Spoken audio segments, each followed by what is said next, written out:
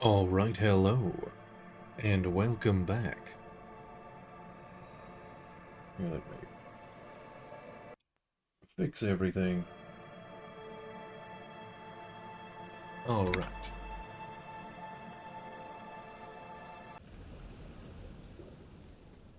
Alright, let's see. I was about to go to the island, but I forgot I have to talk to the kids over here first before I do that.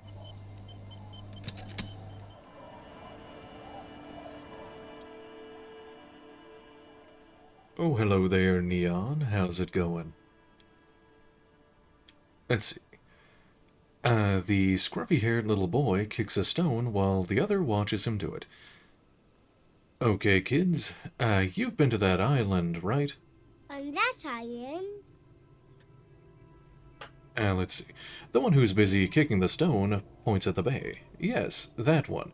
I need to know what's there. That's, nothing. It's just a seafort and some plants. You can take a raft there. It's great.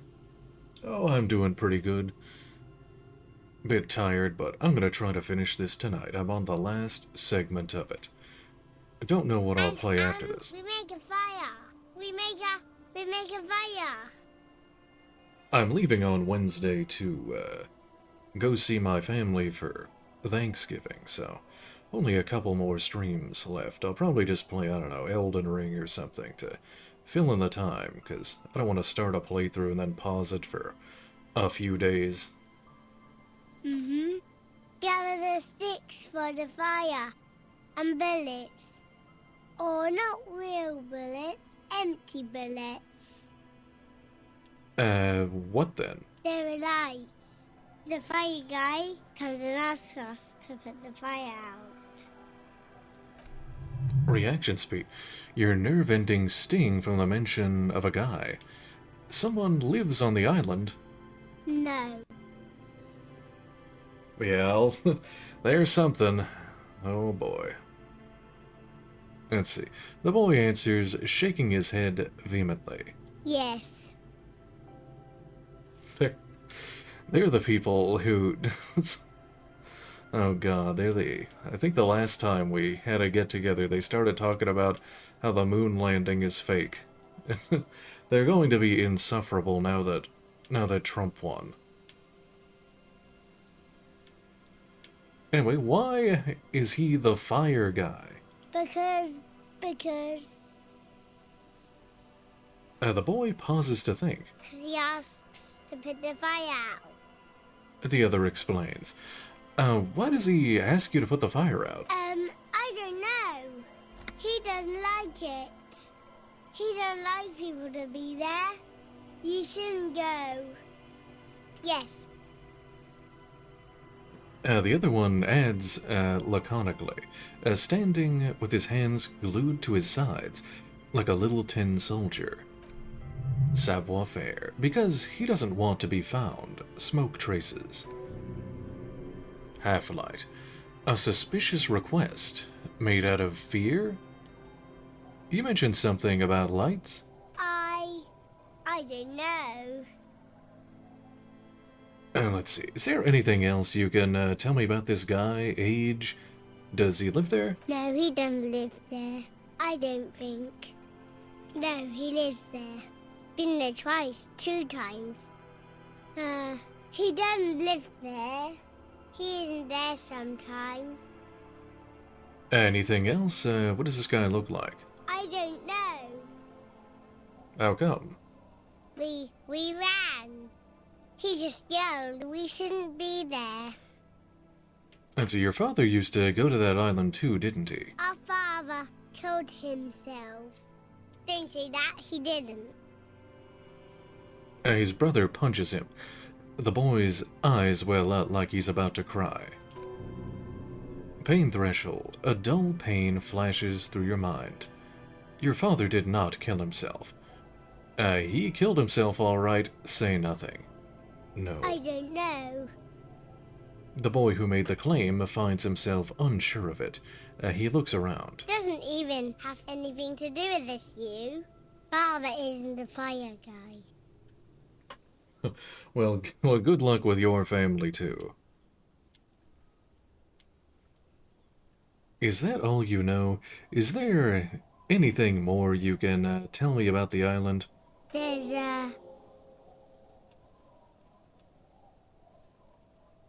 Let's see. The boy says, rubbing his eyes. It's clear that he has no intention of finishing the sentence. Is Lily your sister? Point to the house. yes. Yes? Yes. Is that it? You're being laconic about it. It doesn't look like he knows what that means. Okay, well, there's it. Actually, does the other one, has that one been to the island too? Hello, mister. No, she doesn't Bye. have anything to say. What's this? Inland Empire. Is that the Phasmid? It looks like the Phasmid leaning against the wall. What? Reaction speed. Oh, wait. What if this is the fishing rod situation all over again? Try to sneak up on the Phasmid. Leap towards the Phasmid and clasp it in your hand.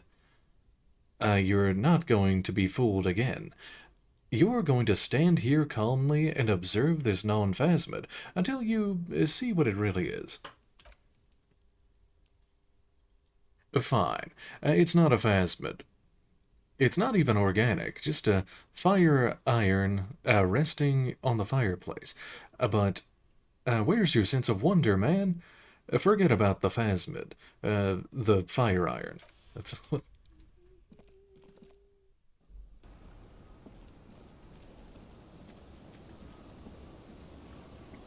Alright, it wraps up pretty much everything for all of the NPCs here. We're going to the island.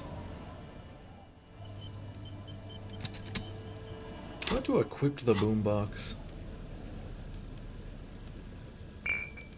Because I know he plays it with Kim, but what if I do it alone? We'll see. Let's see, Rue A72 motor skiff.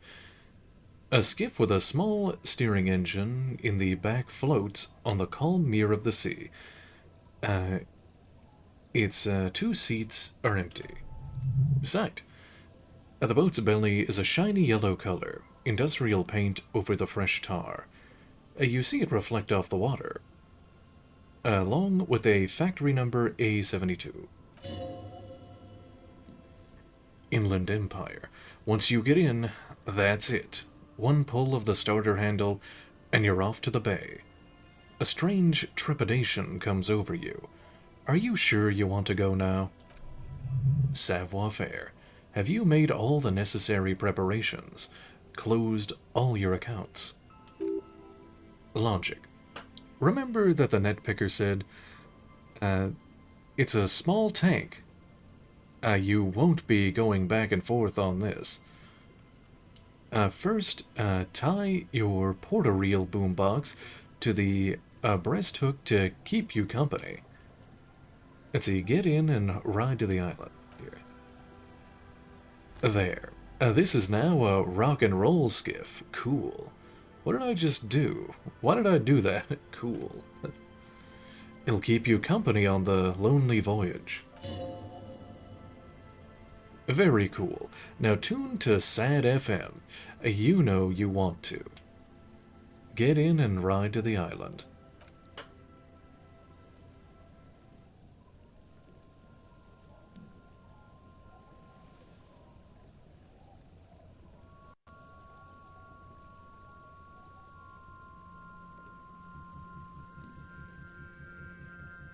Want to be free. Want to be free.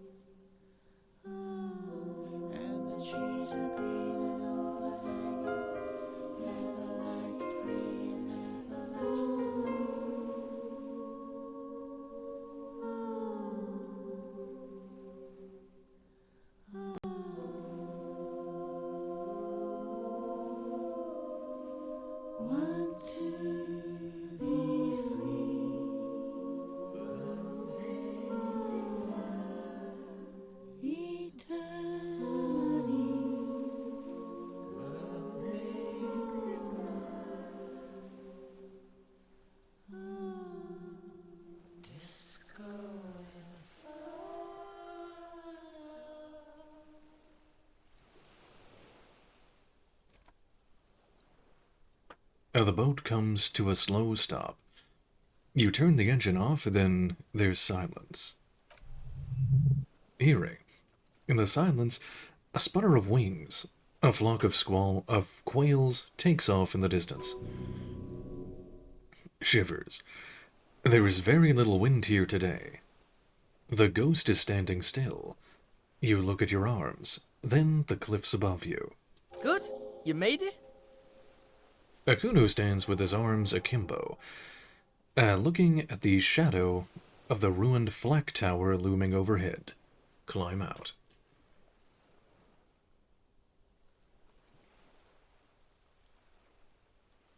I mapped the place out, and it looks like both of us aren't gonna make it. This is Death Island, the Hellmore. He wipes snot from his nose. What the hell are you talking about? This isn't Death Island, is it? Hell Island, finally. I don't know. He throws his hands in the air. Maybe Kuno's just pessimistic because of the massive speed hangover. I did scout the place out. I can fill you in. The kid turns away from you, cautiously looking to his left and right. He's on edge.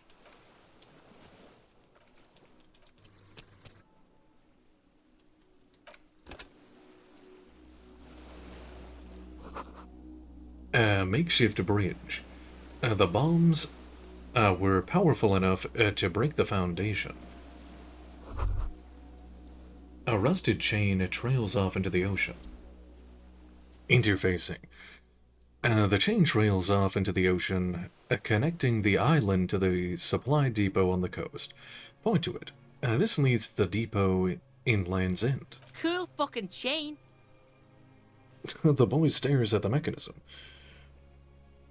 What do you think it was used for? Fuck does Kuno know? Kuno would use it to bring shit to the island. Finished thought. Oh, here, I don't need the boombox. Let's see. Can I akimbo my guns? Hell yeah. There we go.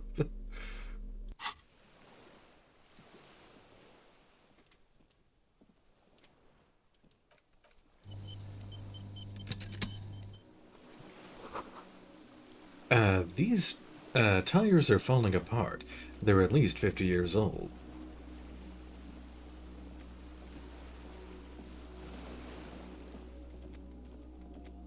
Let's see.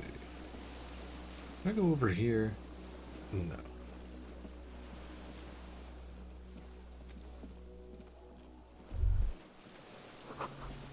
These stairs feel ancient. Soldiers' feet ran up them long ago.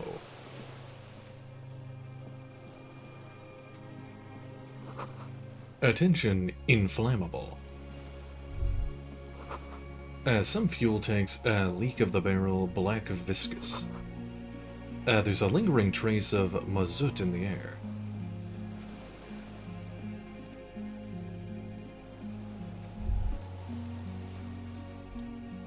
Hearing. The dry grass crackles under your feet as you stop. Far away, birds' wings touch the still surface of the sea. What is that flutter? The flock of quails departs, now more than 100 meters away. 102, 105. Underneath the flutter. On the islet, there's almost no wind, just the light movements of the air through the reeds. Bulrushes swaying on the water line, long dried leaves chafing against each other. Conceptualization. Like a silent orchestra tuning. At the beginning of some major work. Shivers. Of great importance of the few who attend. To the west. Hearing. A silent hiss. Sea air moving through the needles of a pine tree. To the east. The faraway roar of the city, distant like today's dream. Before it, the sound of sand. The low tide filtered through the grains. A bird tending to its feathers.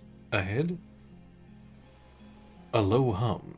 The air slowly moves through a concrete box, though through its ancient slits and cracks, resonating, hollow, a big building. Beyond that, further north, air flows out of a pillbox window. There's very little there. The air cassettes flowers on a meadow. Absolute silence. Reeds motionless. Bulrushes motionless. Below the silence, Col de Mama d'Aqua. Inland Empire. We are way out now. Way out in the west. Kuno? What? Pain threshold. This is where a lesser man would stop to think about the pain shooting up his right leg and into his groin. Not you. You're concentrated on how. It's pretty silent on this island. Have you noticed how quiet it is? It's really fucking silent on this island. Fucking spooky, yeah. Is what it is. Sorry, let's move on. Wait, I have to listen to one more oh no, that was it. Warm air from the inside of the building. It's warmer there than out here.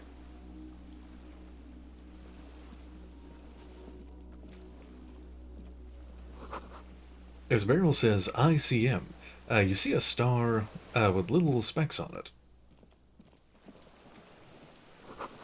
You recognize this little birch from the coin-operated viewer. No way to get up there. Stairs are gone. Encyclopedia. ICM? This seems familiar somehow. Kuno, what's the ICM? Is this a case for Detective Kuno? Idiot Cat Moon, inside car motors. Is Kuno magic? He is. Case solved.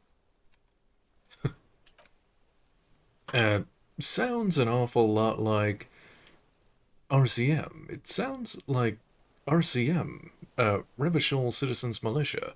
Yeah, pig. That's letter shift for you. The alphabet. A white star. Point to it. Shit looks upside down to Kuno.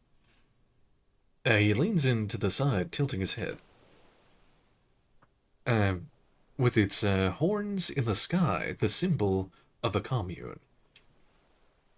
Are those speck stars too? Dunno, maybe. Sorta looks like stars to Kuno. Or like islands, maybe? Fuck does Kuno know?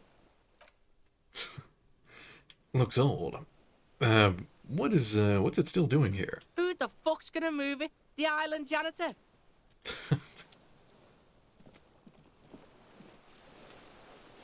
I like how not helpful Kuno is about everything, compared to Kim explaining the world to me.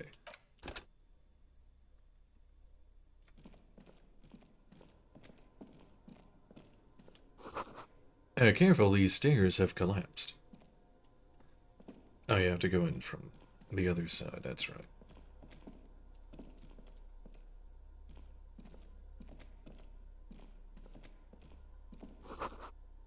This was once an armament rest.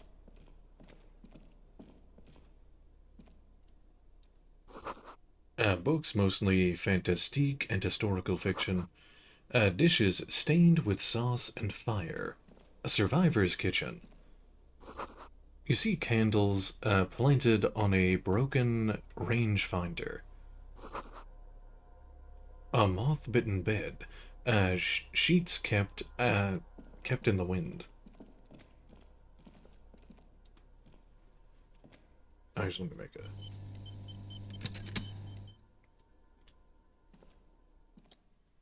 a microgrid generator.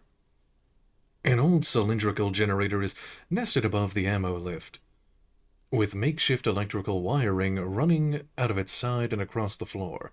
The cables disappear into the wall to your right. This shit's cold? Kuno puts his hand on the generator. Inland Empire. No. This isn't right. Pour fuel into the tank.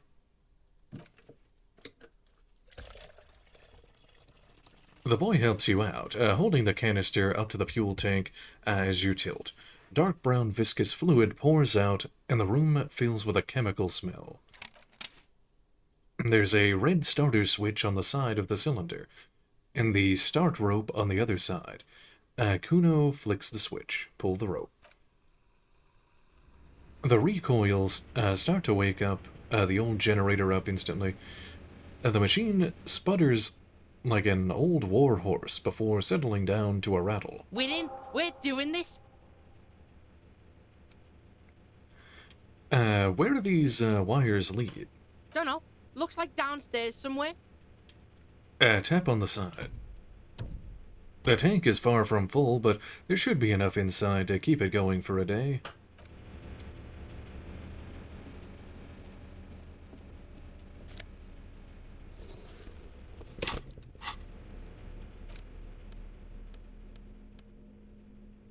See, we got the Faun Arrower shirt.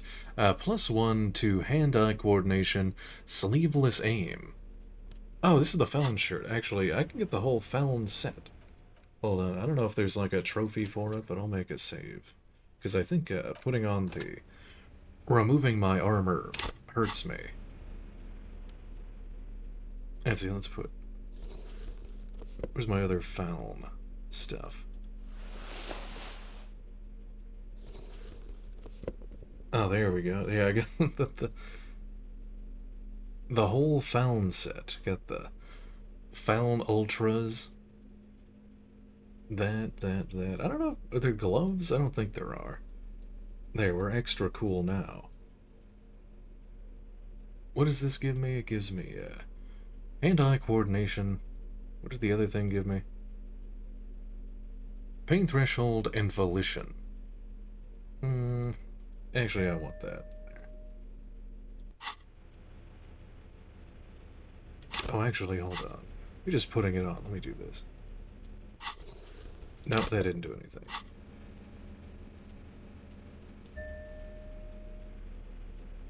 Oh, and I don't want the hat either. What was I wearing? The bum hat? I think that's what it was.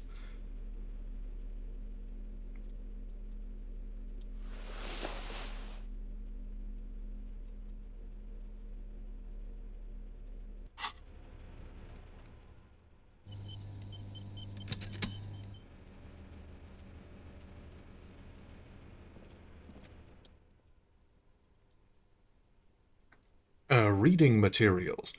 Books and magazines lie scattered on the floor and on a makeshift cupboard. They are not particularly well organized. Sift through them. Most are soft covers, serialized fantastique and detective stories from the 20s and 30s. This desperate digest includes the classic Animal Adventures. Among what is most commonly commercial fiction and serialized stories, you find a magazine cathodic for electrical engineering. Then it's back to pulp, light erotica, an international thriller about circuit benders. Been reading shit here. Hooked on the book. Conceptualization. Does anything stand out as unusual? Oh yes, under the bed there is a rather extensive collection of critical theory. It is dour, life non-affirming, left-wing literature, published by small imprints such as Abattoir Firm and Wheezia. It's not exactly light reading. Look, Kuno, powerful communist theory, rigorous and truthful. Look, Kuno, deranged commie ranting. Look, Kuno, downbeat dribble for people who can't get shit done. Look, Kuno, a book, left wing. I have no comment. Do you? Yeah. He nods sagely. It's reaction speed. Wasn't there Some in the communist student's room? A student in the apartment seemed to have some as well. Yeah, cool. Detective shit. He seems at a loss as to what to add. Conceptualization. The little book seems inconsequential next to the big pile of frivolous entertainment covering them. Critical theory books? What do you think this means? Kuno doesn't give a shit. Kuno's not hooked on the book. Trying to get me hooked on it. Teachers and shit. Hooked on phonics.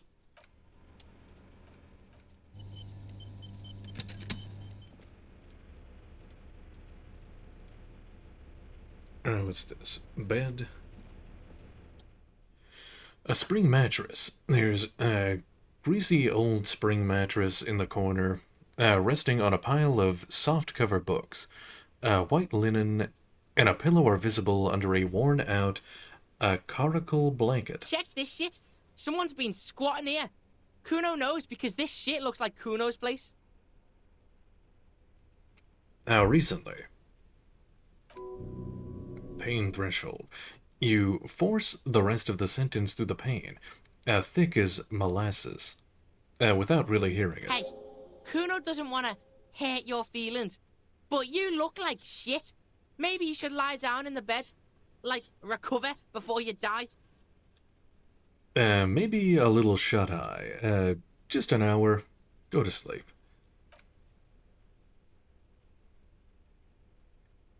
You face the concrete wall. There's less light there, in the dark corner.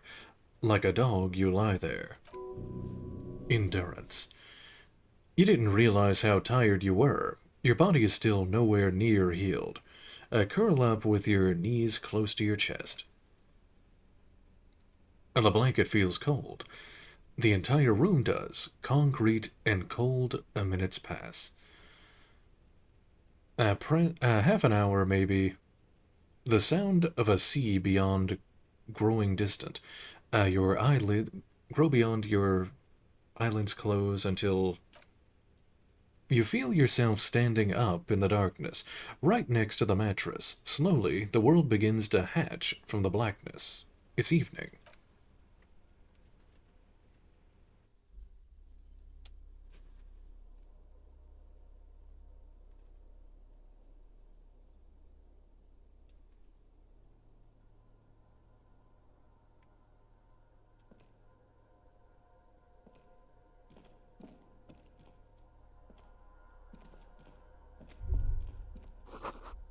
The kid's no longer here. Go outside to the beach.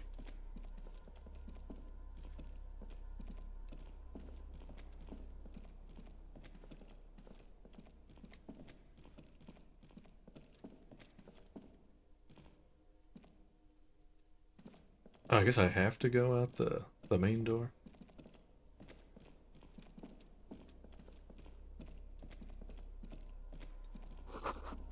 The door is still here, closed. Feels strange. Somehow you can't get in. Okay, wait, how do I leave? Well,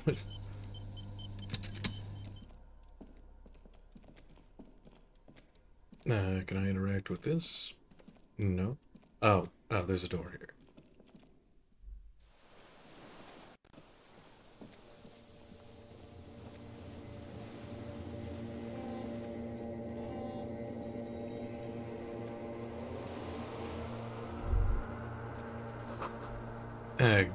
Go down to the chain, there's something there.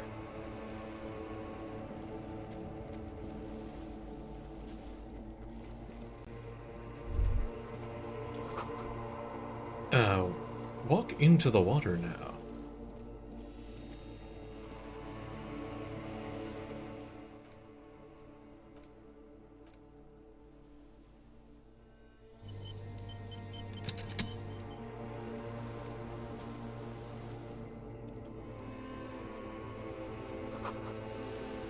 You see her footprints in the water.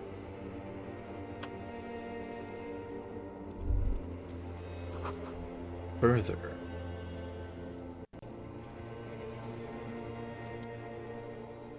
Dolores Day. The innocence of humanism internationalism, and the welfare state. It turns around to face you. She has an airship bag in her hand. You seem to be in a hurry. She seems to be in a hurry. Suggestion. Okay, don't say you need to talk right away. Melt the ice first. This way you're, already talking. Volition, but you don't even want to talk to her. She would only be cold and mean. Let her go. Encyclopedia. Let her go? This is the Holy Queen of the territories of Mundi and Insulindi. Think about the historic knowledge we could gain. This is a once-in-a-lifetime opportunity to win her back. Hey, something is off. Where are you going? What's in the bag? Can you stay for a moment? We need to talk. We need to have a one-on-one massive epic showdown. No, Harry. No. I don't want a massive epic showdown. I want to go to the aerodrome. I have tickets for the 10:20 flight to Morova. Really. She looks at you, plaintively. We don't have anything to talk about anymore. Every combination of words has been played out. The atoms don't form us anymore. Us. Our love. Our unborn daughters. It's all gone. I have to go to the aerodrome. I have to leave Revachol and you. And you have to be alone. In hell. Forever. That's just the way it is. Savoir-faire. Oh God. Whatever do you do? Don't try to kiss her yet. And not after that. You're still reeling. You'll fall over if you try it now. 58%. I know you're still in love with me. Kiss her. But that's not a very good way for things to be. I get the feeling that you're not really Dolores Day. I have become an unbreakable kingsman.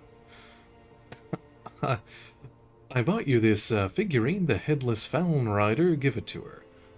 I become a kingsman. Good. That's very nice. She doesn't sound appropriately impressed. You're not impressed? Look at my face. Can you not see how hard I am?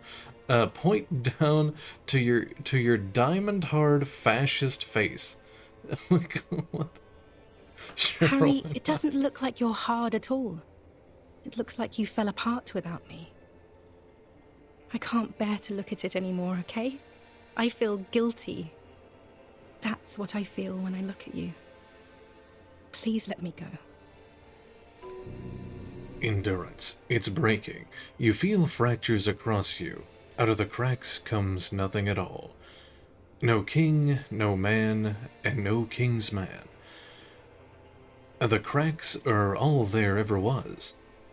We are a spider web of glass that's painful to look at. And she turns, and she's turning her head. No, but that's not the way, not very good way for things to It's be. not. But As she looks at her feet, little golden sandals cover her toes. But what? Tell me there's something good. That's it? I have other questions for you. I don't know why I said but. There is no but. That's it? That's it, yes. We've talked about it a million times. You will get over it, just like I did. People do. Things will get good for you again. I'm not getting over it at all. You're right, I don't even remember who you are anymore, haha. Maybe I think I've reached the end of the investigation. See? It just takes some time. For you, I think it'll take something like 20 years, maybe. It was hard for me too. I used to think I couldn't live without you. She looks you straight in the eye. Her irises are light blue, flecked with green. But I can. A physical instrument. It's not. It's just not possible. It's like eating rocks. You can't just do it. 20 years, that's so much time. So you felt that way once. That you cannot live without me. With all my strength, I can't. It's like eating rocks. There is a silence.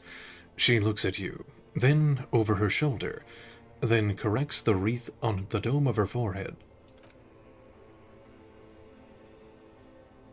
As you talk, it feels like chewing on gravel, granite, steel bars. 20 years. Yes. It only took me 1 year, maybe 2. Phew. She smiles and wipes her brow in relief. So, you felt that way once? Yes. But that time is gone now. So very gone. It doesn't have to be like this. Maybe we could try again. Okay then. Super okay. I still have other things. We can try. No, Harry. We can't. Why? We already tried again, and it didn't work.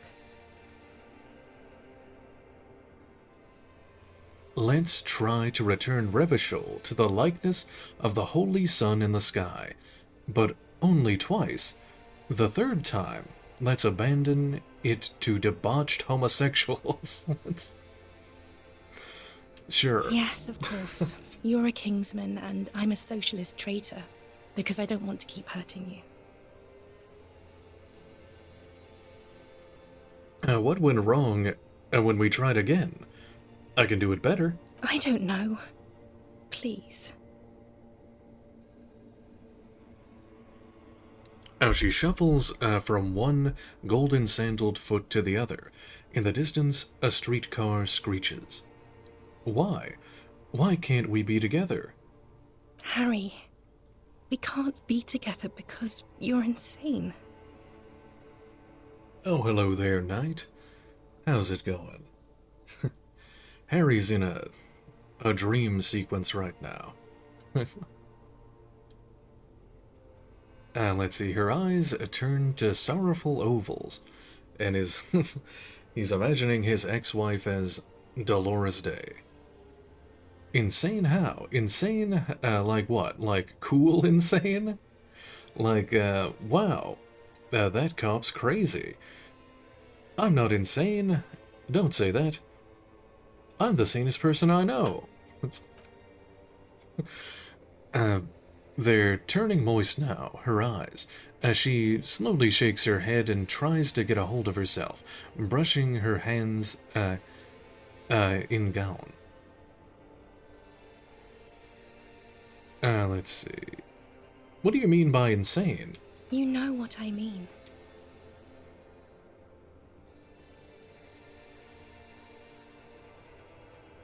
Oh, you did? Oh no, you got the reversal? No.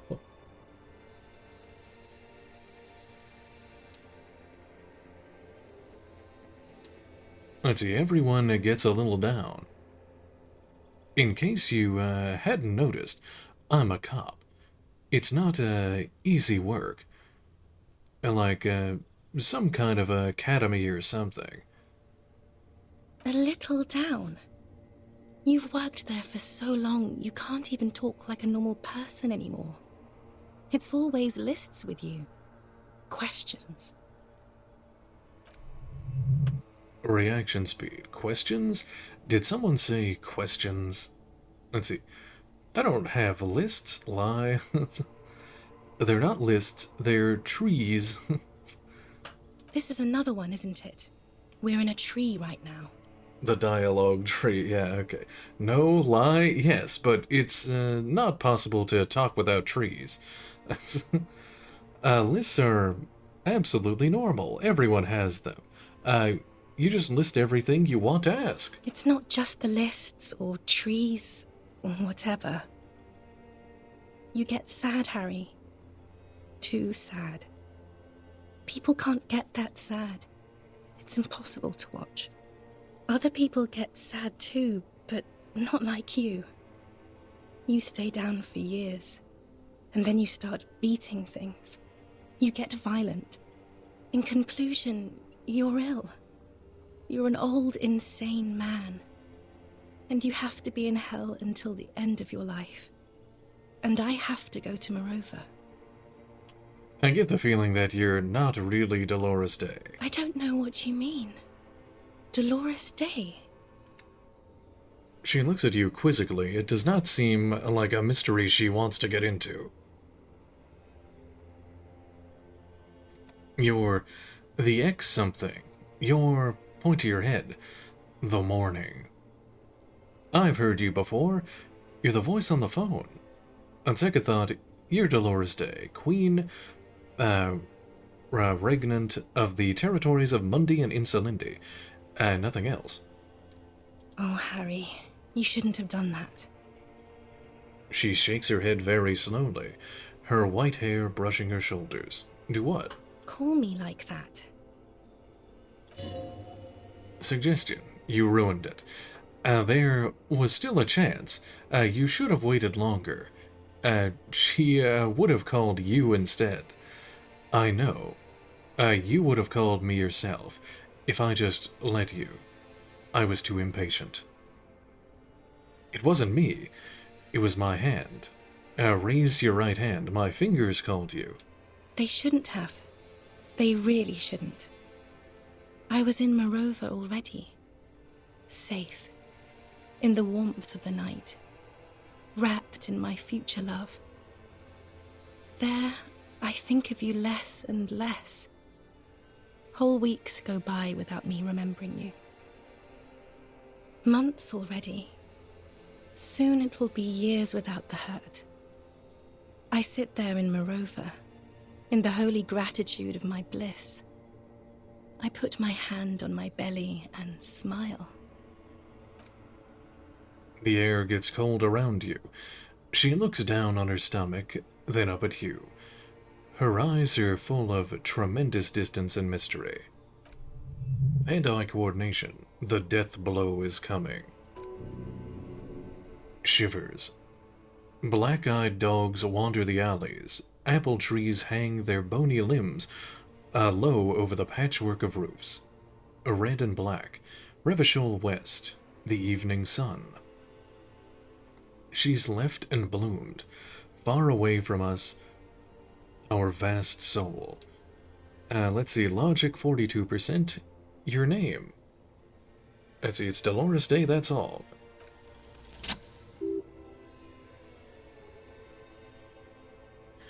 Logic is Dora. That is what the voice said on the phone. Dora is short for Dolores. No, that can't be that. She's Dolores Day, the innocence of humanism. Dubois, yes. Dora Dubois. That's why I think of Dolores Day. Are you Dora Dubois? Why what? Are you Dora Dubois? Oh, no. No. We're not doing that again. Hand-eye coordination. That was not the death blow yet. You saved yourself, for now. Keep stumbling around and it will happen. You're the X something. Wasn't I Dolores Day just a second ago? Now I'm the X thing? You're confusing me. Look, I have to be at the Lausanne Aerodrome at 10:20 p.m. I still have a light rail to catch. I haven't even bought the tickets yet. Inland Empire. We all told you, everyone warned you. Who? Everyone? Everyone. It's the ancient reptilian brain, the limbic system. Literally all of you. I should have stayed down. I should have gone even deeper, to the place where I never met you. Because it's impossible to meet people in the abyss of the void. I'm glad that we had this conversation. I'm getting so much closure. Great. It's the abyss of the void. Soon it will be the gloaming, then it will be the world ending. My friends are waiting for me on the platform, Harry. It's impolite to... Authority, what? You know what is impolite? Co-signing a lieutenant detective of the Revachol Citizens Militia to eternal damnation. Cool. Your friends, say hi to your friends for me then. This is so grotesque. Say nothing, just look at her. No. I am impolite with you, Harry, because you are the past. Me and those friends will have good times together in the future. The evening wind blows in.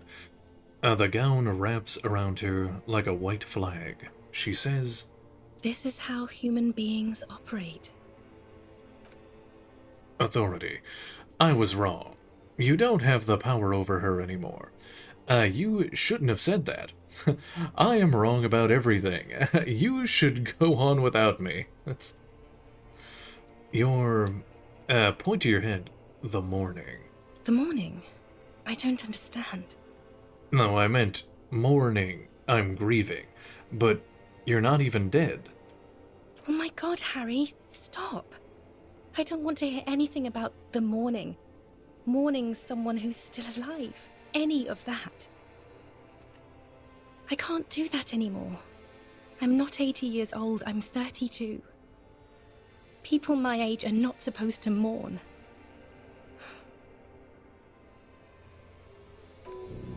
Pain threshold. This is a bit much for me. It feels like your ribs are cracking around your heart. It's so beautiful. Good. I think I feel a heart attack coming. Let's see. Then why are we doing this?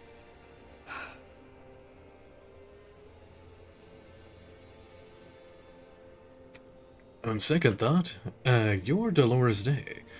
Or, let's see. I guess I have to go through the dialogue tree again. Oh, Harry, Yeah. call me.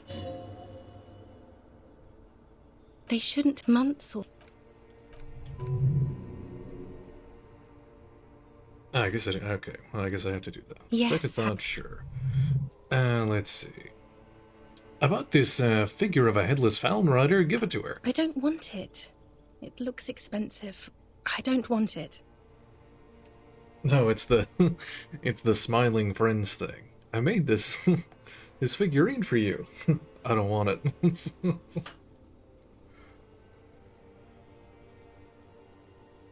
I thought you liked figures. I thought the figurines were getting you back. That's not what figurines do, Harry. But then the figurines don't do anything. She looks at the headless Falcon Rider between your fingers and doesn't know what to say. Reaction speed. The figurines don't do anything. Anything at all? But I thought the historic figure, she said she liked war games and figurines. Yes, I thought it would be good. Suggestion. A form of communication where words have failed? Yes.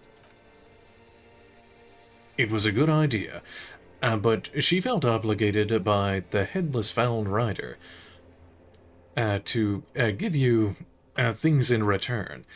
Things she no longer wants to give you, so she refused. That's how it goes.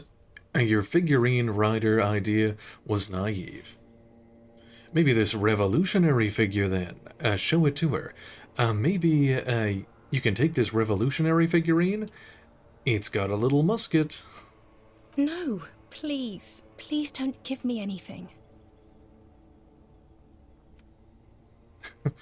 What about dice? I have some custom dice made in this place.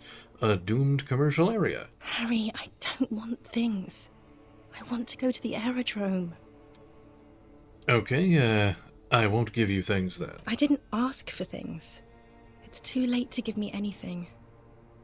I would have liked these things a long time ago. The headless Fallen Rider especially.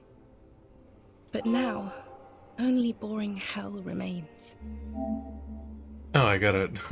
I guess I gave her all the figurines in the game. The figurines won't win her back. They do nothing. That's... Let's see, but you said that I have a vast soul, and you will always come back to it. We both said a lot of things. We were very young.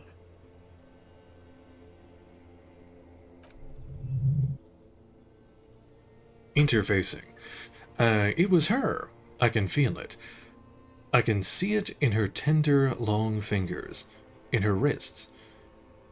Her hand wrote it, said those things. Actually, you didn't say it. You wrote it in a letter, a handwritten letter. I kept it in my paperwork. As Queen Regnant, I write a lot of letters.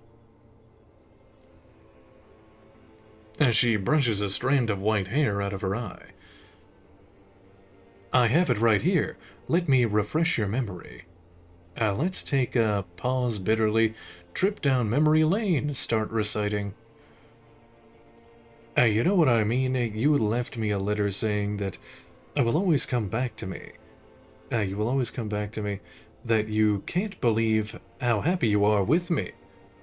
Please, Harry, I just don't have time for this. Take out the letter and read.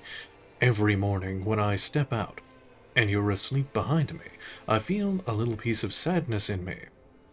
I carry it in my chest down Voyager Road. Or... you know what I mean?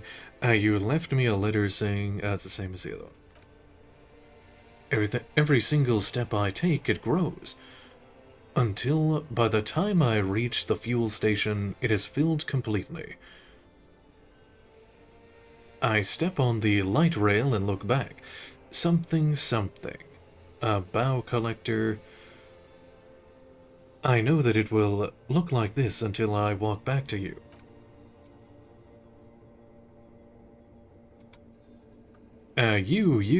Every step I take will get lighter. It almost makes me run. Sometimes I do. I can't believe I met you. I can't believe the happiness I feel with you. You have a vast, vast soul, and I will always, always, always come back to it. Okay, stop. Yes. Are you happy now? No, I'm not happy. There's more. Kisses, kisses, kisses. Being a police detective, I performed a handwriting analysis on this, so I know it was you. Very well. I wrote it. It was morning. You slept. There was hoarfrost on the ground when I left, on Voyager Road. It was autumn. The first autumn. But Harry, please understand, it was 1,000,000 years ago. No. It was 100,000,000 years ago. I was someone else then, filled to the brim with love for you, hanging on your every word. Oh, Harry, you were the coolest. But I am no longer that person. This has taken her place. It will devour you. Harry, I will eat your mind. Sight. The light of the video rental shines through her dress now. A DeLorean figure, cut in black, moves below. It's still her. Her legs, her breasts, her hips. I was cool? Can't you turn back to the person you were? I can see her in you. Under the gown. And that wreath. Where is this Voyager Road? What now? What happens now? What is the next thing we talk about? The coolest. With your leather jacket and your boot-cut pants. smoking in the bus stop. I wanted you to be the rest of my life that day. And you were. Some of it, at least. You were my first kiss, my first time to have sex, the first and worst time I fell in love. I will always have that with me. It's a fact. But that is all it is. It's like a ticket stub, Harry. It doesn't do anything anymore. A ticket stub. Yes, let's talk about that too. Let's bring it up, the zoo. In Le Jardin, the day we went east of the river, to the aquarium first, I was sad about my mother. I don't even know why. The shimmer of the fish tank on my face, the octopuses. It was just a day then, but to think, were we there now, you could touch my hair, kiss me, talk to me about anything, go virtually anywhere in the world. Not like now. Now our interactions are limited to pain and regret. Can't you turn back? And my crown of immortality? No. You scared her out of me. With your crying, the awful time we wound up having, and the cheap rental flats you could afford. Can't you see? I can never think you're cool again. I can only think that way about new people. A rhetoric. You're a better man now, with a rank, in a powerful armed organization. We can get a nice place this time. I can provide for you. I was young and weak then. No, it's too late. I found someone for whom I feel the same love I did for you. Only this time, he is more careful. He will not lose me. It will go somewhere. It will grow. Reaction speed. Your heart burns. Through the blackness, you feel the trickle of blood in the mattress below you. Harry, do you notice how none of this is very funny? No, this is very funny. Ha ha ha. Yes, you are the least funny part about me. What did you mean by grow? Stop laughing like that, please. It's scary. Where's Voyager Road? It's here. We are on Voyager Road. At the end of it, 300 meters from the stop. We used to come here to rent videos. The house? There. You could not pay the electrical bill. It became a lightless tomb. The years you spent training for the militia, my parents' money, it was not good. What now? What happens now? What's the next thing we talk about? Is there really anything left? If not, we can always repeat one of the things we have already talked about. Talk about it again. If you do not feel like doing that, you should let me go to the aerodrome. Mass murderer? That is very contested by modern historians. Very contested. Plus, you're only saying this because things didn't work out between us. I have to go to the aerodrome now. I don't have time to defend myself from these accusations. Suggestion. Stop making her angry.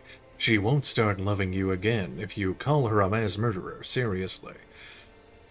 Would you say you haven't behaved like a mass murderer with me? You're right, I'm sorry. You're soft and good, not a mass murderer. I'm not that either. Can't I just be? You're not even human. Here, let's see. Let's see.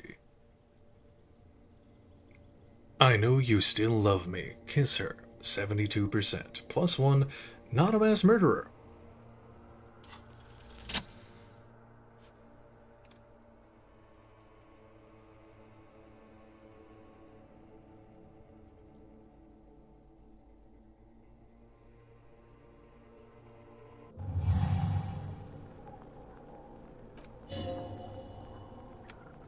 With your feet trembling from the steps you took, tepid and fearful, you stand against her, her body close to you, radiating warmth. With your eyes closed, you move your lips on her mouth. She is not kissing you back. But I succeeded. I feel her breath, her cheeks against mine. A cold shiver against my forehead. Squeeze her wrist. Move your mouth. You're not kissing me back. I succeeded. This is not about failure or success. This was always going to be horror. I should not have suggested it, and you should not have listened to me. Her chest rising like a pillow, warm exhalations against the side of your mouth, her tender soul moving through her lungs. Inland Empire, hidden, distant, kept safe from you. Her cheek against mine. Feels like soft fuzz, a bird covered in down feathers, brushing against your broken capillaries. Conceptualization, the world's most precious material, reserved for those she lets close enough to feel it. You are stealing a touch. It's not yours to take. Cold silver against my forehead. The delicate wreath on her forehead presses into your temple. The silver is cold from the spring evening air. Squeeze her wrist. Her hand does not return the grip. Her body is rigid. A current of unease courses through it. Interfacing, distrust. For you, the curve of her spine, her shoulders hunched, she keeps herself stiff, her center guarded from your motions, unresponsive to your guidance. Move your mouth. Nothing, just pillows against you, unresponsive, but for the taste of apricots. Smell apricot-scented chewing gum. You're not kissing me back. The moment is ending. She is going to move her face away from yours.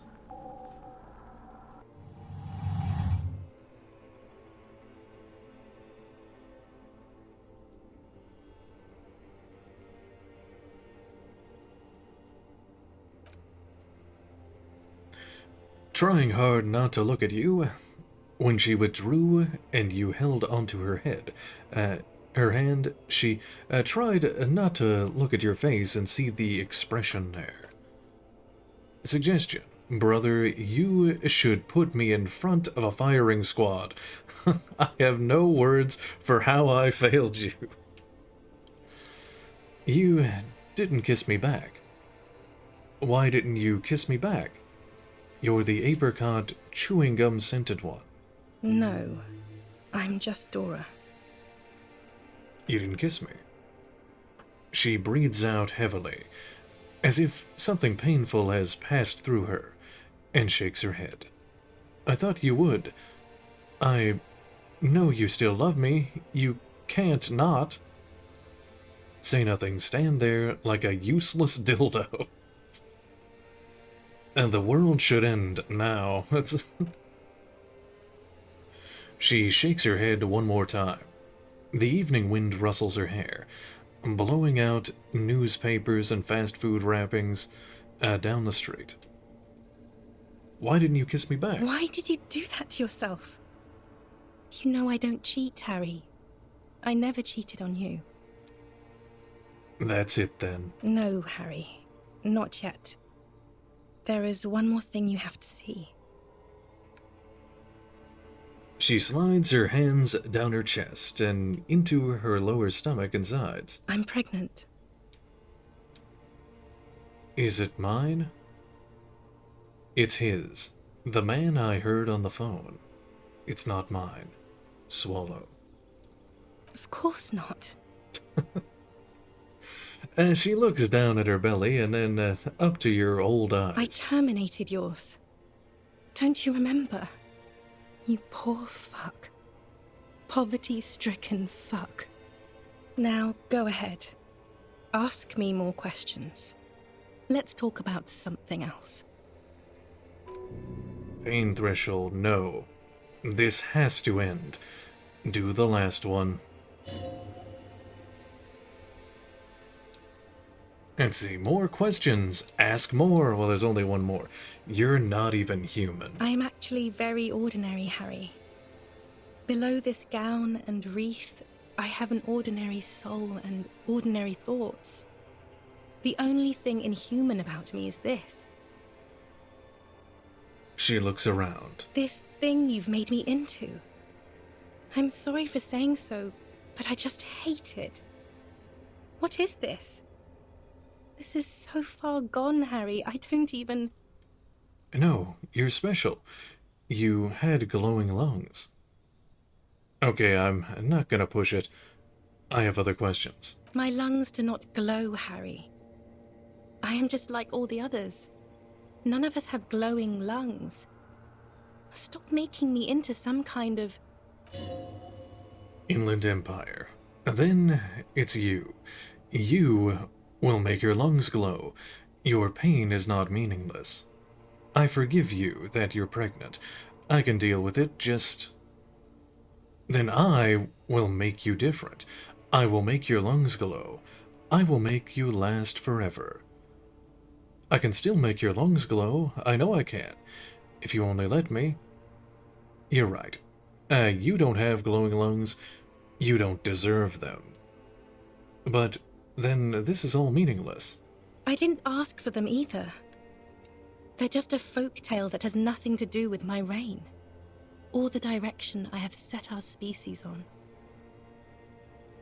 She glances over her shoulder, then back at you. Electrochemistry, a warm gust wraps her gown around her waist and between her thighs. Smell, an apricot-scented ghost wafts out of her, her skin, the fabric, into the flow of the air around you. Shivers. All the roads will miss her footsteps when she's gone from here. Inland Empire, a completely different world. I miss you so much.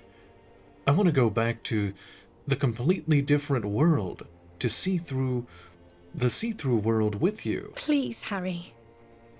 I don't understand what you're saying. You're pitiful and frightening. A smoky apparition of its former self.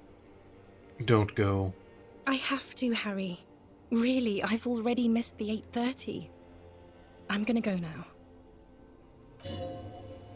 Authority. You have sworn a holy oath, Harry. She herself begged you not to let her go. Wait. Can't we sit down and have a coffee first? There's a cafeteria on the corner, point east. Hold on. What is there to do in Morova? But I swore I wouldn't let you go. You told me that, you asked me to be this way. That was someone else. I betrayed her, overwrote her, and I'm happier for it. And I'm really going now. The time is up. I must be on the 10:20 flight. No. Will we ever see each other again? I won't see you, but you will see me. How can that be? Oh, Harry. This is a dream. Can't you see? I'm already in Morova by now. Who knows how long ago this happened? A year? 2? 5 years ago? How will I see you again then? Right here, tomorrow night. Once this dream starts happening, it keeps happening. 3 times a week, at least. And Harry, it really, really looks like it started happening again. There's the video rental.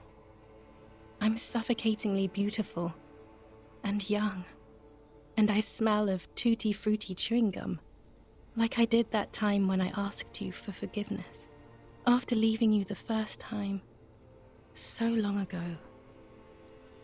But this is intolerably bad. Oh yes, this is real darkness.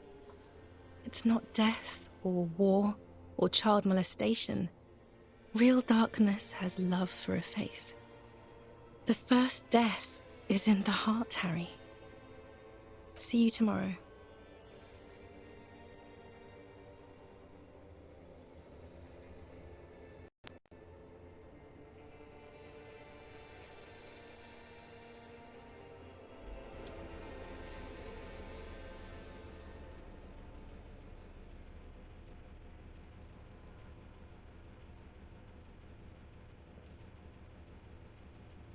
Oh, there, man.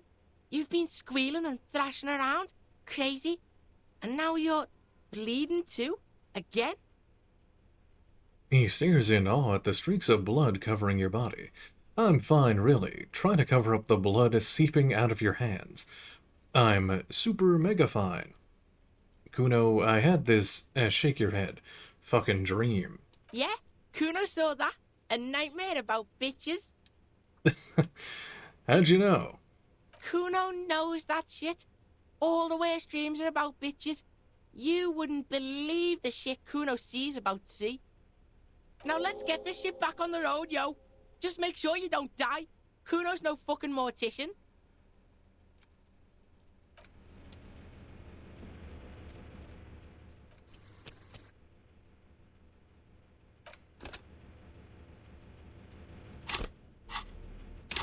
Let's see. I have a few levels. Let's see.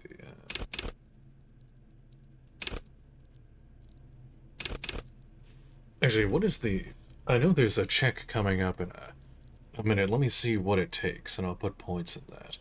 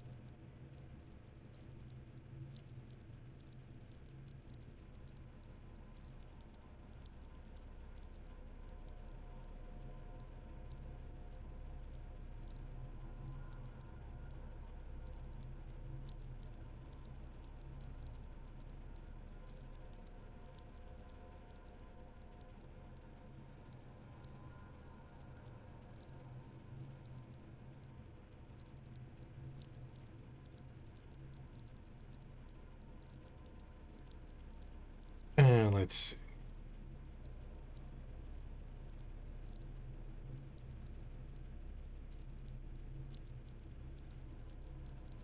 I have no idea what it is. You know, when I get to that point, I'll see what it is and then just put points into it then.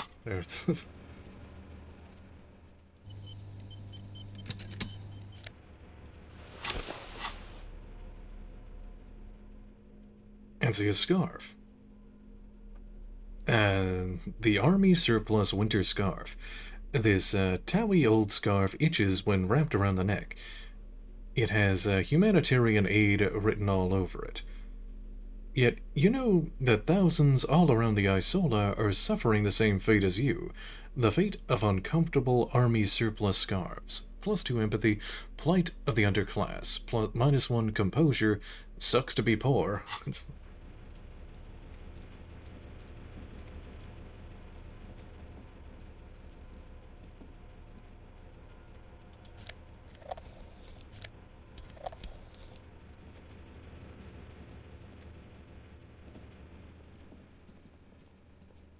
Talk to Kuno. Oh wait, no, I was trying to click on this. Oh, click on this thing. This hatch is jammed shut.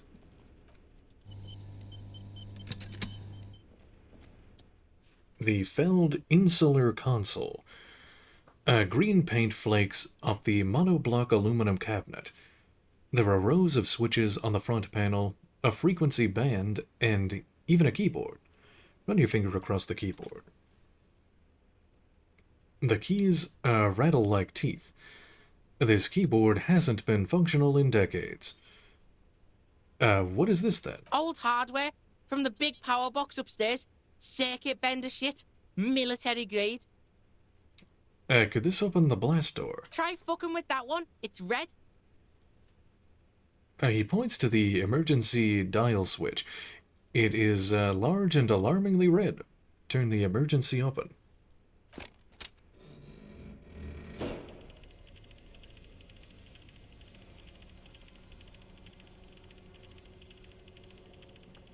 The door comes screeching to a halt. Behind it, you see a hole in the concrete wall, where light shines in.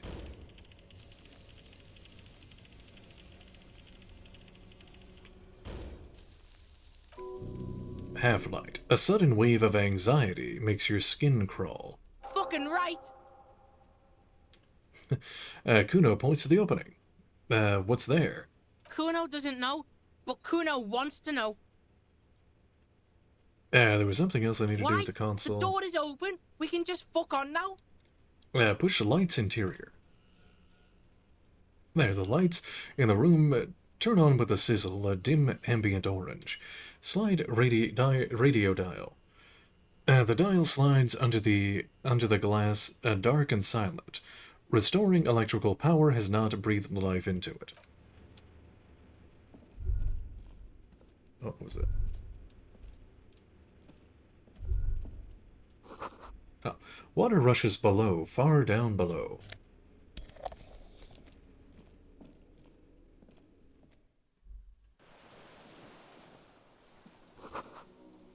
Firing slit. You can't see inside.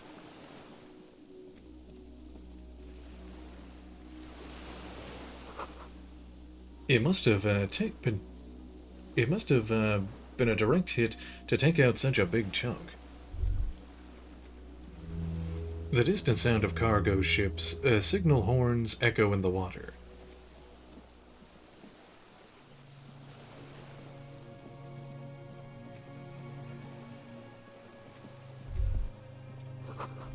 The ice cracks under your feet. Be careful not to fall through.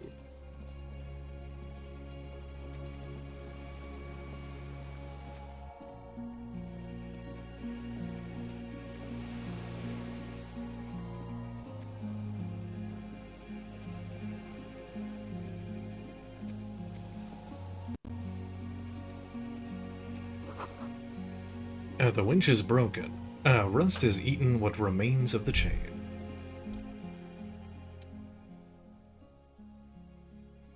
Inland Empire. A strange feeling, looking at the water. Maybe you should just wander off into the sea, leave it all and walk in. Electrochemistry. With a bottle in your hand. A bottle in my hand? Always. Why? Perhaps there's someone there, under the water, waiting for you. Shivers. In front of the video rental on the corner at the crossing. Smell. Smelling of tutti frutti and betrayal. Pain threshold. Baby, you know it's going to hurt. But it's cold. Inland Empire. Yes. Cold and still. But love is warm, like the inside of her mouth. Yes, please. Oh, fuck yes. Go there in your head. It's been days since you've thought about her. A week. Volition. No. We're not starting with that. Not now. Not this time. This thought is over. Raise your sight. In the still mirror of the bay, you see Martinez reflected.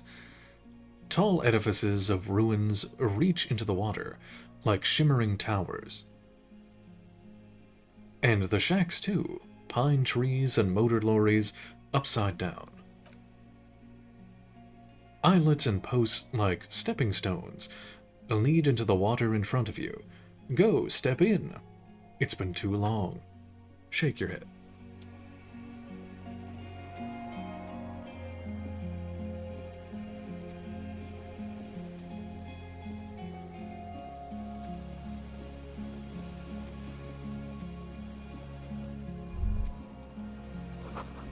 The pain in your pelvis makes you wince, then you continue. Inside of the fortress, you make out a console and a blast door.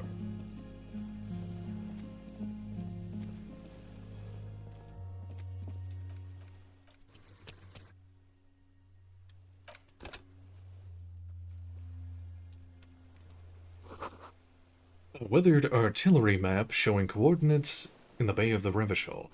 An old medicine cabinet newly stocked with Duramine. Well, let's take that. Give me that. Yeah.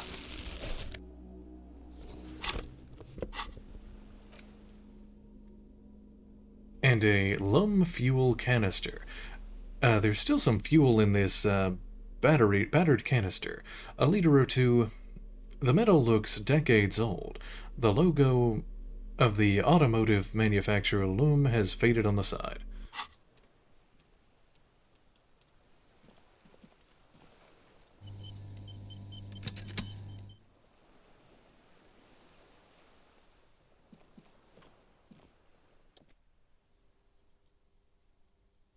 There's a rain-soaked mattress on the concrete slab, only half covered by the crumbling roof. At the head of it, double embarrasses, firing slits like two eyes in the wall. Visual calculus. This is B triple prime. On the island, a nest. Inspect the mattress. A single-person mattress, modern civilian use, brand named Marjorie. There's a fuel stain on the cover, along with cigarette burns. Sight. And an empty can of beans on the ground next to it, filled to the brim with cigarette butts. Pick one out of the can. The silhouette of a tobacco picker adorns the paper filter, the brand name Tunan Moriti. And let's see. That's the brand we found on the coast earlier. Inspect the wall. There's a firing slit in the wall in front of you, like a little window. Touch the concrete first. Quite old and grimy from years without cleaning by anything other than the rain. Look through the hole in the concrete.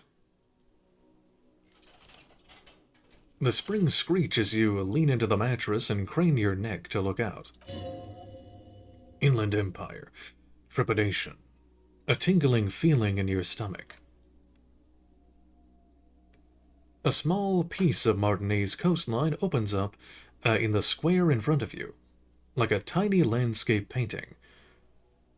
1 kilometer across the water, the ruin looks familiar. On the left, a towering skyscraper, its top floors shaved off by the artillery fire, Capeside Apartments, Rue de Saint-Ghislain, 33A and 33B. To the right,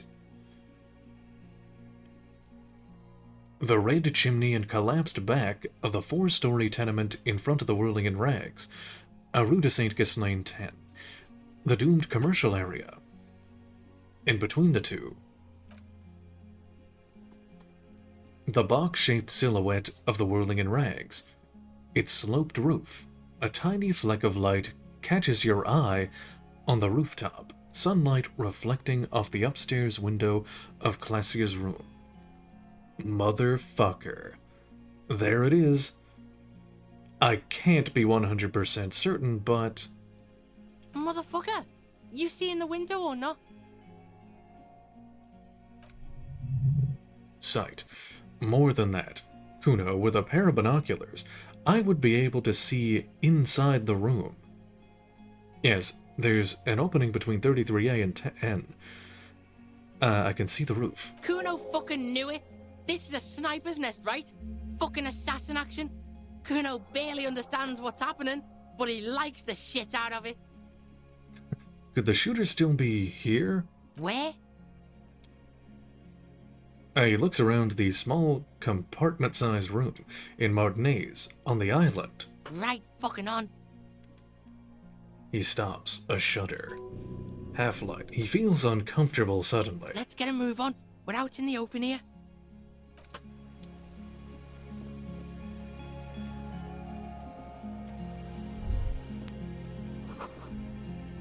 You feel eyes on your back.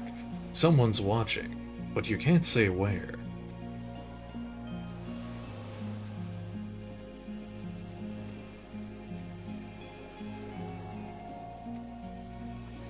So can I go here? No.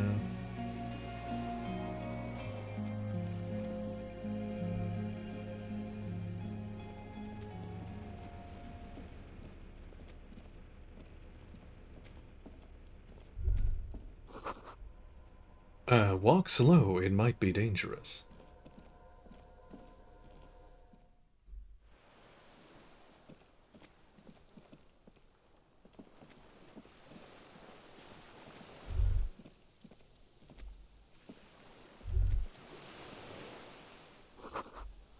Small white flowers blossom all around you.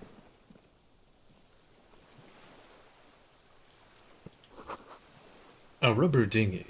It's deflated, broken.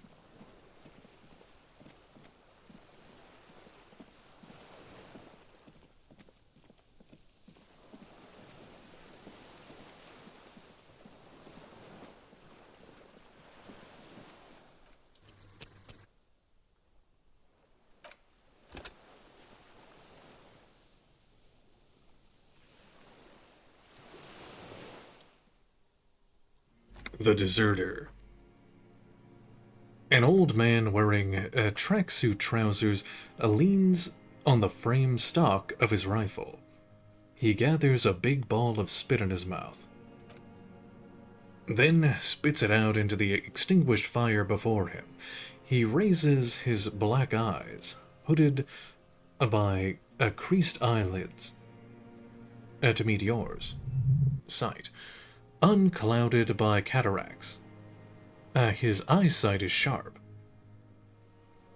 Are you the fire guy? The what now? I can't hear you. He cups his ear. Did you recently tell two kids to put out their fire, two twins? I may have. All sorts of little rats have come sniffing around, trying to give up the position. Savoir-faire. The position. Sounds like a hiding place. Fire guy. Regressive bourgeoisie henchman. Can't even talk like a grown-up. You've retained your eyesight. My eyesight? Yes. Helps me see all the shit.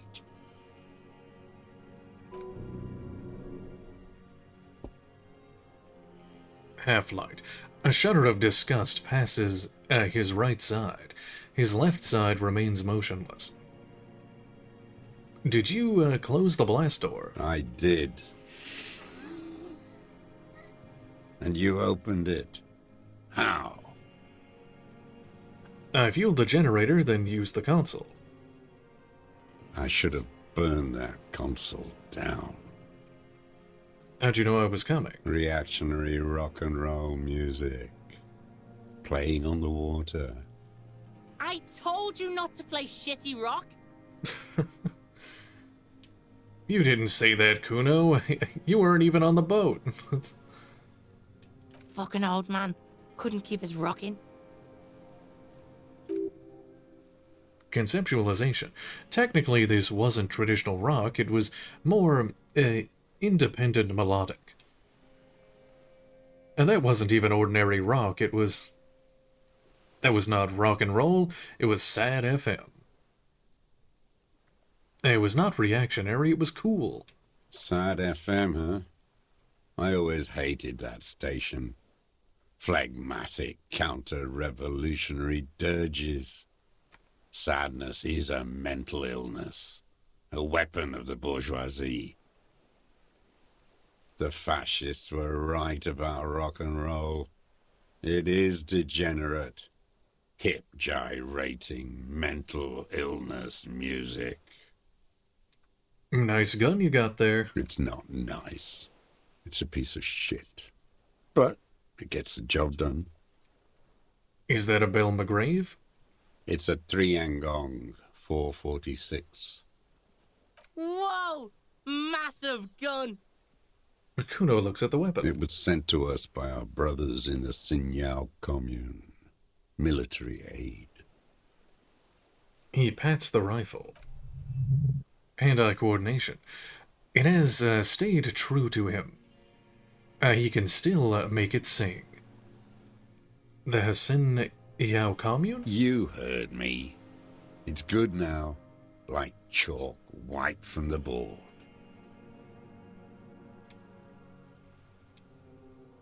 Your weapon has stayed true to you. Mine has stayed true to me.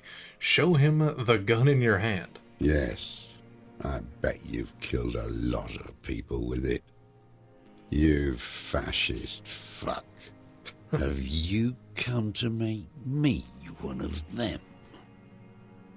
He grips on his rifle Fuck tightens. yeah, this is happening. He comments breathlessly in awe of the potential violence implied. Half-light. He's high off the fear. Composure. Like an untrained fighter, he leans forward, a back hunch, ready to spring. Sir, I need you to put down the gun so we can talk further. We're with the police. Proceed. I'm with the police.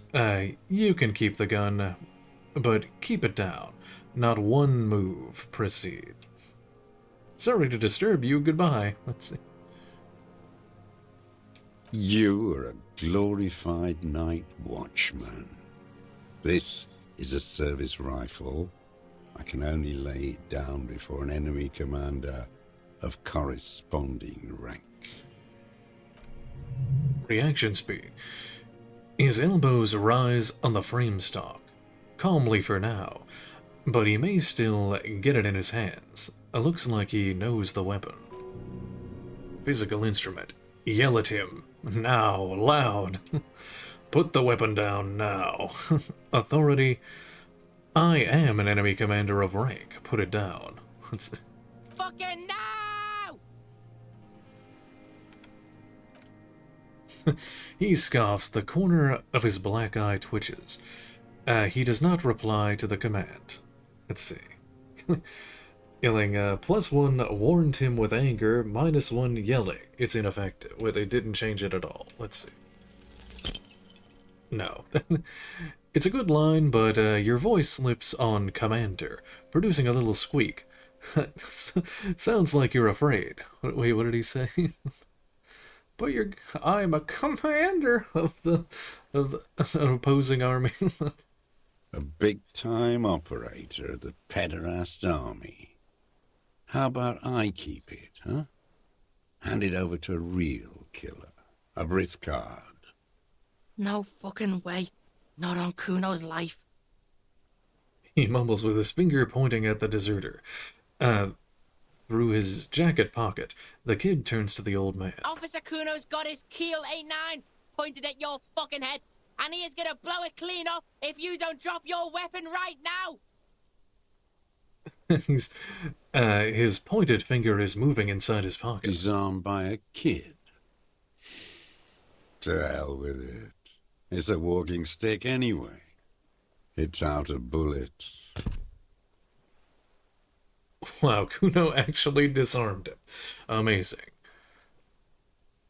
The old man lays the rifle down carelessly, then looks at it lying there. Pain threshold, like an amputated limb in the sand.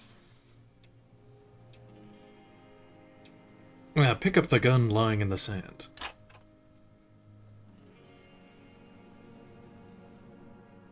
His gaze follows your motions. The rifle feels surprisingly light in your hand. Frame stocked and patched in places with tape and wire. Hand-eye coordination. Still warm from his parched hands. Not the metal. The metal is ice cold. This weapon has been modified several times. Inspect it closer. The rifle is in shabby state. Like a crutch that's seen too much travel. Hieroglyphics are embossed into the forearm made of walnut. On the butt you see a vespertine writing. Burnt into the wood. Triangong 4.46 millimeter, made in Hasanyao. It's as he said, it's a tree and gong made in This Hasanyao. guy smoked a lot of people with this, huh? No response from the old man. The plastic cape around his shoulders rustles in a small bout of wind. This uses jacket and ammunition, 4.46. Mm-hmm. The old man smacks his lips. This rifle has been patched and modified several times. Looks like old shit. The old man does not answer. He just stares in front of him. Stow the gun. The old man keeps following your motions with his gaze. His right arm twitches suddenly. Reaction speed. Some kind of involuntary response. Something is slightly off with his motorics. Rhetoric. This looks very much like the murder weapon. It could be used against him to get a confession in time. Who are you? My name is Josef Lilianovich Dross, Political Commissar of the 114th Anti-Aircraft Division of the 4th Army of the Commune of Revachol. I am a deserter, a partisan, and a prisoner of war. This is my termless surrender. His eyes turn to the reeds again, dead and dull. Wait! Like the fucking ancient army. You're a holdover from the ICM, the Insulindian Citizens Militia. Yes, recruited from Jamrock in 07. Trained in the École de Contrôle Arion. Consigned to emergency defense duties in 08. I left my unit on the eve of the landing. When I returned here on May 14th, the commune had fallen. Still armed and ideologically trained, I wrote a criticism of myself and resumed partisan duties. How long have you been on the island? 43 years. No. I've been on other islands too. A wisp of smoke rises from somewhere between charred logs. I was in Resurrection until they turned it into a spa in 18. Then I was an E-48, a nameless sound, until the sea washed over it. Then I came back here. That was 22 years ago. Again, you've been here hiding for 43 years? 43 years and 10 months. That's insane. That's steadfast. That's a length of my entire life. It's too long. It's not how a human being should live. I couldn't just forget what I saw. He grimaces, clearly in pain. Volition. He just couldn't. You couldn't give up. He nods. But he can now. What have you been doing all this time? Hiding, fishing, waiting. He looks across the water. Shivers. Where the afternoon grows late. On Rue de Saint-Ghislain. People walk home. Street lights will soon be lit. Further inland, the streets are alive with workers, men, women, children, street hawks, and migrant laborers. The temperature is steady. Autocumulus clouds form over Precinct 41. Always waiting. The old man turns his eyes to the shore and back to you. For what? For her to return.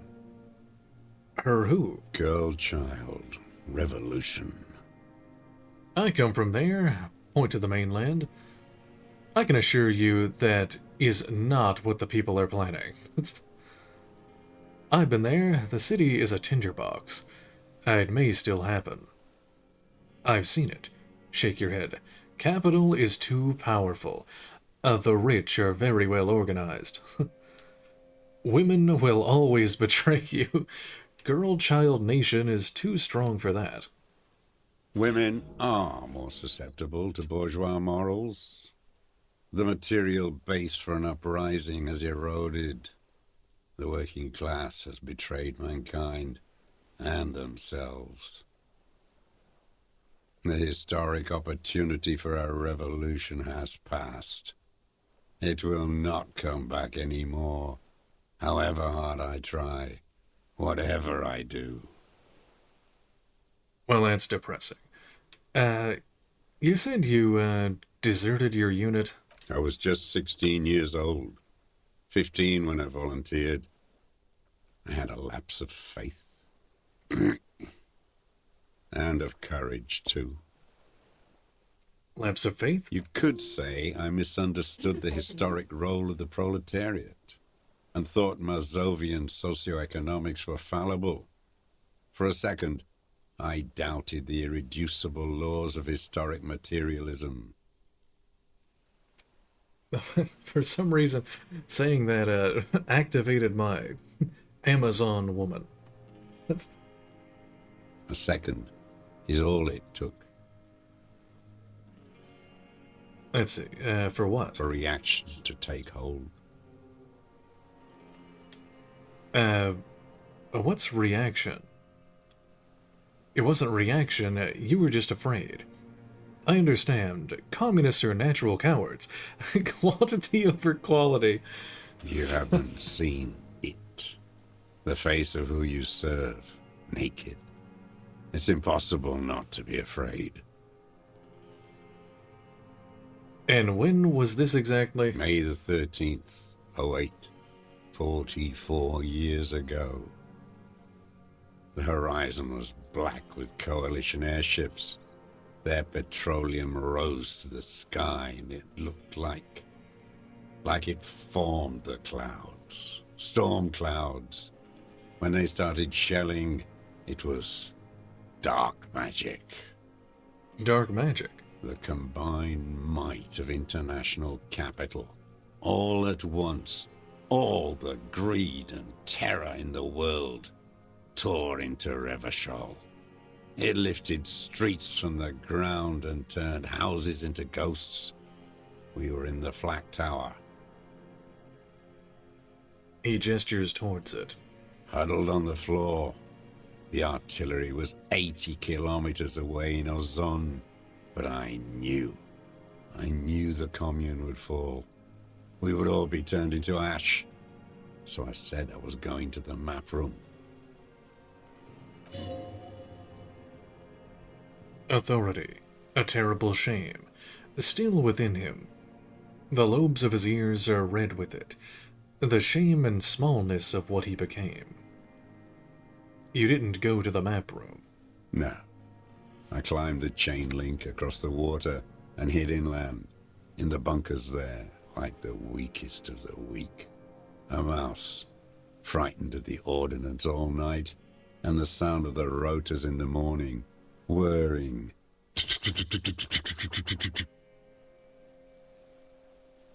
He looks at the sky.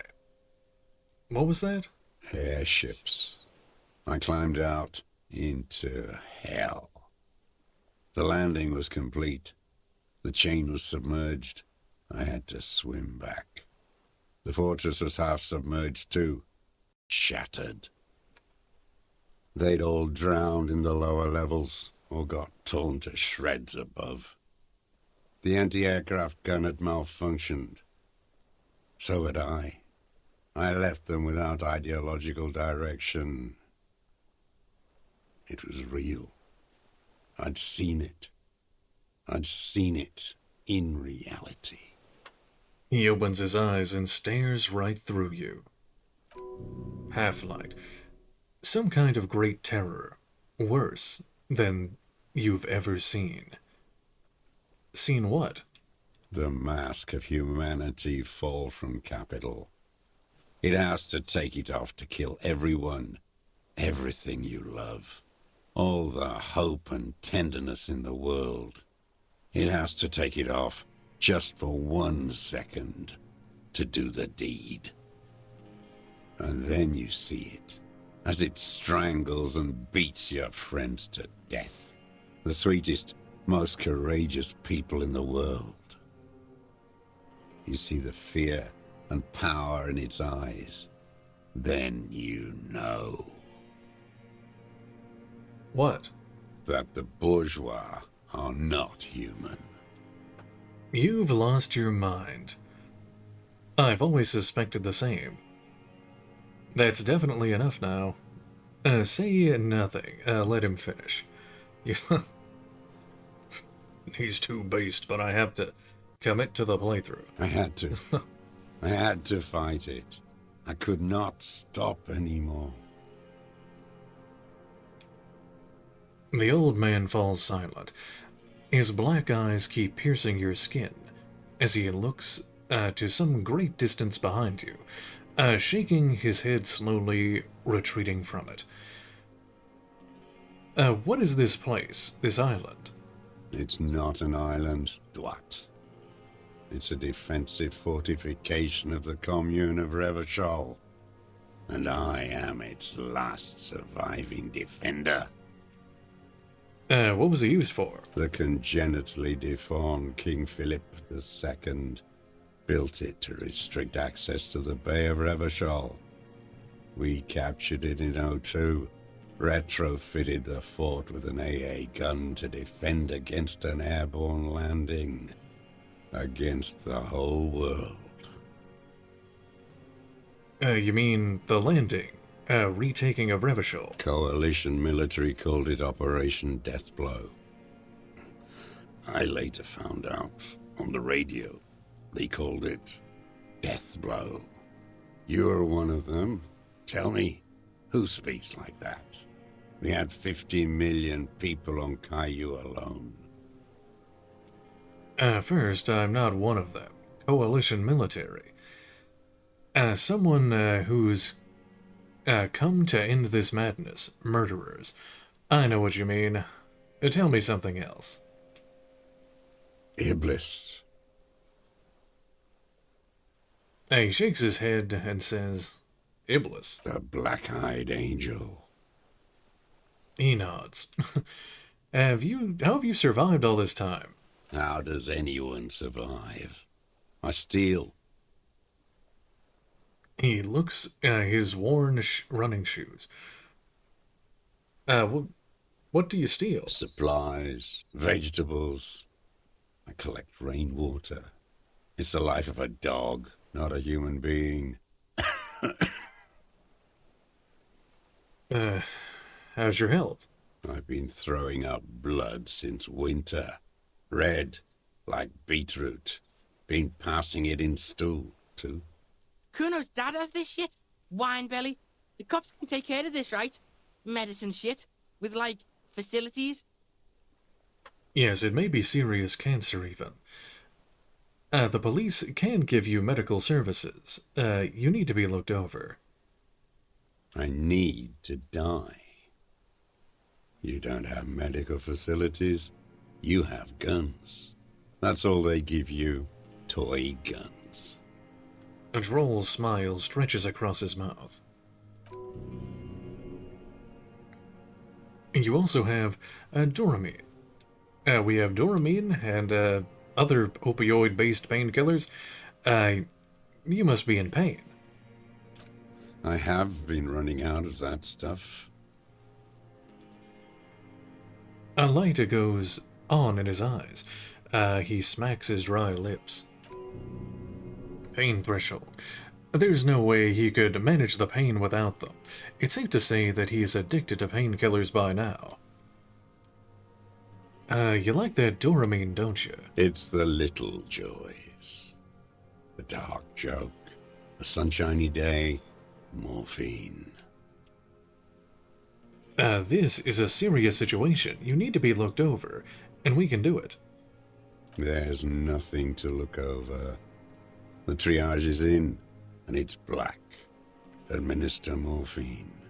Moribund. How have you coped mentally? I haven't. I have holes in my brain. Years missing. Others filled with pain only. A decade of... His eyes roll into his skull and back. I don't even know what. Inferno? Nod appreciatively. I also live in hell. I also have holes in my brain. Point to your head. You notice that the assassin to your side is about to say something. Kuno could do this shit. Live all alone like this. Kuno could hack it. Good, Kuno. Be that. I saw the traitors of this city turn the lights back on. More and more each year. Ruins glittering in the dark, like a fucking merry-go-round. It's disgusting. How have you concealed yourself all these years? It was hard in the Thames. I didn't have partisan training. They were searching for stragglers, those bloodhounds. Floodlights on the water at night. What was it like? What was it like? There was hope. A little hope. They needed to snuff it out. Martinez and Cold City were turned to dust. But Jamrock, Forburg, even Coron, and Boogie Street, of course, those fucking kips had Krasmasov coursing in their veins. And others too. Some cordons of Revachol was still fighting. There were cells. I tried to contact them. Soon they all went silent. The frequencies dead. How did you get between here and the mainland? At night, I used a dinghy. I only went after dark then. When I got to the city, I stayed underground. Patrols, you lot, the commons too. They'd started snitching. So in the city you move underground? From bunker to bunker. Not anymore. No one cares now. I don't even have to hide. They think I'm another antisocial vagrant. I could walk straight into that town if I wanted. I just... He falls silent, his gaze fixed on the shacks huddled together across the water. Why don't you just walk there? I don't want to. They're all traitors. Pigs, rabbits, and dogs. Men without ideals are only animals. The weapons cache under St. Ghislaine 22B. Point to it. In the basement. Have you been there? So you finally found it. There must have been a small squadron's worth of arms in there. Elmer Graves, right? They were. They were damaged beyond use. I know. So, you've been there? Sleeping. Some nights. Ammo scrounging on others. Those McGraves were shit, even before they corroded. Some had bullets in the chamber, however. There's a small bunker under the Feld building. Have you stayed there? The propaganda bunker. I used to, but not anymore. Propaganda bunker. They stored leaflets there. Broadcasting equipment, too. Made broadcasts, I think. Propaganda officers. I buried them with their leaflets. They killed themselves. 2 young boys. Killed themselves? A lot of our boys did. I spent some winters there. Never liked it. Kept thinking of them. No need to go underground anymore. It's better in the ruins, on the ground. Tell me another thing. You said that you said this is your termless surrender. You're with the RCM, the coalition-appointed mob that enforces bourgeois morals in Revachol. I'm not coalition appointed. I just try to help people. That's right, I'm with the good guys. We enforce the law. We keep these animals from killing each other. I know what it looks like, but I have secret plans to turn the RCM into a Mazovian revolutionary unit. I'm with the RCM, let's leave it at that. You're the RCM. You represent the Moralist International, the enemies of humanity who took this city. I represent their adversary, le Parti Communiste dans ce land. Take me to them as a prisoner of war. I have relinquished my weapon. I can no longer serve. No superiors can relieve me of my duty. You bulldoze them all to a mass grave for trying to free humanity. His hand shakes, and he breaks into a coughing fit. Sight. A spray of blood from his mouth on the black charcoal in the fire pit. So you're a communist soldier from the Communist Army? No, I am not a soldier. I am an ideological officer. I belong to the party, not the army. But you said that you were trained and assigned to the Defense Corps. Trained in historical materialism, then assigned as a political commissar by the party. These things used to mean something. Wait, what does a political commissar do? The old man does not answer. He tilts his silver head and looks at the reeds. You see a small tremor pass through his legs. My pig asked you a question. Quit spazzing out and tell him about the... The kid doesn't get to finish his sentence. Scientific communism. A commissaire politique is a night philosopher of the revolution, a future human. Reaction speed, awakened from shut down by the promise of ideology. Inland Empire. He was like a cleric, a shepherd. So you were like a priest? No, the opposite of that. A future human, not a human of the past. That means that you're a trained communist, right? He nods slowly, then another tremor. I'm a nationalist, by the way. By the way, I'm a fascist. I'm not really into politics myself. You're not. You're part of the meat shield surrounding the real fascists while they rape children. That's what you are. The old man spits into the fire pit. He does not say anything more. A jitter passes his lower body. Endurance. There's definitely something off with his body. Something more than just metabolism. There's nothing serious in this world. It's a farce. What have you been using this gun for? Let me... Is this his body? I Stay ain't put. going anywhere.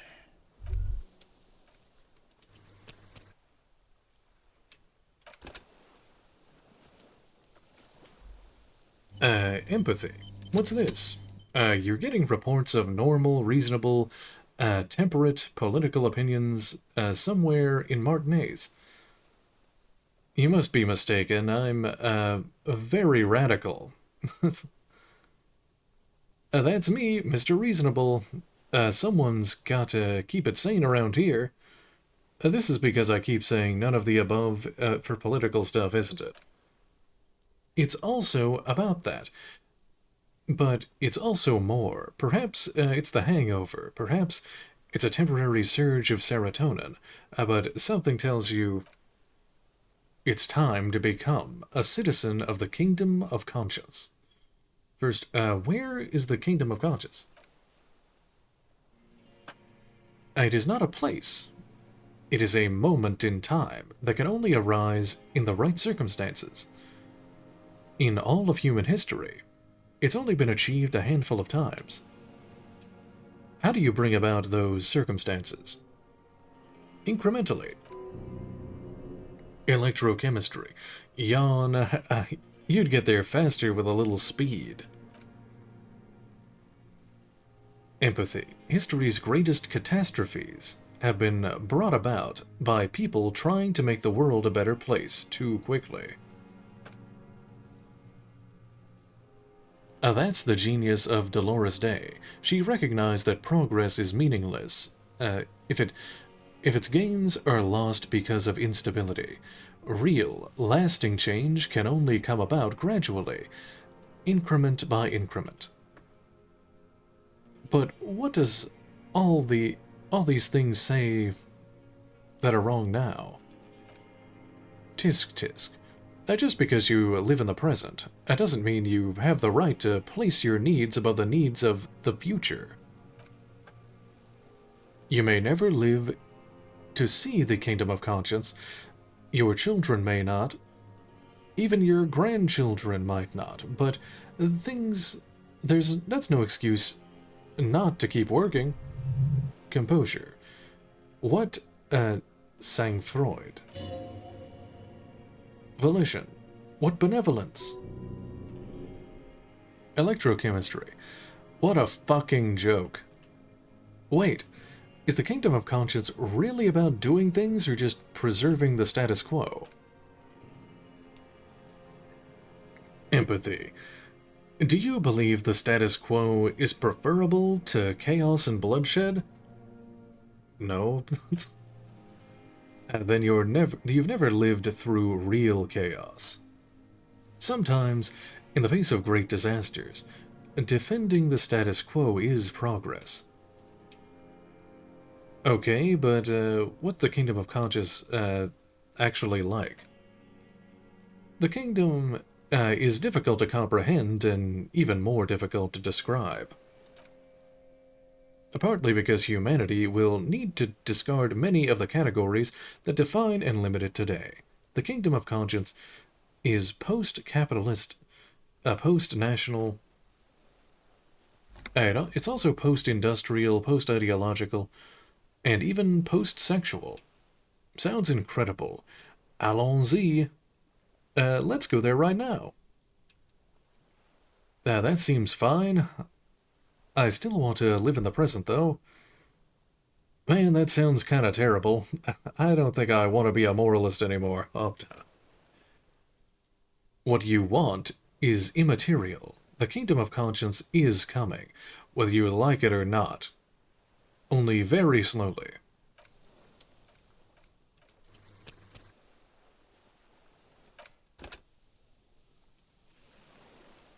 Minions of capital. What do you want? What have you been using this gun for? I've used it for killing people. Half-light. Here we go. A trail of blood. Smell. Even the kid can smell it. Killing people? Like straight offing them? It's a gun. That's what they're for. You want a moralist euphemism? Defending your family and your property. I haven't done that. I've used it to kill people. You mean like lately? After the war? There is no after the war. Class war is never over. He shakes his head and smiles, his teeth rotten black. Reaction speed. This is it. You can feel it, like battery acid on the tip of your tongue. Something you haven't felt in a while, but what? This is what you live for. This is the shit. Electrochemistry, the great serotonin jackpot. Logic, the solution. Rhetoric, go in straight, no euphemisms. He doesn't like those. Hand-eye coordination. No, be careful. Slow and steady does it. Make him repeat it first. Suggestion. Don't mess this up. Remember, he wants to tell you. Get personal. So you're saying you killed people after active fighting stopped? Did you use that gun to shoot and kill the colonel of the security contractor Crenell? I know you want to tell me. Have you killed anyone with that gun in the last week or two? What did I just say? He keeps shaking his head erratically suddenly. He brushes something out of his eye. Rhetoric. What did I just tell you, Ed? Don't drop the ball now. Did you use that gun to shoot and kill the colonel? The who now? He leans in and cups his ear. Hearing. He heard you, he just wants you to hear you say it. You're in. The corpse in ceramic armor hanging behind the whirling in rags. Did you shoot him? The fascist death squad who took a bullet in the mouth on the night of March 4th. His name was Ellis Courtnier. He was a part of a security detail here in Martinez. A beautiful, strong man sent here by the Honorable Private Military Company Crenell. What? He was sent to protect fair, just beautiful corporate interests in an ugly labor dispute. He was murdered. Are you being clever? What is this socially abhorrent joke? I'm absolutely sincere. Did you use that rifle to shoot him? I am a son of a welder and an officer of the commune of Revachol. I do not collaborate with murderers and pederasts of the liberal regime. Sight a drop of blood in his saliva. Half-light. Tear into him. Pile it on him. Everything you've got on him. The more the better. Hand-eye coordination. The gun, the murder weapon, is the perfect opener. Smell. The scent of blood in the air. But what else? There was something you can't remember. I don't need your cooperation. I've got this. Show him the gun. We've done ballistics. Point to the tower. The shot came from this island. Come on. What am I forgetting? Hit yourself on the side of your head. Logic. Wait. Here it comes. The goddamn Maybells. The dried Maybells on Classia's roof. Oh, yes. There were Maybells in the grass when you got here. They're revolutionary symbols from the war. Sight. Nowhere else. Nowhere in all of Martinez. Have you seen them this spring? Reaction speed. Wait, don't forget the footprints. The diagonal prints in the dust in the secret space behind Clausia's bedroom. Now they're gonna come up. Of course, thank you, Head. Thank you. Reaction speed. You got it. Remember, the boot prints were like no modern soul. Endurance. Maybe don't beat yourself up anymore, though. You're not immortal. Let's see. Start with the gun. Got nothing to say about that boomstick, huh? You choking? That's the stick that did it. Yes, it's a real gun. Not like that little musketeer pistol. I've seen you prance around with that.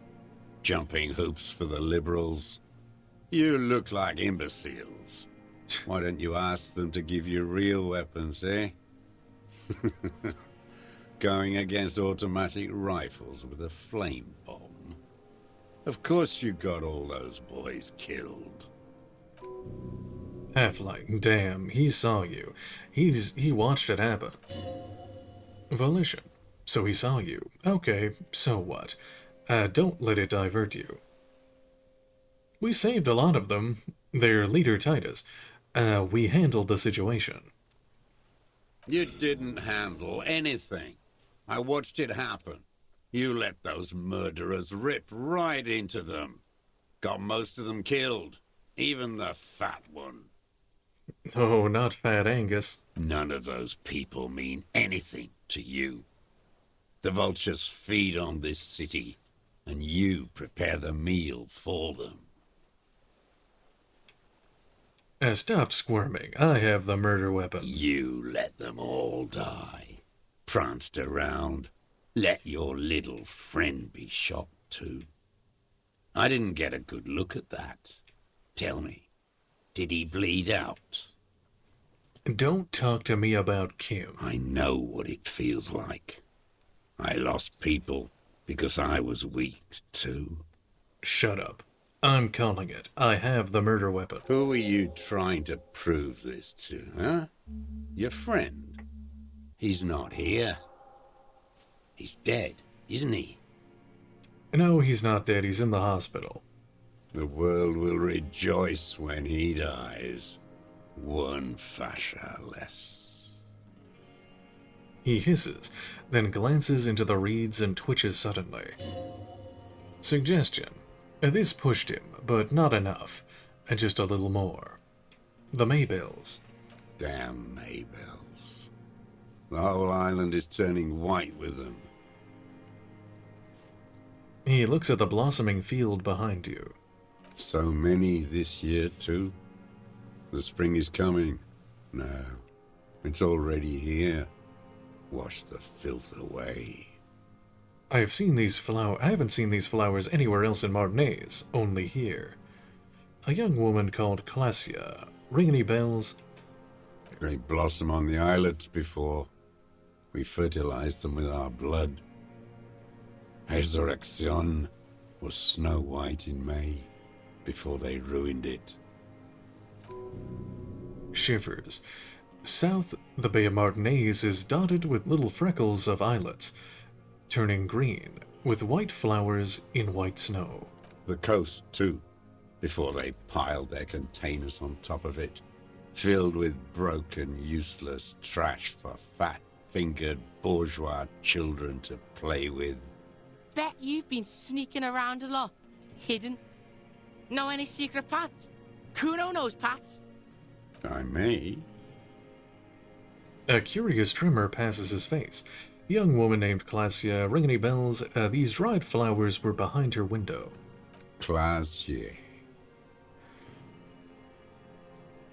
You know her, right? She had intimate relations with the victim, the mercenary. With the victim. He turns his sight from the whitening field of flowers and falls silent. Then the muscles in his jaw twitch, a spasm. Composure. There's a small tremble. Looks like a smile, a crooked smile, yet isn't quite voluntary. He's about to burst. Suggestion. Almost, but you need one more, just one. Or maybe two. I wonder what brand of boots you're wearing. Everything is brands with you individualists. Who cares what brand my shoes are? Sansa? Some shit. He looks at his running shoes covered in mud.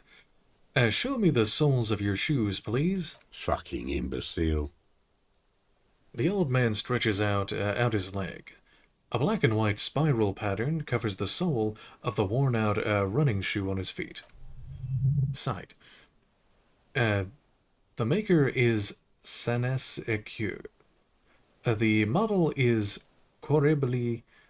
The size is 43. Visual calculus.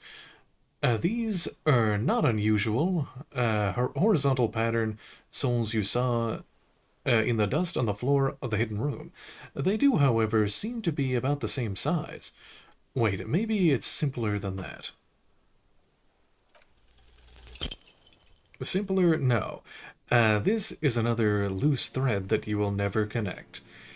Goddamn footprints everywhere, I hate them. The kid stares at you slack-jawed. Esprit de corps. He thinks, what are you doing? We almost got him here. What do we do now? We're not good at getting these prints to match. Yo, people change shoes. You were sneaking around, right?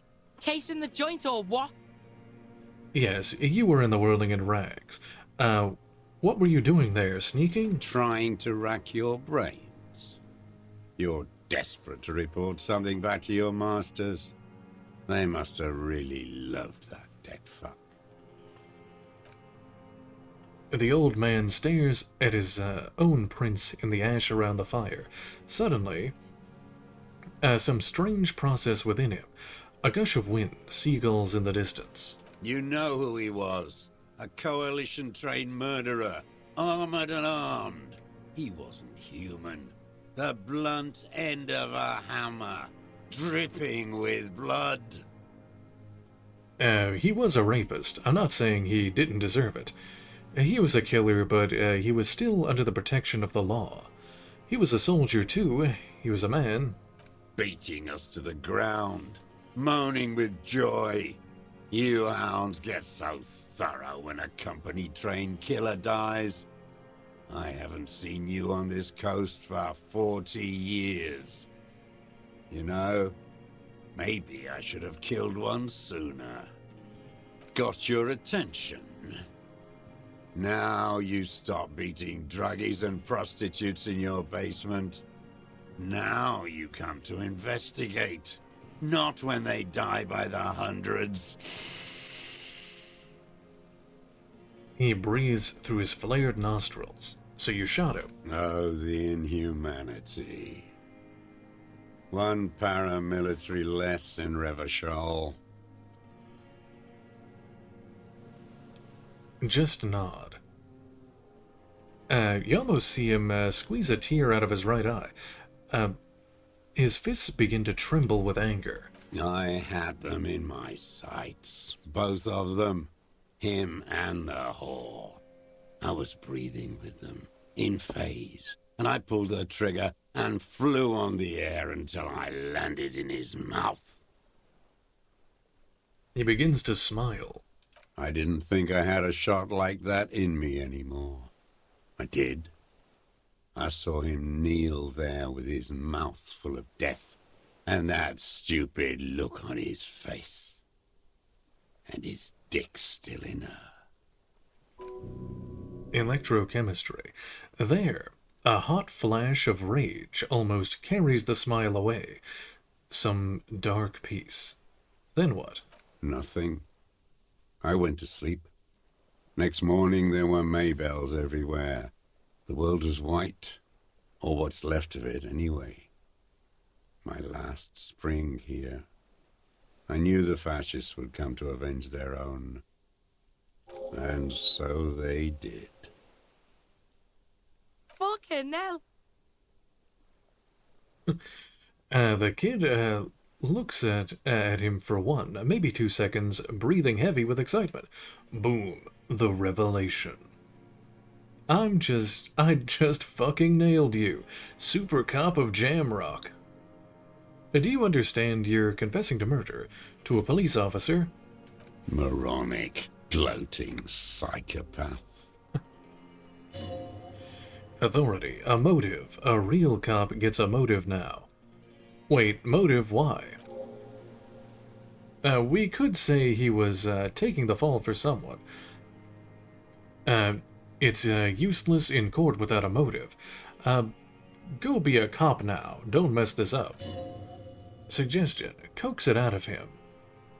He's still warm. They were fucking? One more thing. Why were you looking at them that night? I'm always looking. He cocks his head to the side, then turns his eye to the city. Another tremor passes on his right side, lower in intensity. You always creeping on people through your scope like that? A rifle scope has the best magnification. Half-light helps him see all the shit. And if you don't like what you see, Hand-eye coordination, click. If it's part of the shit you see, then you pull the trigger. Yes. Think of it as a form of critique.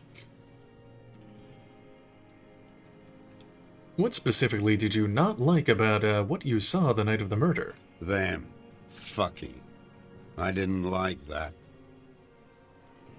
He looks at the charred wood. So you were jealous? Jealousy is a reactionary concept. I didn't like the Reaver enjoying himself, drugged out, soothed in the arms of a young woman. I wanted him to die so he could not enjoy life anymore. And I wanted to see his head explode. That too.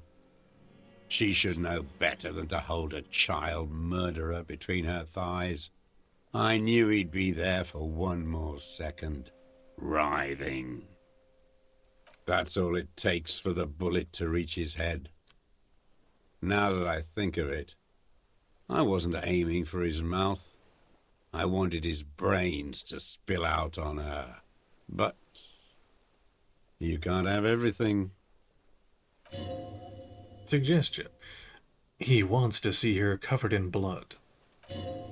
Authority to punish her. How long had you been watching her? Since she came to Martinez. I saw her sneaking in the reeds early in the morning, behind the Fell building. It was dark, still winter. She didn't have her skimpy outfit on then, just a spot in the night, moving. What was she doing there? Hiding something in the water. She had a fag after she'd done it. I was up in the ruins there. She couldn't see me, but I could see her, smoking. She was nervous, but not scared. Electrochemistry, and beautiful. And beautiful. What do you think she hid there? Her passport and tickets to Villiers. And from there to Cachet Brut. Some kind of a hidden container on the coast. You looked into it? Yes, after she'd gone. It was a submersible. Well made, actually. Did you take the documents? No, I put them back. Why would I take them? I'm not going to film. Oh, I mean... Moving on, did you continue watching her after this? I did. She had a face like an archipelago, with those birthmarks. And a body, hard and lean and bruised all over. Black and yellow. I could see she's taken a beating. I could see who she was, too. A spook. On the run. Revachol's the cloaca of capital now. All the bagmen and arms dealers end up here to do drugs and have sex like animals. Visual calculus. And the bruises, can you make that out in the scope? Reaction speed. And the fact that she was a spook. How did he come up to that? At first, you said you could tell me she was a spook from the documents. She had different color hair on the photo. And glasses. Forged. Some sort of sordid, bourgeois affair. I've heard about this kind of thing on the radio. And the bruises, you could see the bruises through the scope of the rifle. You can't see that through a scope. It's just a blur there. Let's see, reaction speed 97%. How does he know those minute details about her body? +1, footprints in the dust. +2, could have changed shoes. +1, found the people. It quickly comes to you. The bruises on her body. Any chance you've seen them through a hole in the wall? Oh, yes. Cutting those drugs of hers into little lines with a knife. Masturbating. Electrochemistry. Everything in him fills with impossible longing all at once. You made that hole? With a clip point knife. Hearing. Good for listening in, too. or hearing the moaning and the snorts. Ever see her through a window on the roof? Like that, too? Yes. Bending like a bow against the glass. You've been through the secret route behind the whirling in rags. Those were your footprints there. You just changed your shoes. I've been through all of Martinez. Every nook and cranny. And that too. Yes, that too. The things they did in that little room. What she'd do to feel good. Funny the way light works.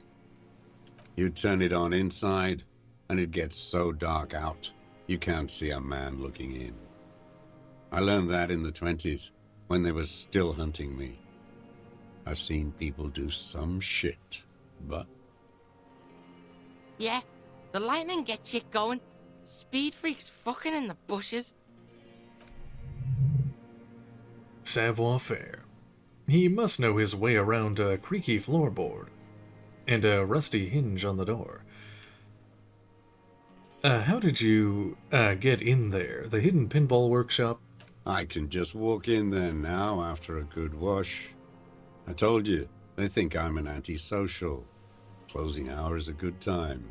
The kitchen's empty. And the door, the steel door in the kitchen, how do you open that? I got that open a long time ago. Some bourgeois game merchant lived there. I don't know, 15 years ago. He left spare keys all over, and I took one.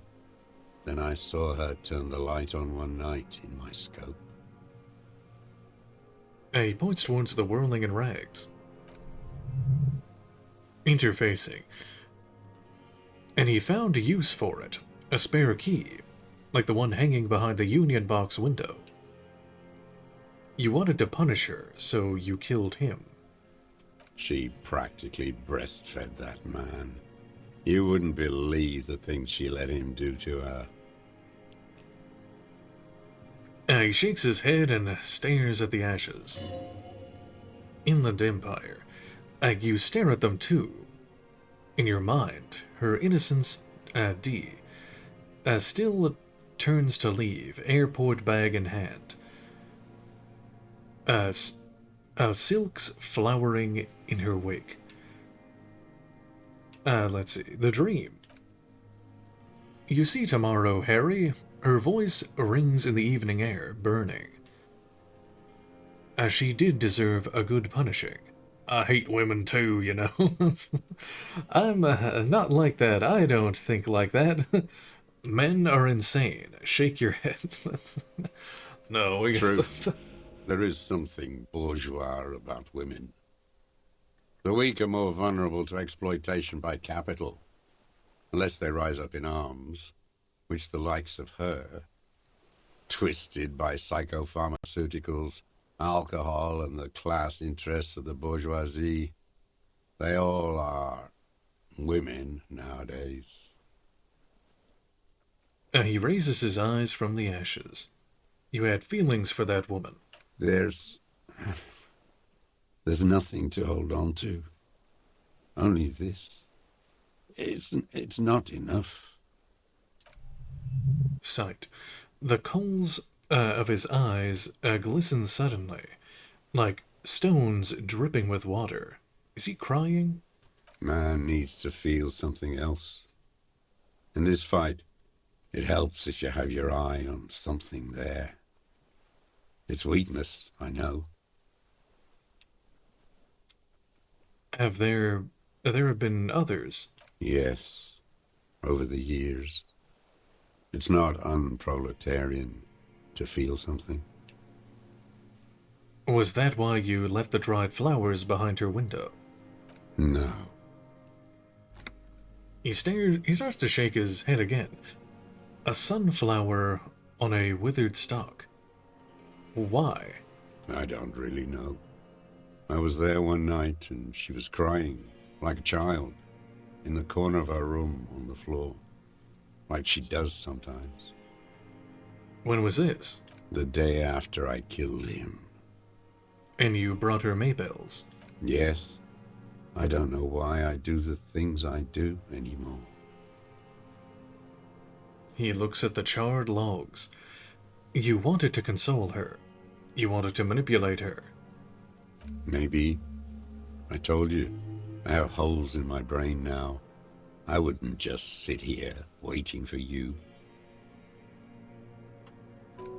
Half-light. A sudden pang of rage. If you came 10 years ago, I would have killed you. He wipes his eye. So, in conclusion, it wasn't about him. It was about her. Her.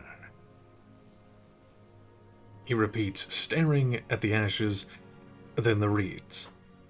There's a twitch in the corner of his eye. It was about bitches. The boy nods grimly.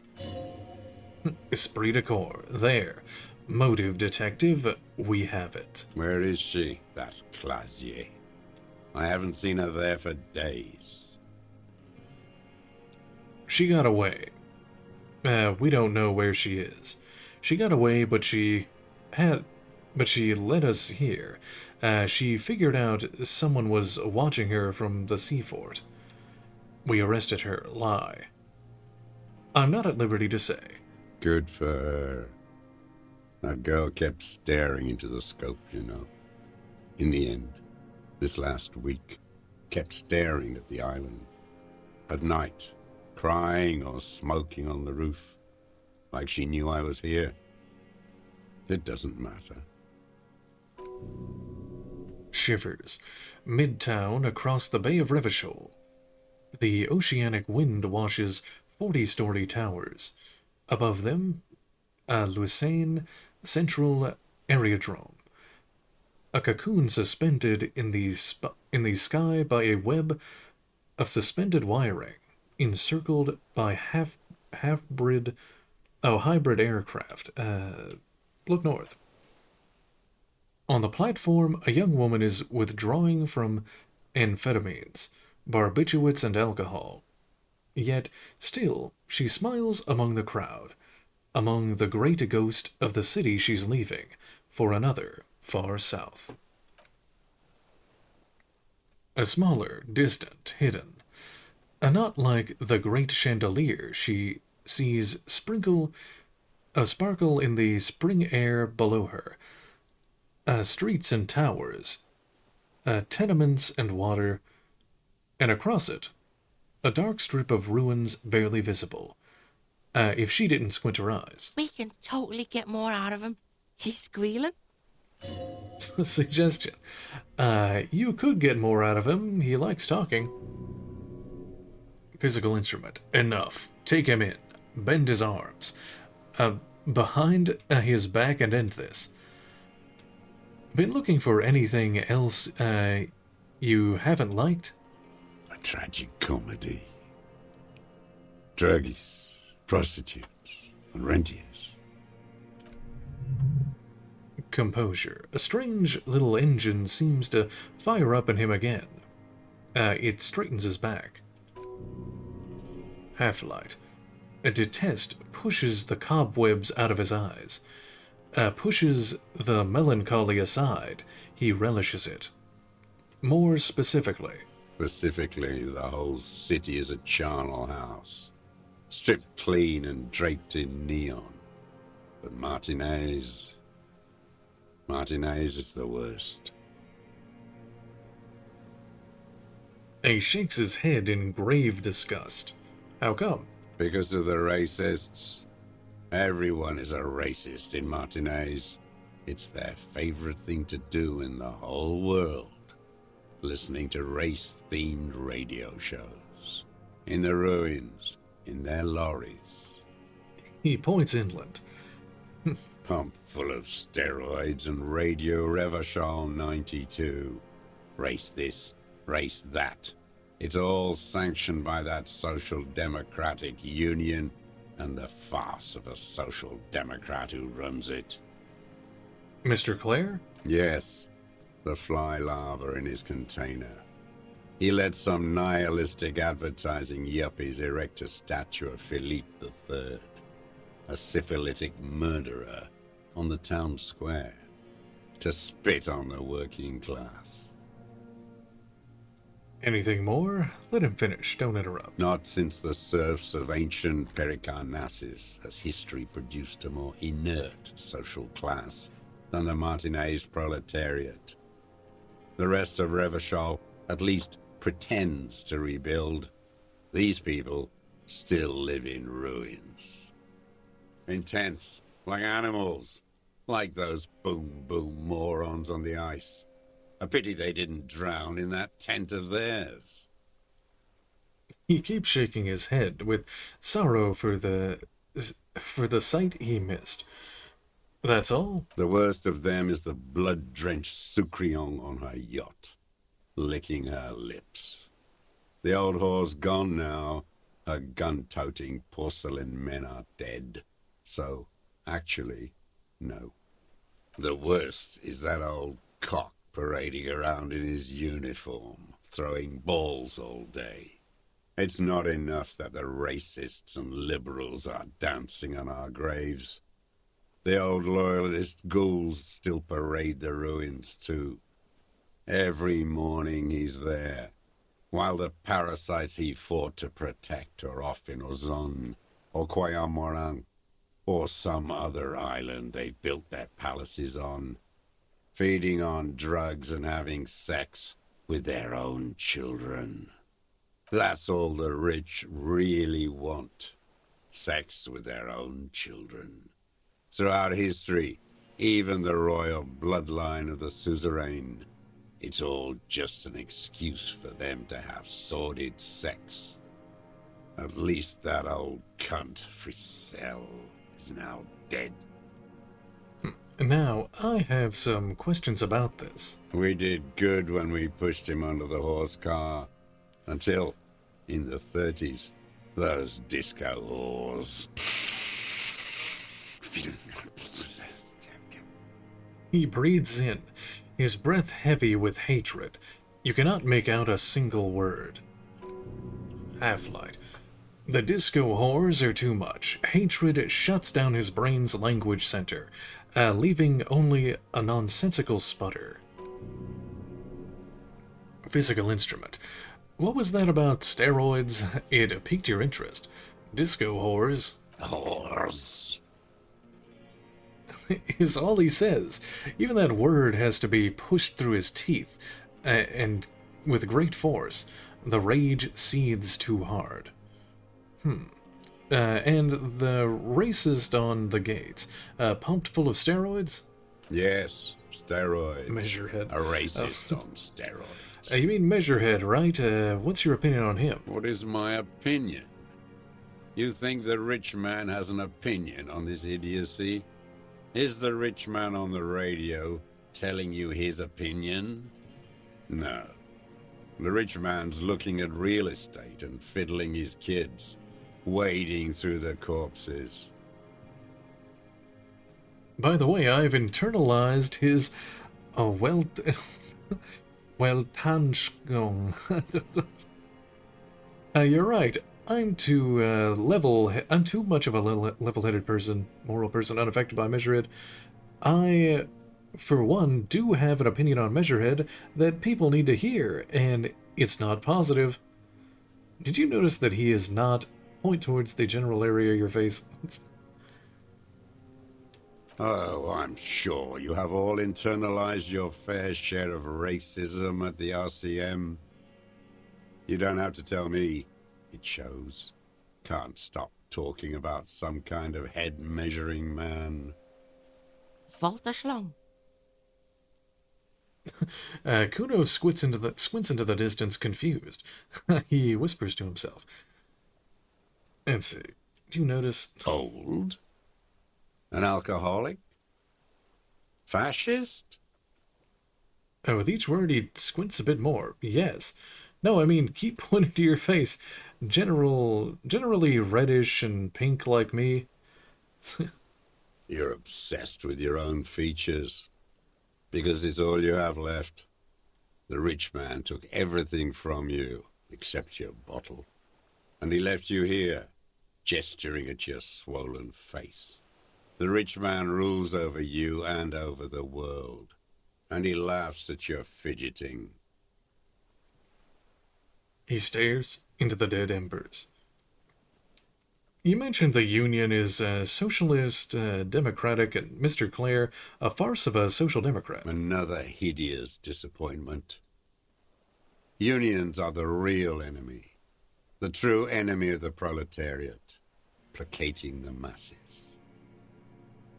Who's a disappointment? Ever Clare? That deformed toad? I wouldn't expect him to wipe his own ass. I mean, the brains of the operation, the smart one. Reaction speed, Edgar. You mean Edgar Everard's brother? He talks a big game about uprising and social base. They must have sent the smart one to some university in Le Jardin, where it's alienation this and hegemony that. Oh, all right there, Knight. You have a good night. Catch you later. You talked to Edgar. First against the wall with him.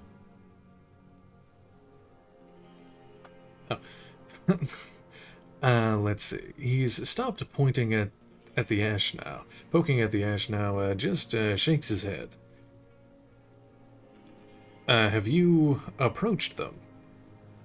I haven't approached anyone. I've hid. It was Edgar who came to me. How did he know you were here? He didn't just stumble in like an oaf. He figured it out. Some kids told him about a monster on the island. I told you, he has brains. He points to the path leading to the tower. Stepped right off the boat and walked down where you came. I even kept the door open for him. Thought he was a man of the left. Wouldn't rat me out. I was right about one of those things. When was this? 20 years ago. Neither of them could walk now, could they? They were less fat then. What did you talk about? Edgar did the talking. Paid his respects like I were a fossil in a uniform. Offered platitudes about the struggle. Flaunted his pink degree. Even quoted Marzoff. Never trust a social democrat who quotes Marzoff. Oh, and charity too. They love their charity. Offered me blankets and social housing. I still have the gas cooker he brought. And he let you be here? Let me be here? The ZOC is an unlawful successor of the Commune of Revachol. We took this fortification from the Loyalists. Even the Clares understand this. Mr. Dross, did you kill the Crenel mercenary for the Clares to incite a riot? You know why I killed that fucker, Dwat. As to Edgar, I'm not doing anything for that swine again. Again. What have you done for him before? Tried teaching him some Marzovian socioeconomics. They didn't stick. We parted ways. Let's see. Logic 17%. What's the deal between him and Edgar? Plus, to talk to Everard about a previous forewoman. No. Oh, no. The connection doesn't come to you. On such a pivotal moment. Authority. Dumbo, do something. You can't zone out now. This isn't a doodle-loo dance time. Pain threshold. Slap yourself in the head again. Jumpstart it. Wait. It was about him seeing Edgar, a deal. Something with the union boss, punch yourself in the head. The kid watches you beat yourself in the head again, the second time in this interview. Yo, Colonel doesn't understand what's going on here. Get a hold of it, Detective Dick. Let's move on, okay? Authority. There is no other officer on the scene. Only you. You have to get a hold of yourself. Finish the interrogation. By the cock prating in his colorful uniform, you mean Renee? Every fucking morning for 34 years. Throwing that ball. One ball against the other. I've always loathed that game. That is not a working class game. I don't care what they say on Radio June. Royalist ghouls played like it was life itself. Click, clack across the water each day. And that uniform, like a parrot plumage. I won't even mention that he's a traitor to his race. A patank maniac race traitor. Just nod. And now, I don't know about... Whoa, let's back up before you get too agitated. I remember him. I remember him from La Noce. Not him, personally. His make and model. There were tens of thousands of them. I thought we took them all out before the Liberals came to their rescue. We missed one. That one. With his shaky finger, he points to the city, towards the crater, near the plaza where a lonely pine tree stands. Sight. There doesn't seem to be a single person under the pine today. There's no one there. Fat and plump, like a pheasant. Just begging to be popped off. Please, Mr. Dross, shoot me. Half-light, he whispers with such predatory hunger it borders on longing. You'd like to kill him. Not yet. I like to look at him strut around, place the crosshair on his medals, right on his face, and just fiddle the trigger. Think about it. Let the bomb melt in my mouth. Electrochemistry, a treat, better served for later. He's a pleasure to layer. Save the treat for later. He is a juicy bonbon, that one. A real treat for the black day, the blackest. When I put that gun in my own mouth, I think, no, don't waste it. Put this lead in that cock, Renee. For the boys he killed. And then I look at him throw those balls, and I suddenly feel better. I even hid one bullet, so I'd always have one for him. Haven't seen him there lately. Must be down with arthritis. Old cunt. I'm glad we talked about this now. Glad? It's all gone.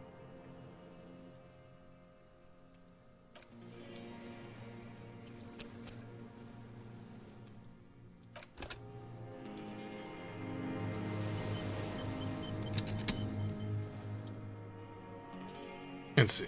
Composure, legendary. Assess his body language.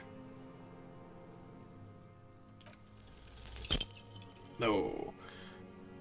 For a 60-year-old man with stomach trouble who's spent his entire life alone on an uninhabited island, he seems surprisingly fit. That's it? Squint at him? He's clearly a drug user of the painkiller sort, prone to erratic hand gestures, and malnourished. But that's it. The moment passes, and you say... Reload. Wait, that was the... wasn't the autosave, was it? Nah, that's the... Actually, I should probably take some speed, actually. I didn't actually read this. Bolt action, 4.46 caliber, Trungong, is the poor man's sniper rifle. While not the most reliable of firearms, it is relatively precise due to a very manageable recoil, thus allowing the shooter to take multiple consecutive shots fast. This particular piece is missing a scope, though.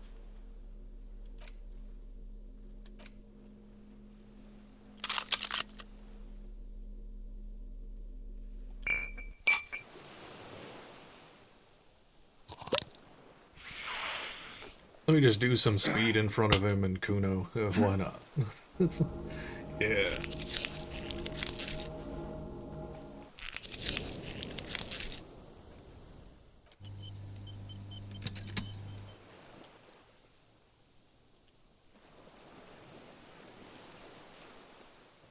Oh, it won't let me do it. There. There, composure. What strikes you about this gaunt man is not his stomach pain or the cough or the malnutrition. For a man who spent 44 years hidden in the urban wild, he is surprisingly okay. Indeed, he speaks fluidly, his movements are rapid if erratic. His voice, despite the cough, is there. It is capable of expressing complicated ideas. Above all, he seems animated. Animated by what? It's a mystery. And this animation comes at a cost too. Erratic hand gestures, thought processes, cut off like threads, as he just stares at the logs or the reeds. He also suffers mood swings, babbling to the surface, unconstricted by his nervous system. Dementia? You've seen demented people before. This feels similar yet different.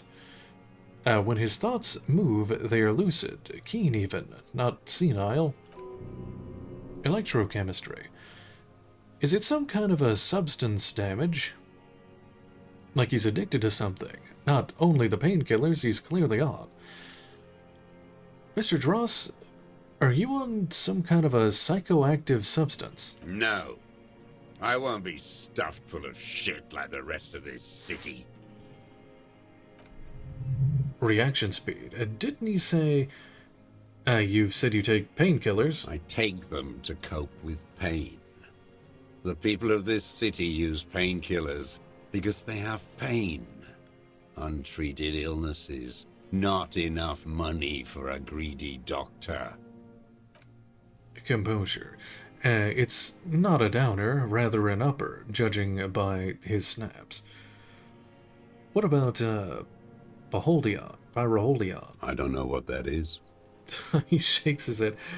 Are you on amphetamines? Like some kind of decadent rock star. Mr. Dross, are you okay? How's your memory? No, I'm not okay. I shit blood, and I'm surrounded by insane people. Composure. There it is again, erratic hand motions, bouts of rage, and the stomach thing too, of course. Electrochemistry. Could it be a symptom of overdosing on something? Something even you have not tried? Keep your eyes peeled.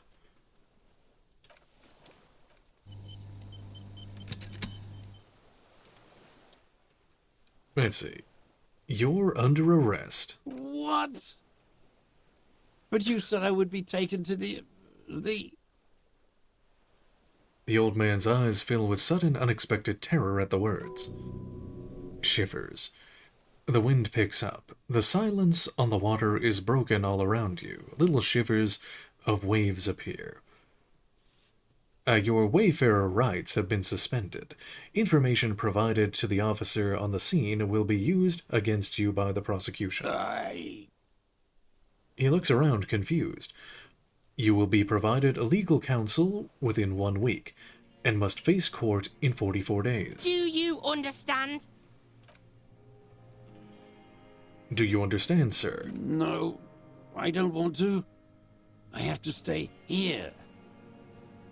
He looks at the reeds, eyes full of terror. Sight. He's sweating. Beads are forming on his forehead. Electrochemistry. Pupils are dilated too, eyes getting blacker and blacker. We don't need your permission. We do need to talk about that boat, though. How are we gonna take him? I have to pass this skill check. It's 97%. Hold on, this is... I'm gonna grab a drink real quick. This is the last stretch of the game here. The most important part. So, back in one moment.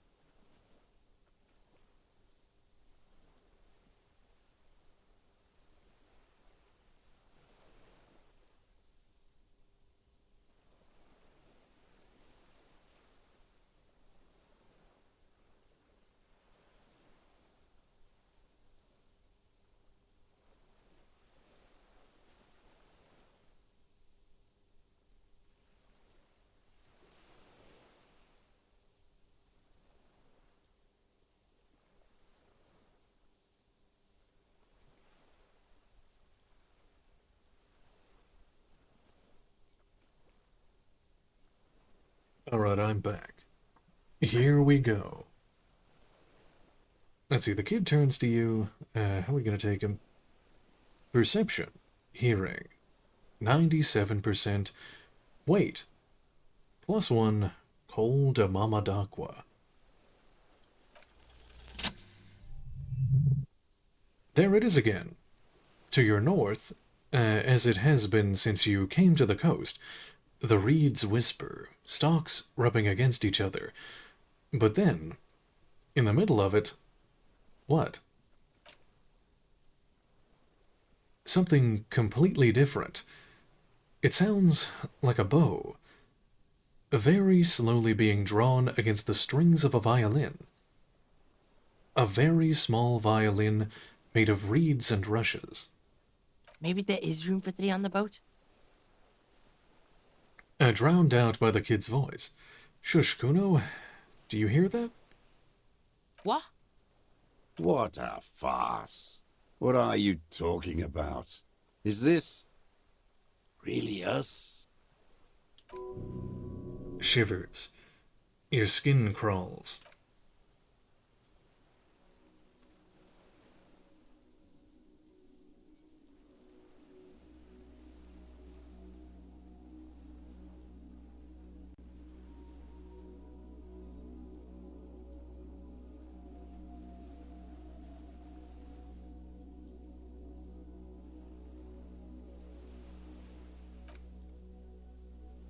The Insulindian Phasmid.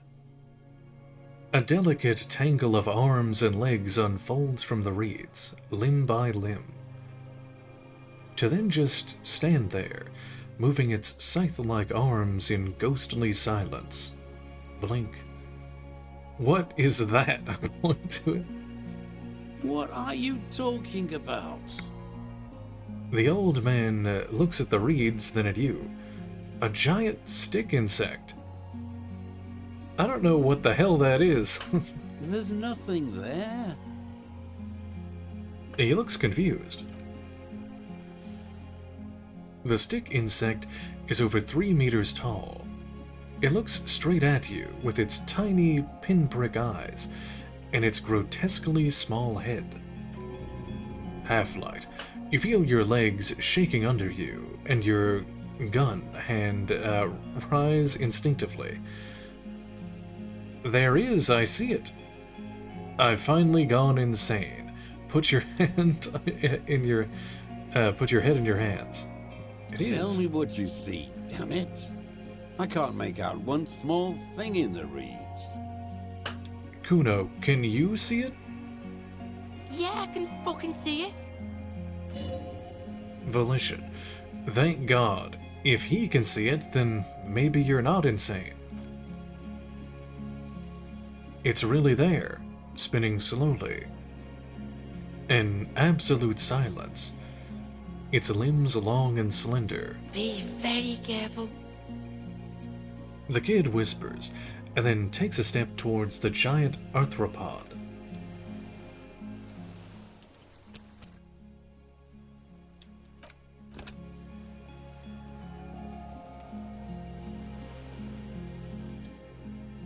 The creature stands on long stilt-like legs, antennae hanging from its head like a woman's hair. White and curled at the tips. It is no more than 5 steps away from you. Reed-like tufts stick out of its joints. As the insect moves its forearms, it produces a faint hiss, like a reel-to-reel machine spinning after the tape breaks. Hearing. The hiss is different from the strings that you've heard before. It says something else in a lower pitch. Let's see, listen carefully. Tick, tick, tick, hiss, tick, tick, tick, hiss. Inland Empire, be afraid, you smell wrong. Whisper, that's the Insulindian Phasmid? He finishes your sentence in awe. Wait, how do you know about the Phasmid? Everybody does. It's the fucking Insulindian Phasmid. Kuno, do you have a camera or something? Yeah. I don't have a camera. That sucks about Kuno. He not as much as glances at the gigantic insect to his right, nor does it look at him. Its antennae take their measure of the air, slowly searching for something. You say something to it quietly. Something like, "Hey, don't be afraid. You exist." Nothing changes in the cyclical praying motion of the creature's limbs. They are porcelain white on the inside, and reed-colored on the out, beige, light brown, and striped. You are unsure if it's scared or not. Conceptualization. Its insect mind is impenetrable to your reasoning. Electrochemistry, 97%. Approach carefully. Plus Lena's childhood experience. +1, your corpse will be marked by stars. +1, the miracle, way out in the west. +1, lead the pheromones on thick.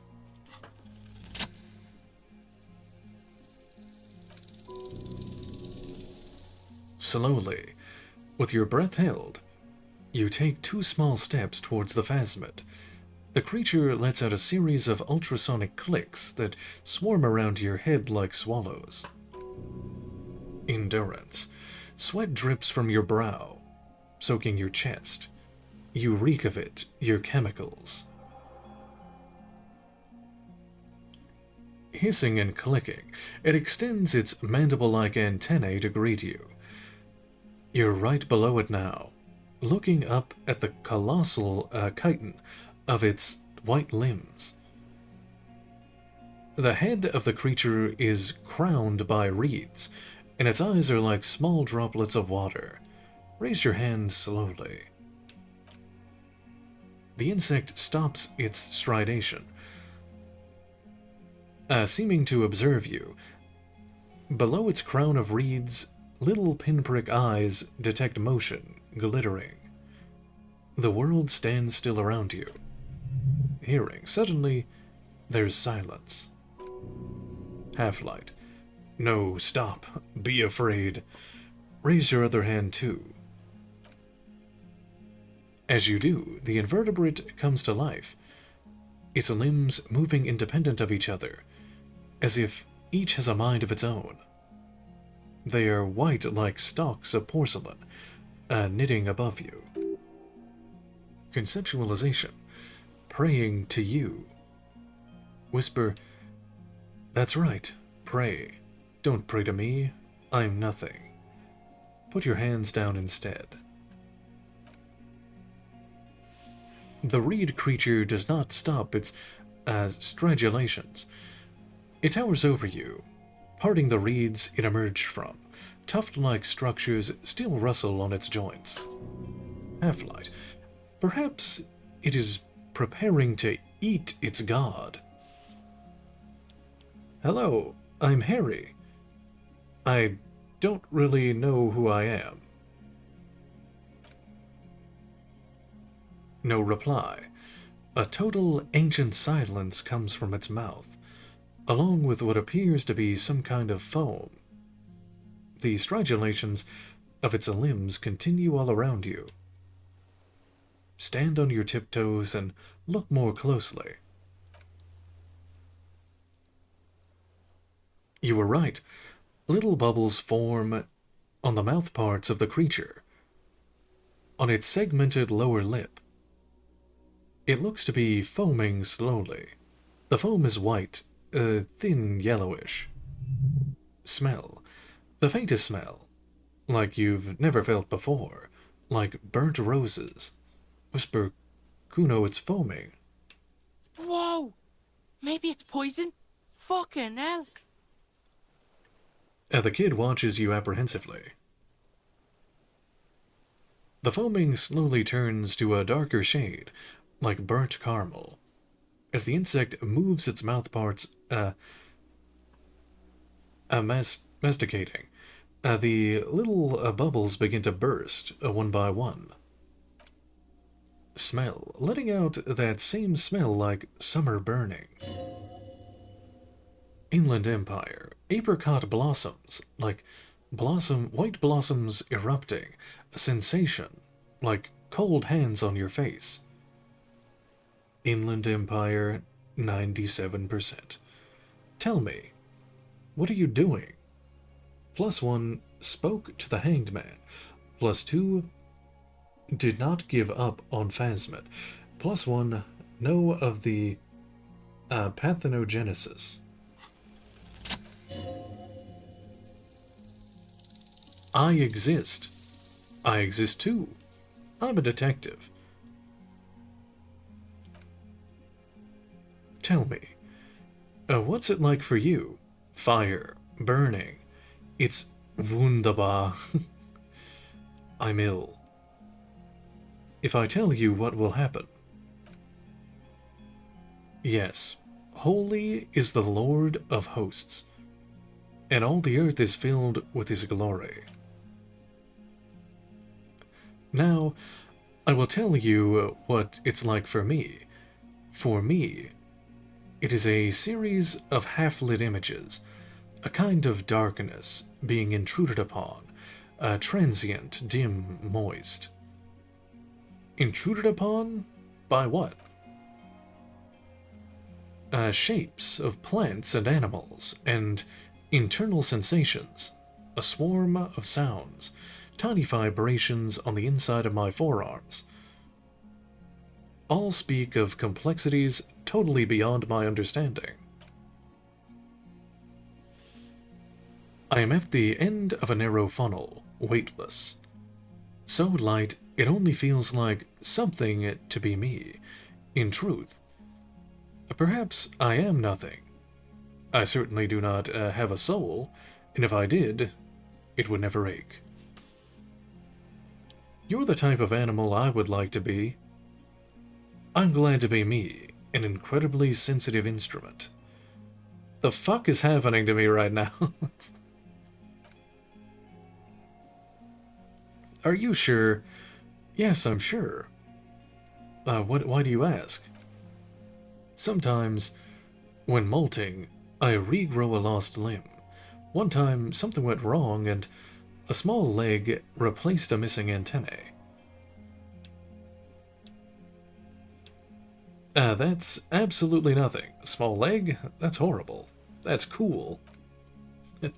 No, the leg tried to move around independently, making it hard to walk. You don't have a foot there now. Yes, thankfully, someone ate it. The next time I molted, I grew the antenna again. I'm a detective. So am I. I was born to detect sucrose rewards and, semiochemicals. What were you born to detect? Also that? The killer. I was born to detect you. Yes, no one detected me for such a long, long time. For thousands of years, I dithered out of sight. I draped myself in greenery. This is my masterpiece. No. No one believed I exist. Almost no one, until you came, detective, dripping of blood that smells like strawberries. Across the calm sea, the first in 1,000 years. Is this a dream? What's happening? No, you're awake. I'm real. Light is forming me. This is real. Where does this come from? All this, around us, the world. Not even the birds know that. Not even the water lilies. We need to know, perhaps, it's sent to us by God. Then all we can do is the best our fists to beat our fists against it. Day after day with no answer. You can also eat it. If it's a leaf, you can put it in your mouth. Yum yum. Or read.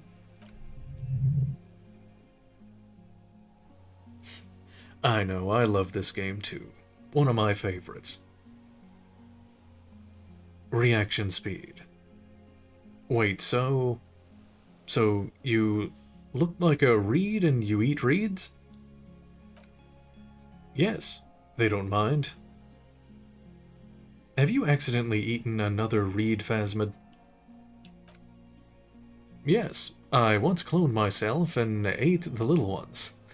It was winter and I woke up at the wrong time. It was an accident. What exactly are you? I am an unknown species of the order Phantasmodia, endemic to the Insulindian Isola. For the last 350 years, I have hidden away in plain sight, masquerading as the reeds, molting, cloning myself, unfolding at night to play with the trash bins and buoys. Half-light. It may have unknown dangerous biochemical characteristics that help it maintain its camouflage.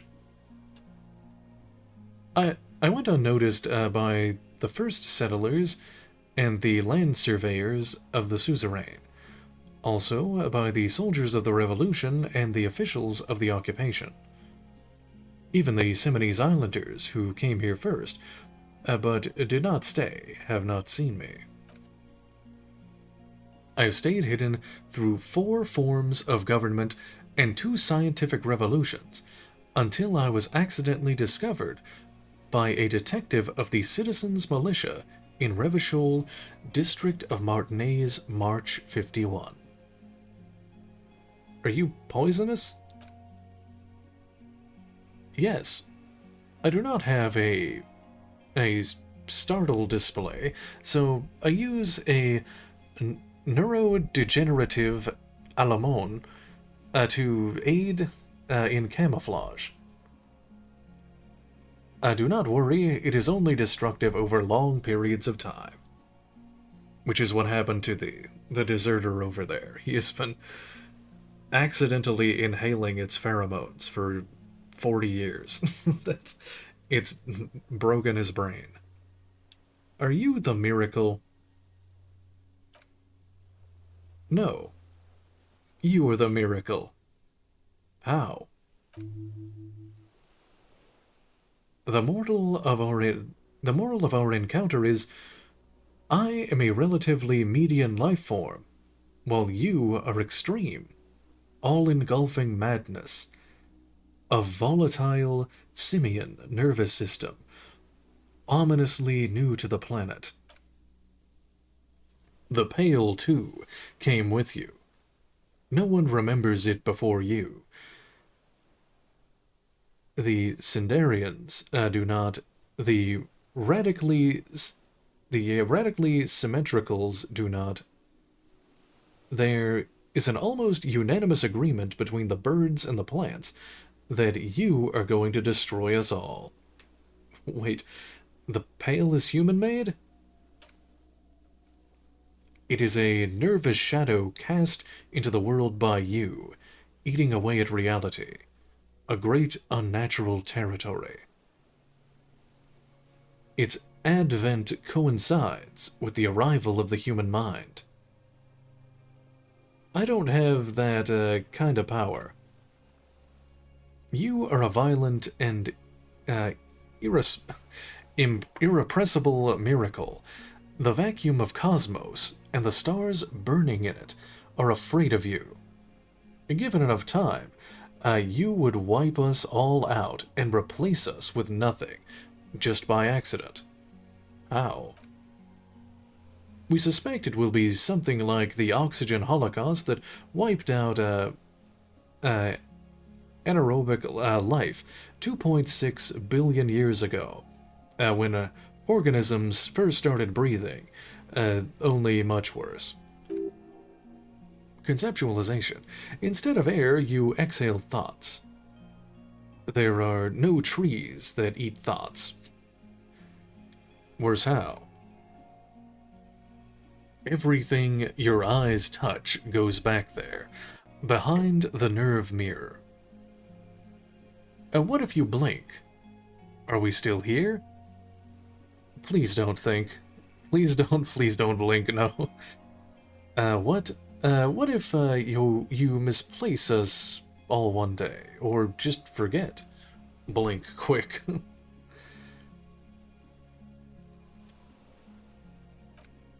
Let's see. Please do not do that again. Have I always thought this way? But I want to blink and undo 12 billion years of matter expansion. This is the gloaming I've been waiting for, ever since I woke up in the hotel room. I have already forgotten the whole world once, when I drank too much. I will be extra careful not to blink, stick insect, don't worry.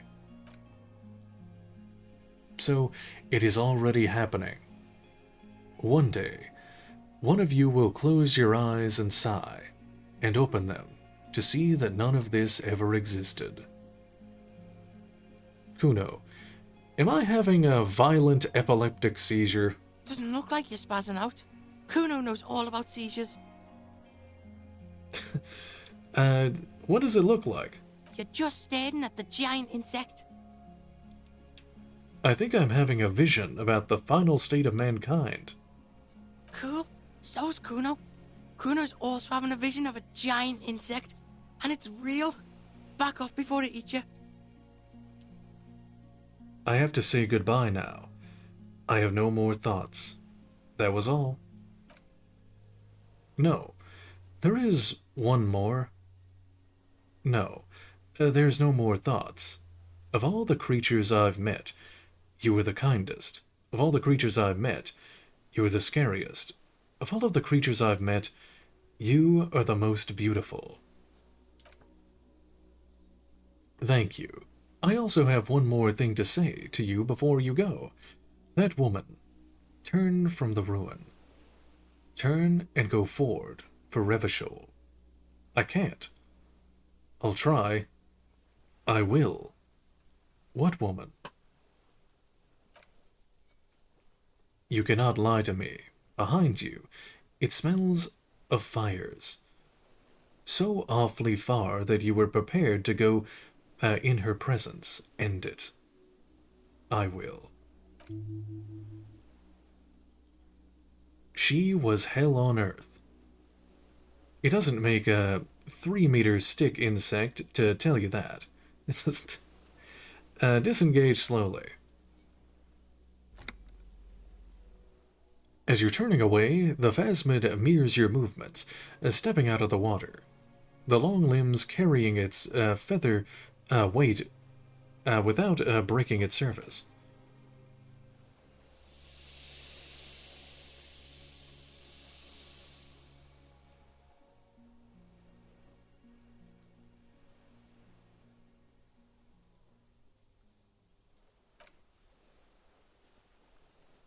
And just like that, it's gone.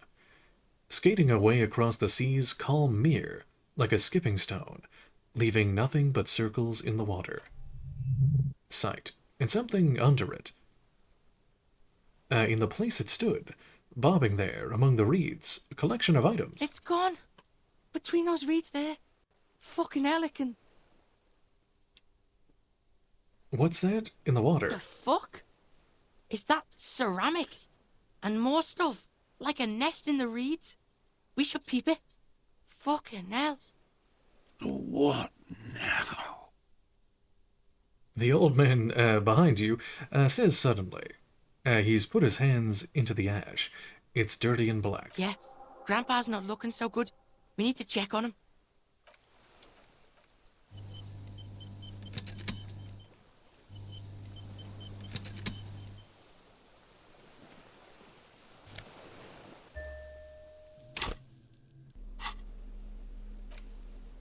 We got the T932 rifle scope, a common 30mm sniper rifle scope, attachable to almost any bolt-action 4.46 caliber. It uses an older-style, non-dotted rangefinder reticle. Seaweed is sticking to the stuck lens, and it suffered water damage from its time in the Phasmid dowry.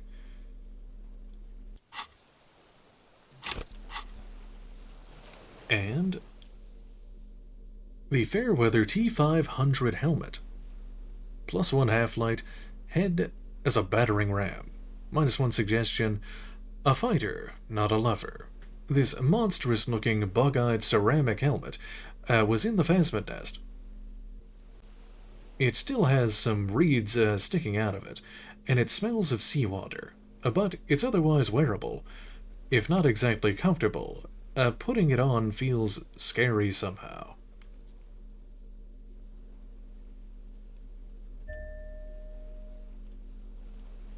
There we go.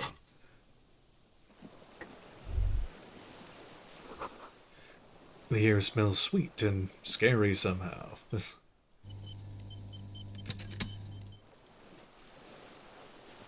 What is it? What do you want from me? I can't go. Something is very wrong with him now. Sir, how could you not see the Phasmid? See. He stares at the reeds and falls silent. Mr. Dross? The man does not respond. He keeps staring, black eyes glazed over and bulging from their sockets. His gap-toothed mouth shaking. Electrochemistry. Like an addict of some terrible substance, snap your fingers under his nose. A light shiver passes him, followed by nothing. His hands are trembling and he breathes slowly. The boy waves his hand in front of the old man's face. The trembling mouth appears to sigh. There's no other response. Yeah, this fried him. We gotta bring him to a doctor. Good news, this solves our boat and Piggy's problem. He's not going anywhere. He's trapped here. What happened to you, Mr. Dross? He's old and fried. Kuno's seen this, like, after a massive bender. Kuno's dad. I think it was the Phasmid. Yeah, and then there's that shit. Gramps couldn't take it. It was too much. Inland Empire, there's much more. Remember what it said when it spoke? Composure. Quite a few things about the health check you did on him make sense now. He couldn't see it, Kuno. It's just the reeds for him. How? Like, it's pretty fucking huge. How? Maybe this is how the Phasmid has stayed hidden all these years. Then how the fuck did we see it? Oh wait, the longer it's there, like it needs time to sink in, and if you spend time with it. You forgot it's there. Yo, you ever seen a giant fucking insect?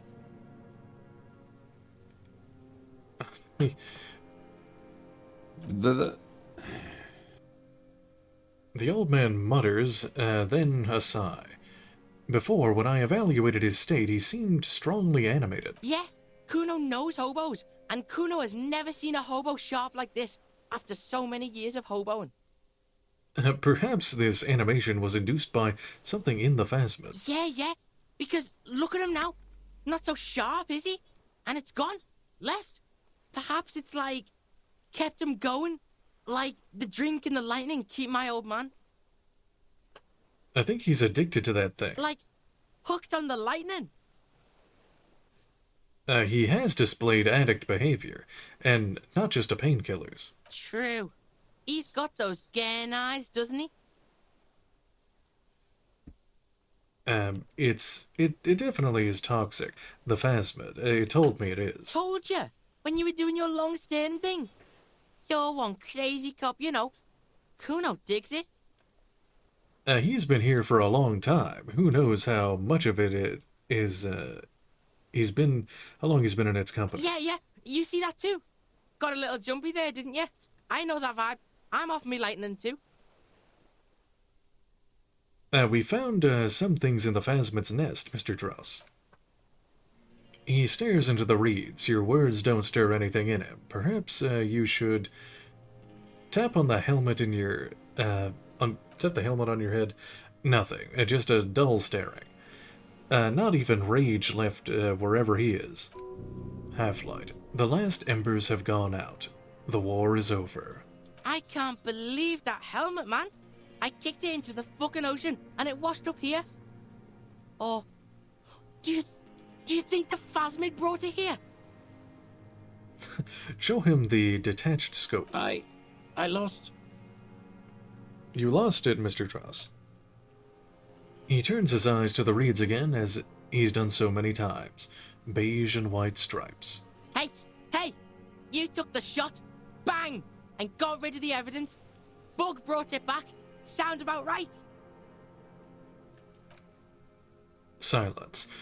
Not even a sigh. I'm going to let you rest now, Mr. Dross. The plastic cape flaps around his face. In a gust of wind, his back is slouched, his mouth open. Sight. The blacks of his eyes are receding, his pupils are returning to normal.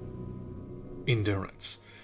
The strength is all gone out of him, just frail old bones in a sack of tracksuit trousers and a windbreaker. Hang tight. Yeah, old man, hang tight. Let's slowly start shuffling off Death Island, okay? We're about done here. He looks at the flak tower. Alright, now the actual final part of the game.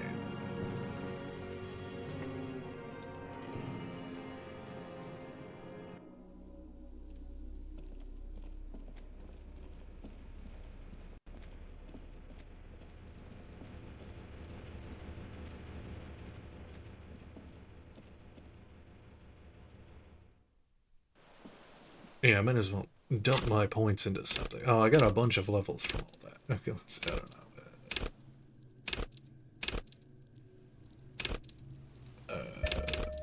Just anything, it really doesn't matter.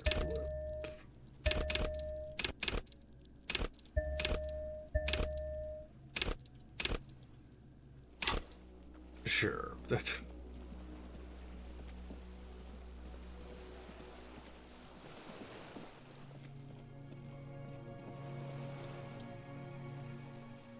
I don't want to be.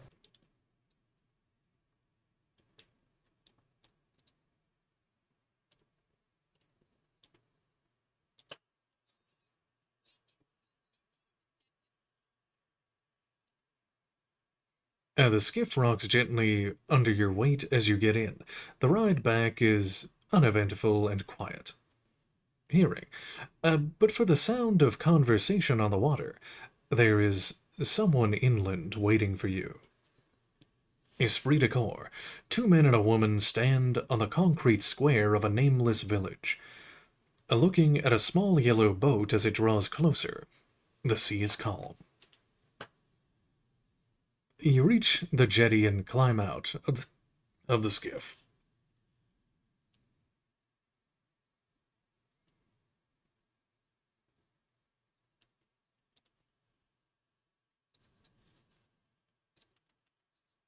And what's this? Oh, here we go. We get the... Well, I can't do that task, or they would all be an uncompletable one, or just the return. Oh, hold on. The sound cut out. He said, look what the tide brought in. Actually, let me just... From the very...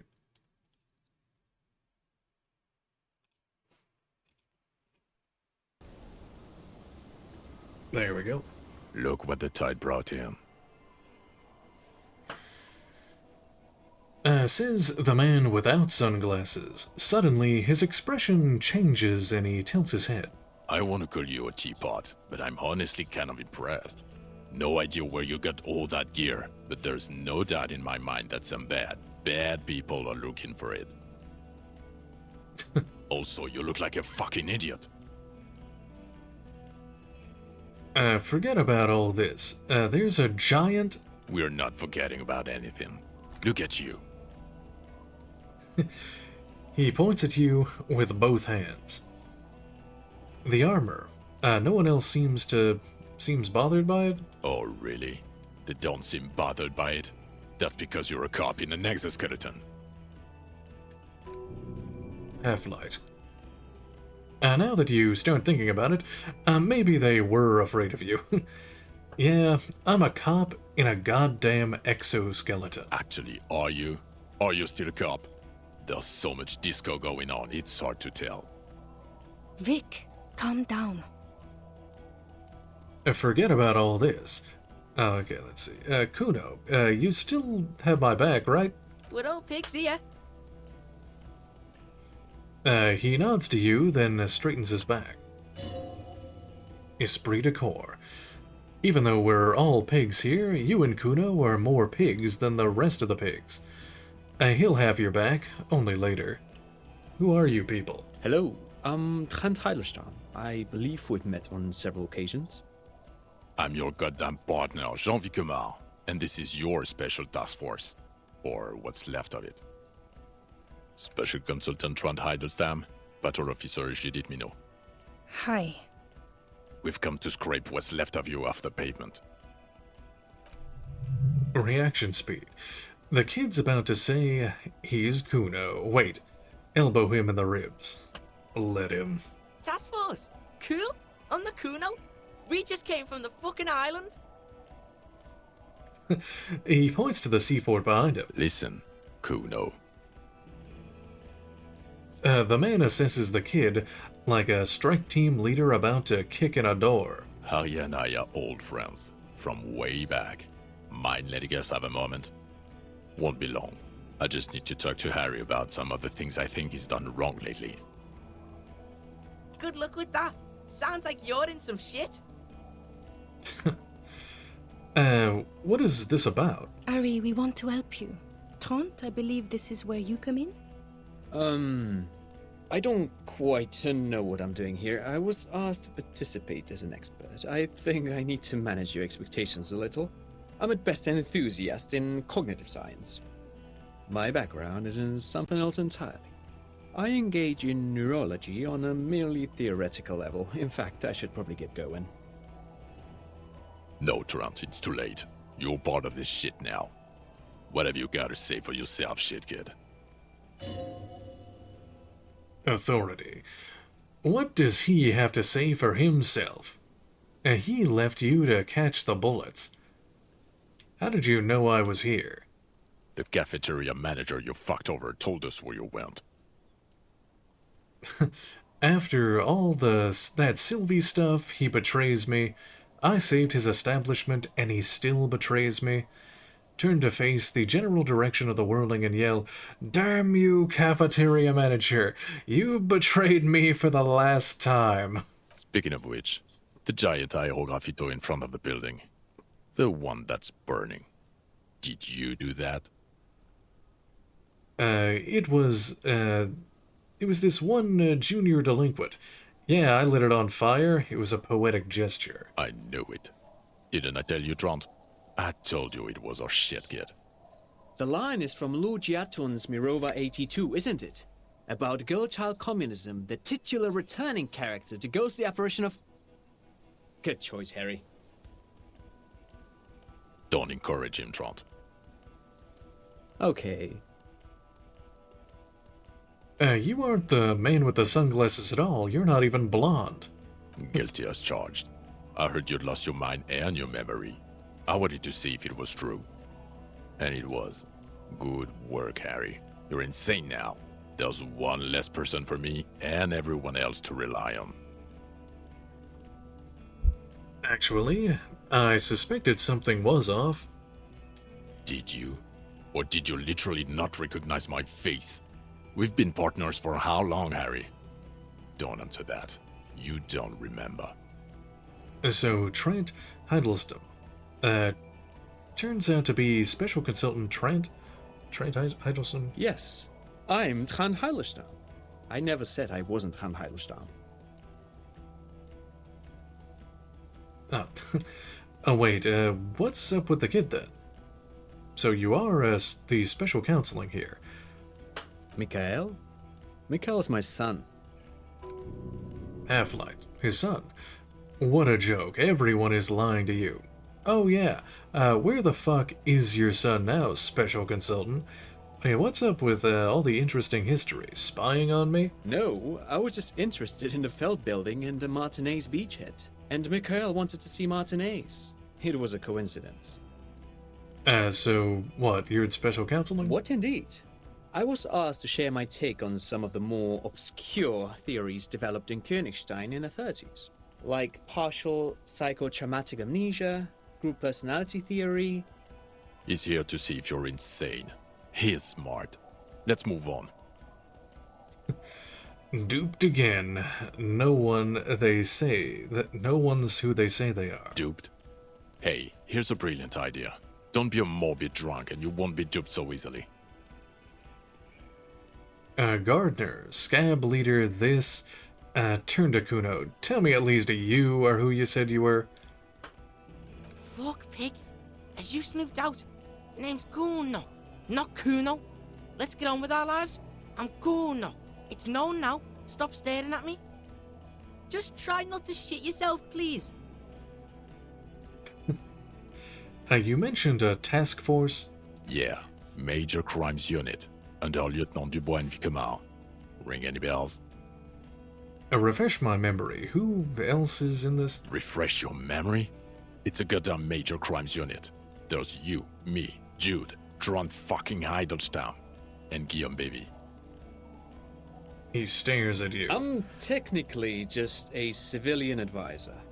Oh, fuck you. You're part of this shit show. First, who's Guillaume Bevy? Oh, that's an interesting story, actually. Guillaume Bevy is a police reporter who joined our team. He was really good. Then he left because he lost faith in your ability to lead the unit. Other people have left too. Good, smart people. People we won't get back. Only me and this really patient patrol officer are still here. And Tron because I'm forcing him to stay. Okay, so, what does the unit do? Do? It's a major crimes unit. We clear the desk of cases so Precinct 41 doesn't look like the worst station in town. We are shit tier now, Harry. Because of you. Where have you all been this time? There was a mercenary tribunal. God damn it, Harry. He shifts his weight, crosses his arms, and looks you in the eye. You told us to fuck off. You said we're cramping your style. Your detective god. Fuck everything. All we burn. Detect or die. And you were probably right too.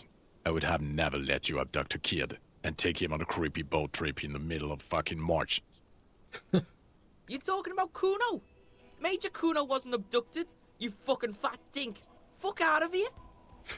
Wait, so you let me face a squad of trained killers alone just to teach me a lesson? All will burn, said Light Officer Vicmoir. Make no mistake about it. Why didn't you detect or die then? Why would you leave a literal police god? I said all those things. I'm not like that anymore.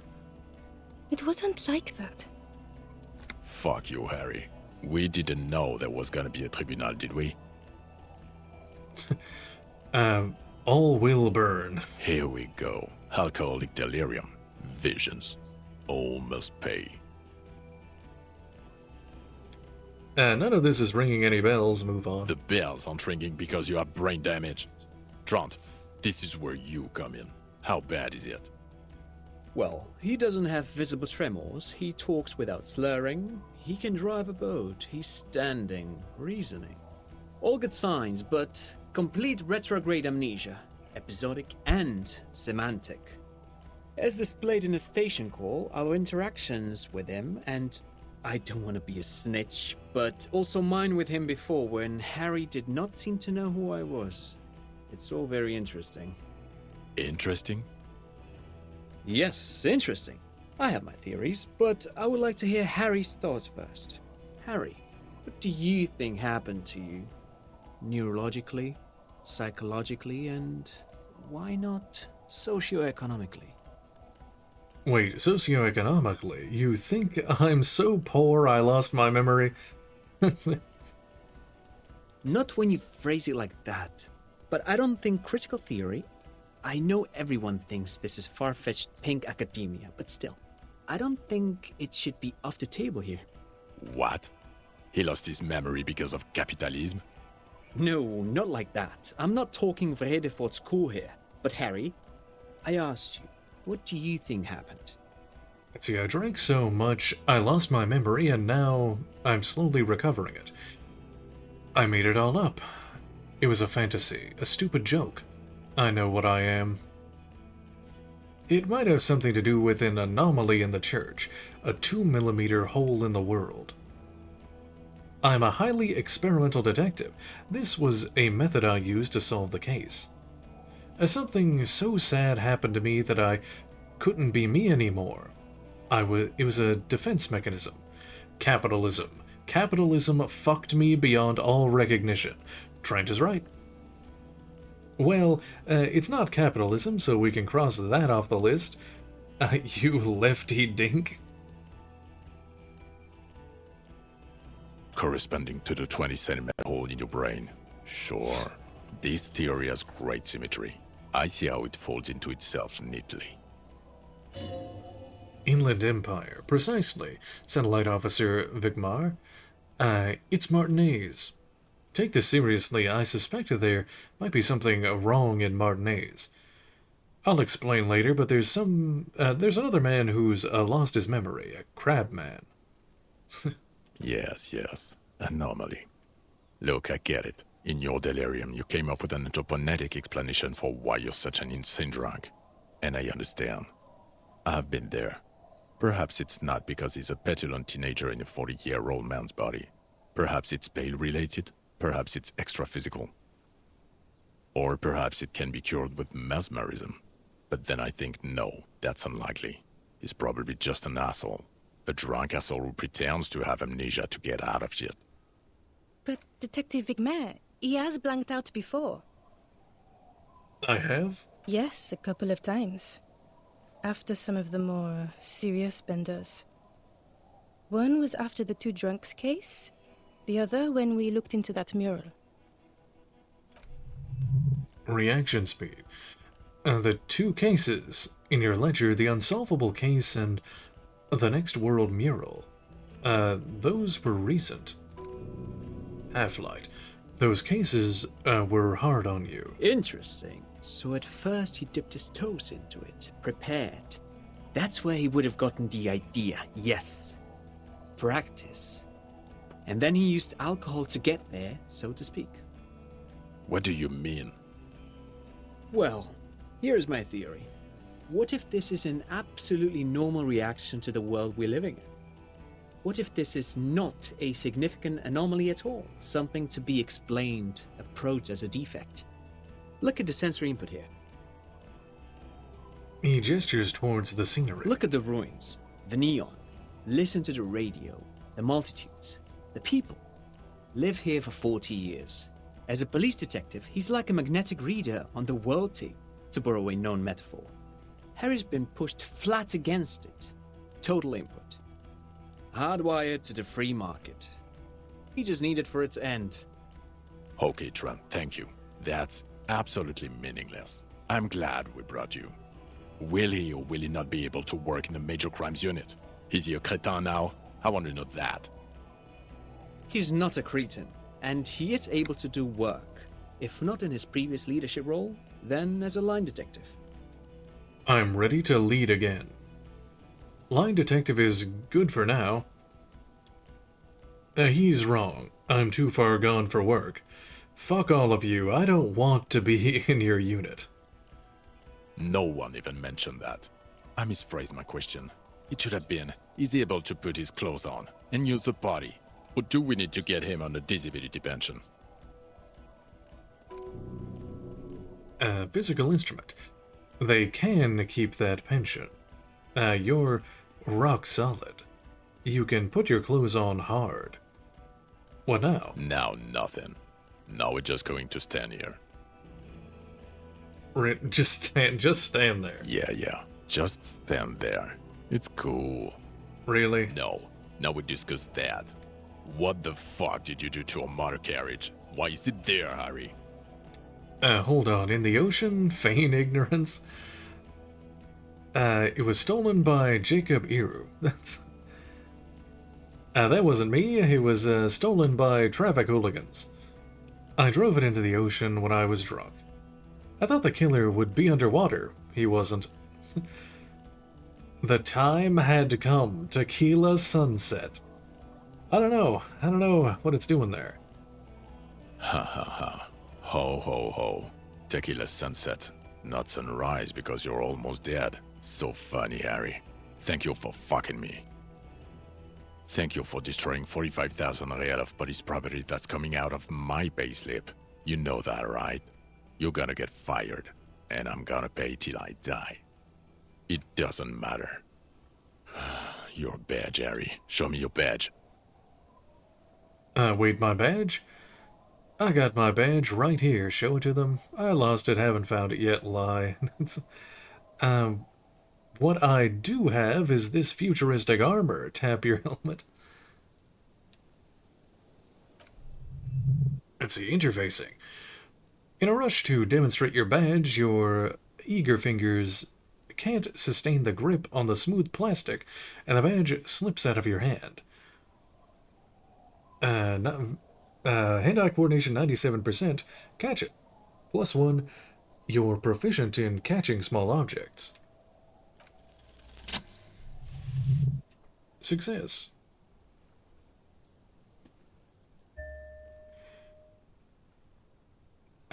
Did I get the badge? Behold, my badge.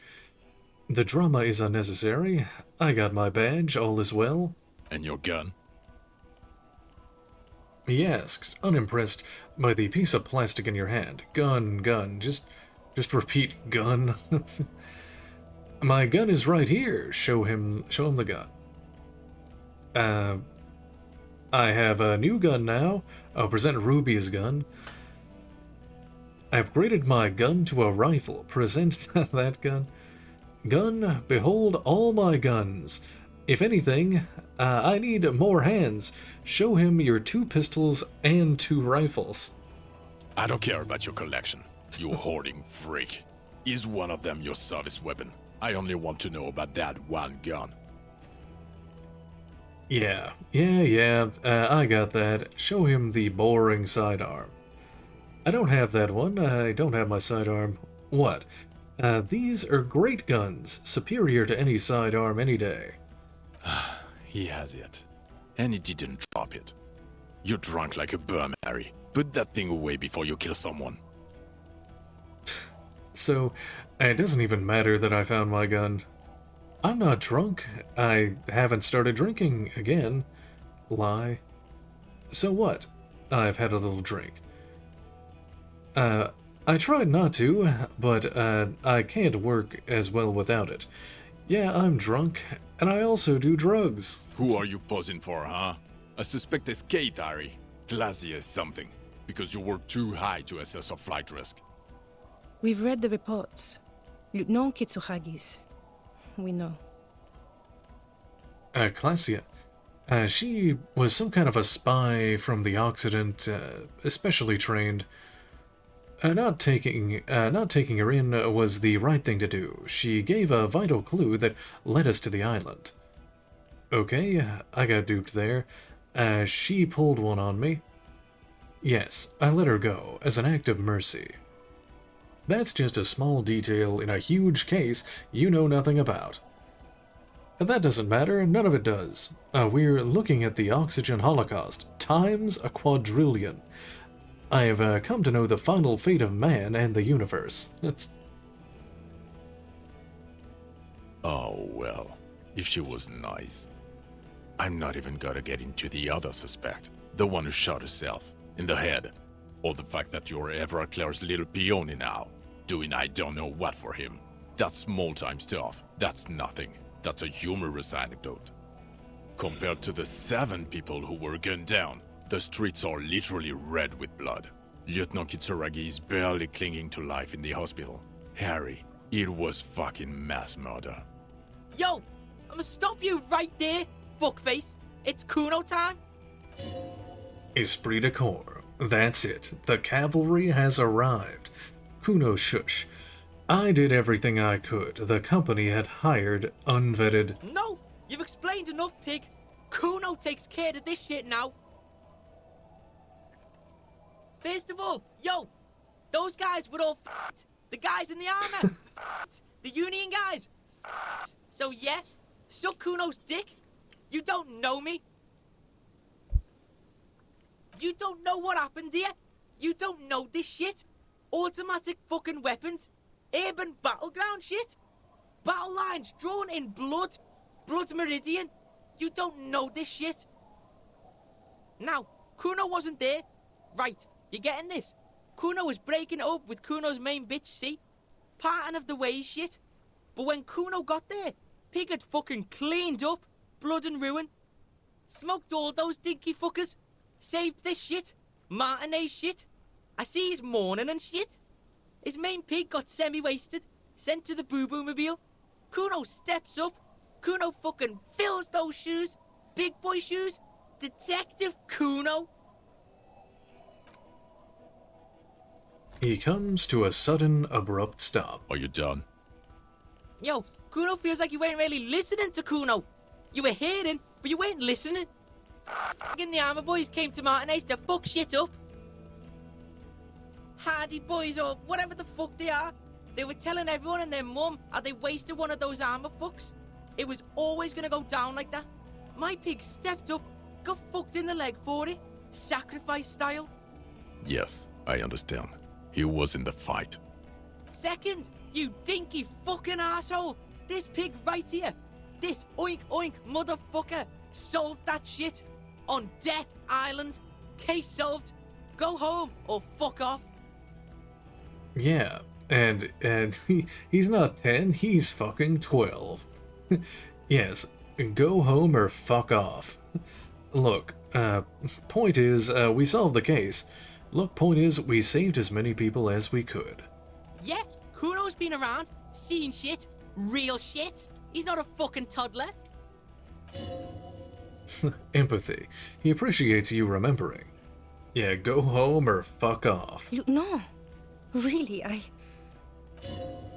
Esprit de corps. I don't think it's a good idea to let him speak.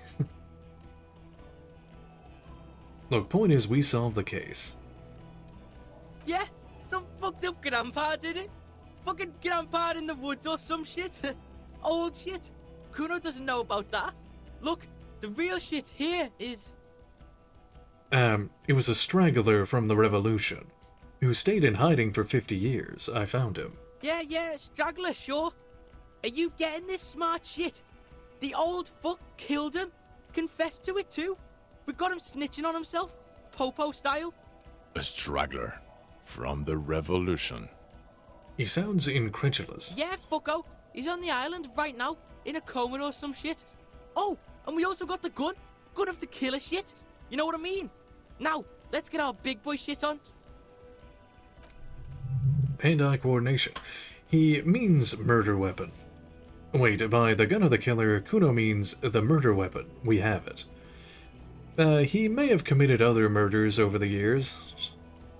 Yeah, smoked a ton of people. Unsolved shit. Now, listen up, soup fuck. You're gonna shit yourself, because it's gonna get wacko natural. Reaction speed, wacko natural. I think I know what it's gonna be. Wait, it's not going... It's not gonna get that. Let me... Oh yeah. It's going to get wacko natural. Tell him. There's a fucking 4-ton mantis on the island. What? Sorry, kid. Me and Harry need to. Authority. His patience has all but ran out. The boy better wrap it up. Yo, this is like the biggest moment in history right now. You wanna fucking listen to what's coming out of Kuno's mouth. He points to his crooked scowl. We saw a giant insect, white as fuck. Literally the Insulindian phasmid or some shit. Praying mantis style. It was 3 meters tall, and this pig right here. He points his finger at you. Composure. His hand is shaking with rage and excitement. This fucking old popo discovered it.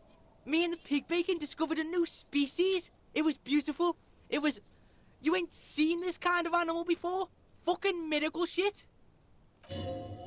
Empathy. He gulps, overcome with awe. This case, this fucking grandpa shit, this ugly shit, it's nothing. We saw a ghost. A real-life ghost. Like he fucking proved ghosts are real. It's that big, Popo. It's fucking...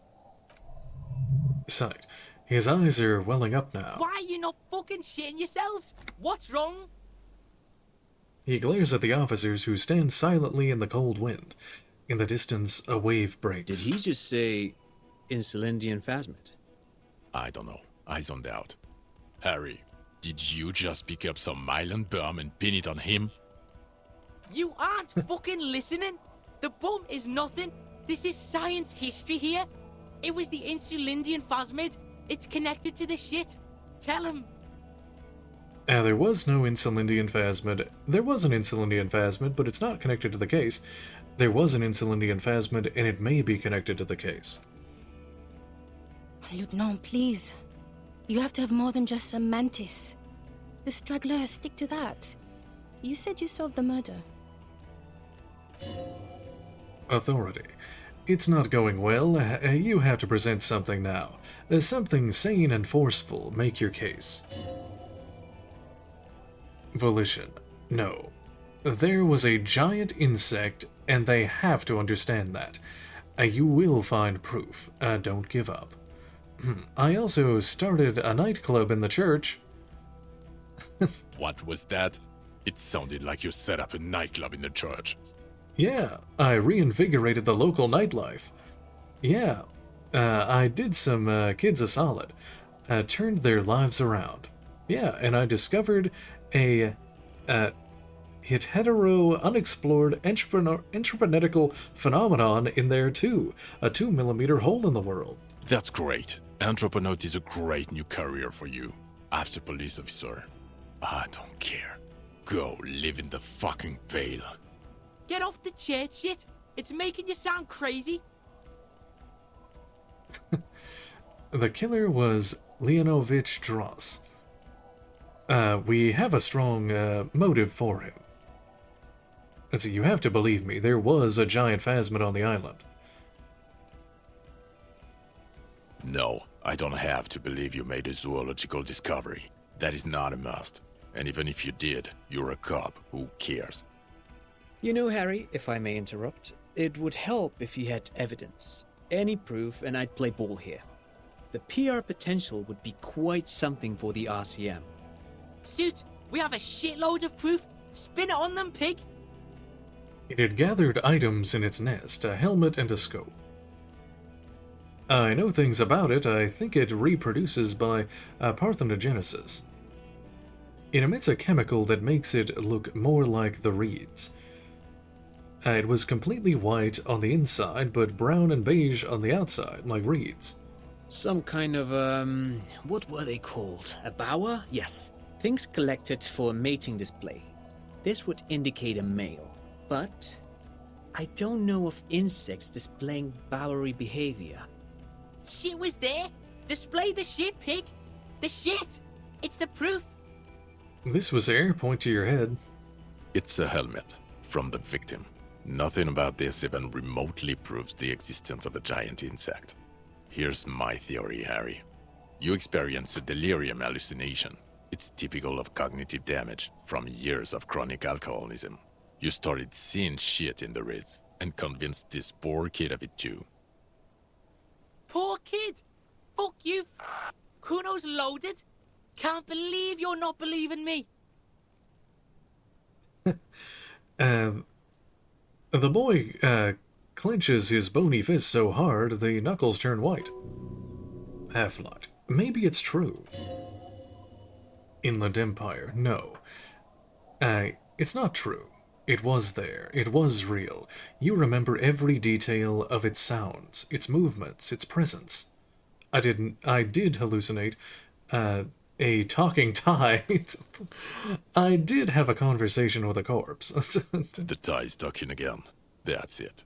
No more phasmid talk. There's no pure value in delirium tremens. Plants turning into bugs is a typical hallucination. archetypical even, dating back to many ancient tribal societies. Fucking Kuno doesn't have a photo camera because Kuno is fucking poor. Okay? That sucks about the Kuno. So Kuno didn't take a fucking photo and Kuno didn't paint a fucking picture. But it's in my head. In here. Kuno's eyes took the picture. It's right fucking here. I can't believe you're not getting this. He grinds his teeth. Kuno, please. If it's on the island, then it will be seen again. Calm down. It will never be seen again. It wasn't seen for 100 years. Fuck Kuno and let's all pretend there was no miracle. We don't need a giant insect. Everything is so good without it in this fuckhole. Volition. The sheer willpower in him must be making some dent in their incredulity. Some part of them must be thinking... There was also a dead man on the boardwalk, a missing person I found. Yes, yes. Fallen through a gap in a boardwalk. Drunk. How'd you know I found The it? body was transported to Precinct 41, our morgue. I had Tilbrook and Mullins take care of funeral arrangements and family stuff. You're not the only cop in the world, Harry. This all comes back to us. Still, good work with the missing person, Detective. Authority. It's still a point for you, no denying it. I also looked into the mystery of the doomed commercial area. I don't know what a doomed commercial area is. Rue de Saint Ghislain 10, a commercial building where all businesses go bankrupt. I looked into it. The curse turned out to be possibly entreprenetical. Part of my larger investigation into Martinez itself. No, it didn't. It didn't turn out to be entreprenetical again. Enough with 2mm holes and the giant bugs. This isn't Paradox B. We're a police force. What were you even doing in some commercial area? Your job was to solve a murder, not Martinez. Reaction speed. Damn. Now it sounds like you were just wasting This time. pig helps people, okay? He's a fucking handy helper. He does that shit. He finds insects and solves side shit. It's his style. Side style? Jean, it is his style. Inland Empire. It's definitely your style to solve side shit. It may only be a small thing, but I found a man's jacket. You're right. It is a small thing. Does anyone care about a jacket? No one? Hearing. Silence. The wind blows. See? No one cares. I confiscated drugs from Kuno's dad. Yeah, you really fucked the Kuno on that. But that's old shit. Kuno's now. Pig's just being a good pig. That's cool to Kuno. Great. Thanks. You snorted the drugs, I know you did. Fuck it. It's alright. I'm in, honestly. Anything but the drink. The killer, Drouse, we have a strong motive for him. Lilianovich. A revolutionary matronym. A revolutionary matronym? The custom started in Grad, where they have patronyms. Krasovich, Lasovich, etc. The revolutionaries saw this as a chauvinist atavism, so they used matronyms, derived from the mother's name instead.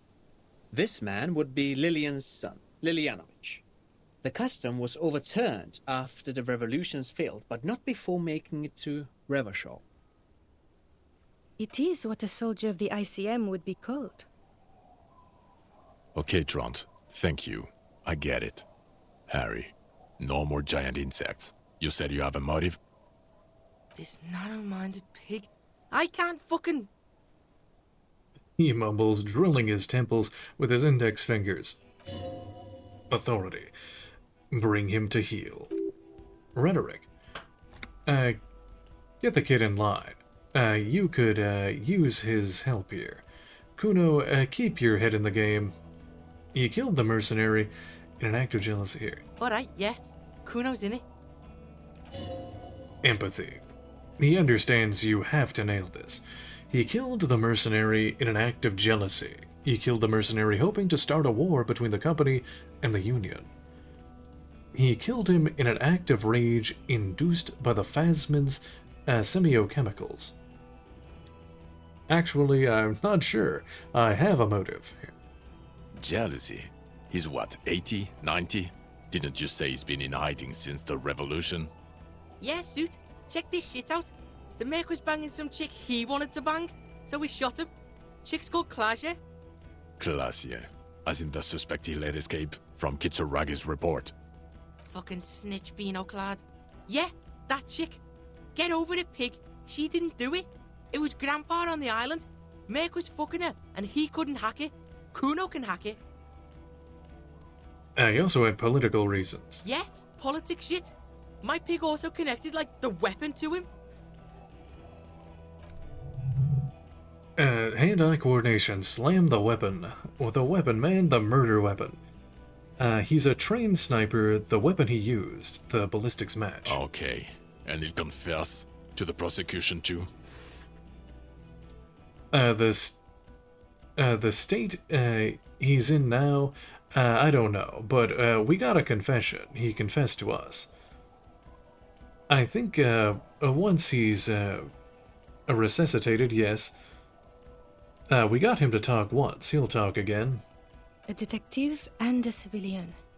Jean, and the gun. He has it. Okay, we'll see about it when we get Coast Guard on the island. Physical instrument. This left a mark, and they can't deny it, son. You got the bastard. Authority. There. No one is saying anything. The silence agrees. So what do you say? Wanna take this hot shit back? Point to yourself. No. Sure, you get the case together. You can do police work. In bouts. That's not a surprise to me. Even the insect. I don't care. But you're an alcoholic. And you've been drinking. Again. I won't let my life unravel because of this. He has. That's true. Empathy. There's an enormous sadness in that admission. It's tough. One of the toughest addictions to overcome. Comparable only to heavy synthetic opiates. Even morphine is easier to kick than alcohol, statistically. The odds are against him, especially at this age. He's too old. He's been like this for too long. I've seen him try many times. It's a farce by now. Suggestion. They're leaving. They're all turning away from you. Electrochemistry. No. You can figure it out. Replace it. Replace the alcohol with amphetamine or GBL. Fuck it. Morphine. A graffito removal agent. Anything. It'll buy you time. All you need is time. Inland Empire. Compared to the intersection, in front of Video Revachol 24, it's nothing. Compared to that, everything is possible. Sight. Think. You can detect in Jamrock, Boogie Street, Curon, La Rayonne, Underground, Coal City, on the 881. It will all be yours to sieve through when the last snow has melted. I need to be the greatest, Jean. I was born for this. I will stop to do better. I know it's difficult to believe, but I will do it for the kingdom. I'm not that person anymore. I became something else. That something else will quit. I cannot. I cannot live without this job. Fuck you then. And fuck me. I'll go. Listen to this shit, man. He throws up his hands. Detective, I just don't want this trial to go on any longer. It's cold outside and let's just go. Fucking Harry, fuck you for bringing this kid with you. It's only because he's defending you. It's the only reason you're not staying here to die. Esprit de corps. It's more than that. He just can't. One final time. You manipulative son of a bitch. It is cold, and we have vehicles in the square. The perp needs to be taken into custody. Let's get a move on. Inland Empire. Now you will finally get to know who you are. Wait, I have a few questions before we go. About who I am. The man looks westward, impatiently. Hearing, jingling his car keys in his pocket. Who am I? Who are you? You're a gym teacher, Harry. What? Well, obviously you're not a gym teacher anymore, but... But before. Before you were a cop, you were a gym teacher in Coron. It's getting really cold outside. Should we maybe... That does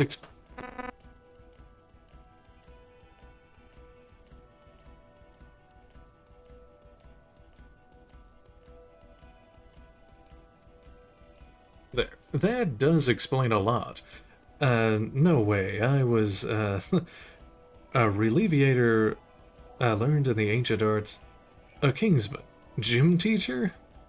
No, a regular one. That does explain a lot. No, Pig, that explains everything. The running, the jumping, the shot put, your whack mustache. The Fallon gear? Your lame-ass pants before? Like this fucking retro shit that's going on? Kuno's seen all this before? In gym class. Endurance. The incredible stamina output. Physical instrument. Also, this guy, just everything about this guy. Savoir-faire. And this guy, too. Hand-eye coordination.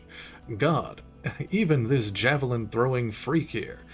My God, Contact Mike? You've been on about Mike again. I hate that guy. Contact Mike is a reprise of the most inspiring basic sporting principle of open competition, a 5001 rank outsider. Oh, you don't say. Does he also vault an impassable gulf of finance and privilege?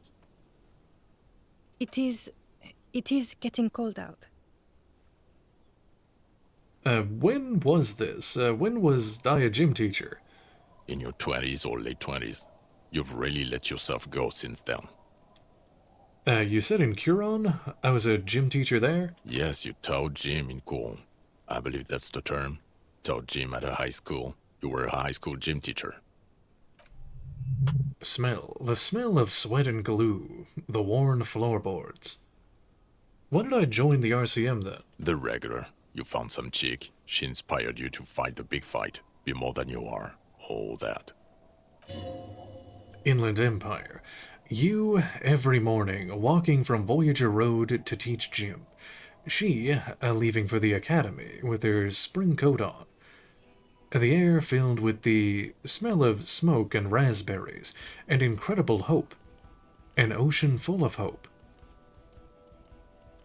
Okay, I see now. Kuno fucking knew there had to be something wrong if you can run like that. Why am I like this? It's not a mystery. Some chick fucked you over. Also, you were drunk. Pain threshold. You really went with it too. Really maximized the damage. Some chick who? Dora something. Dora England. Yeah, you mentioned her name. Reaction speed, not Dora Dubois? Wait, we weren't married? No one is married anymore. This is Revachol. When was this? God, I don't know. 6 years ago? She was way before my time. Volition.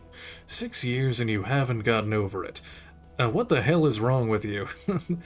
6 years? Oh, okay, 6 years is not that much. It couldn't have been 6 years. 3. Let's go with 3. No, it was 6. Like, ancient. It's an old man thing. 2 old years equals 1 normal year. That, and Dora England really tore you a new one. A big one. Who was she? Incredibly bangable. Huh? Figures. No, I mean, what did she do? She was incredibly fuckable. A beautiful bourgeois woman. Wayfish. Like a Welkin, basically. Conceptualization. A snow welkin. Blonde welkin. Inland Empire. Heartbreak welkin.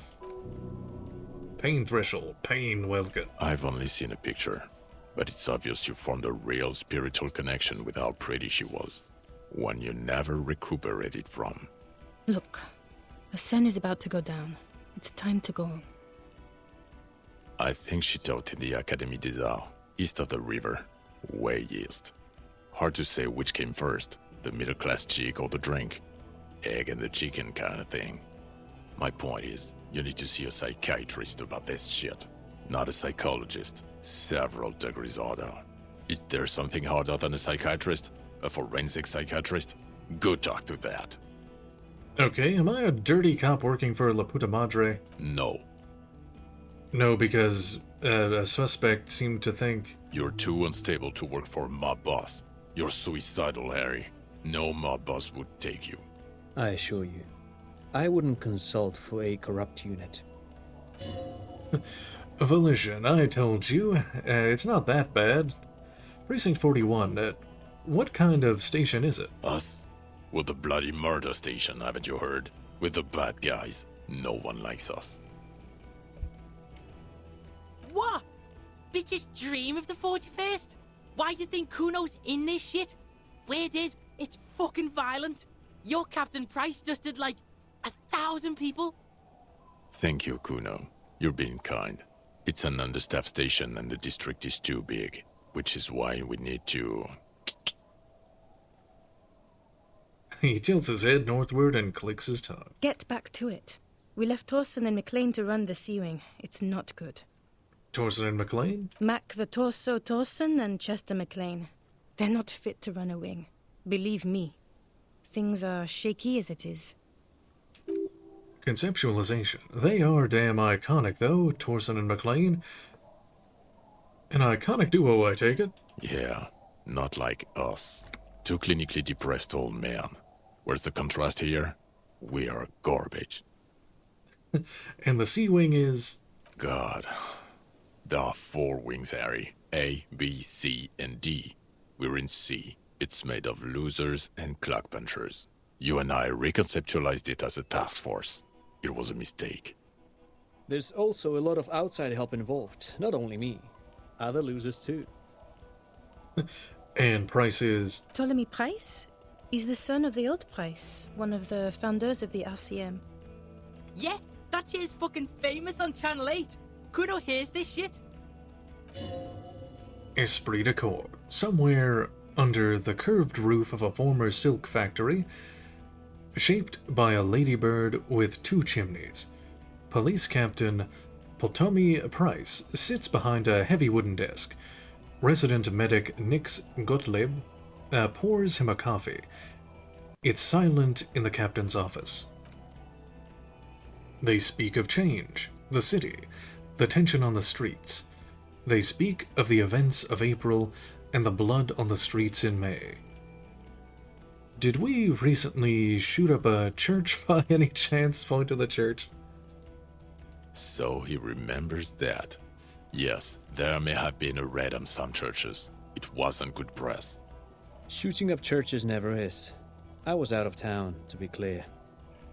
What happened? Why did we need to go there? Our enemies were hiding in a church, to the best of our information. That's it. I'm not talking about this anymore. Your security clearance is shit tier right now. You have to wait for it to go up. Authority. He means it. The RCM and its enemies will not be discussed on this coast. Hearing. Your clearance will not go up while you're within earshot of the Union headquarters. So I work in the Bloody Murder Station. Okay. It's not the Bloody Murder Station. It's an old converted silk mill with green desk lamps and a coffee corner. A lot of good people work there. Hard. Every day. Jamrock is the largest ghetto in Rivershoal. Faubourg, technically, but it's divided into 11 districts. Jamrock only has us. Kuno's liking this shit. Jamrock is the real shit. Mayonnaise is fucking white as balls. See shit? This ain't a real ghetto. Thank you, Kuno. You bring light to my day. The Phasmid, I need to tell Lena about this ASAP. Who is Lena? A cryptozoologist. She lives in Jamrock, on Tabernacle Road. She told me about this Phasmid. Tabernacle? It's on the way over. Near where you live on Perdition. Fine, if we're gonna drop you off anyway. Kuno, what will you do now? Fuck do you think? Gonna rock that law enforcement shit with you guys? Detective Kuno? Like you promised? He chews on a piece of imaginary chewing gum. Like you promised? But I didn't promise anything. Guys, Kuno's enrolling in a junior officer program. Yeah, no, you're staying here, Kuno. You're too young. No, he's not. He's 12. Kuno's fucking 19? You have to be 15 for the junior officer program. You're not even that. Hey, you don't get it? Kuno's got pig all over him. Kuno smells of bacon grease. Being seen with you. Fucking informant shit. You think no one sees this? He spreads his arms. They're gonna hang me by the nuts if you leave me here. You want that on you? A dead kid? Or you want Kuno at your station solving shit? Like we just did? Composure. His hands are shaking and his face is white. Empathy. He's genuinely scared of being left behind. Inland Empire. It's not the locals he's worried about, but an 11-year-old girl. Lower your voice, Jean. He has nothing. Jean, I want Kuno on our station, solving this shit. His dad's in a coma, and his only friend is gone. He was good on the island. He can do this. I'm sorry, we just can't. It's not possible. He can't be a cop, Harry. He's 12. And he says every 4 seconds. I won't say it. I won't say it anymore. Composure. His teeth are clenched, and his throat moves in a gulping motion. Maybe you can take the kid with you. Enroll him a year earlier and say he's 14. If he... I promise I won't say it. I won't say any of it anymore. As he shakes his head so hard his face turns red. Esprit de corps. Detective Kuno de Reiter. Oh, for God's sake. Yes, we'll do it. There. Recruit Detective Kuno. Junior officer material. I'm ready. End. Good. She looks at you, then Vigmar. Fuck it, let's go. Tron brought his motor carriage. It's a 20-minute drive to Jamrock. Shivers. Under the afternoon sky, the great district hums. A chessboard of wooden houses. 80,000 living souls in chimney stacks. Fire traps as far as the eye can see. From Main Street to Precinct 41, to Boogie Street forking into the snow-swept horizon. You close your eyes and hear the dogs bark. A lone woman sits by a factory window, dreaming of meteorite strikes. On Rue de Saint-Jérôme, a square bullet slides into a square-shaped chamber. In Old South, a man without eyelids smiles. Spring has come. It's time. Esprit de corps. Torsen. Yes. McLean. Yes. Hildstrom. No. Vigmar. Yes. Dubois. Of course. Really? Nix Gottlieb looks up from the list. I hear he's quite unstable. You say that like it's a bad thing, Captain. Price gestures with his ballpoint pen. It's dim in the office, and the curtains are drawn. Harry's our man. He'll pull through. When he does, he'll side with Revachol. Understood. Gottlieb returns to the list. Menot? Of course. Wonderful. Then can we please just go back to Jamrock now? The woman looks north.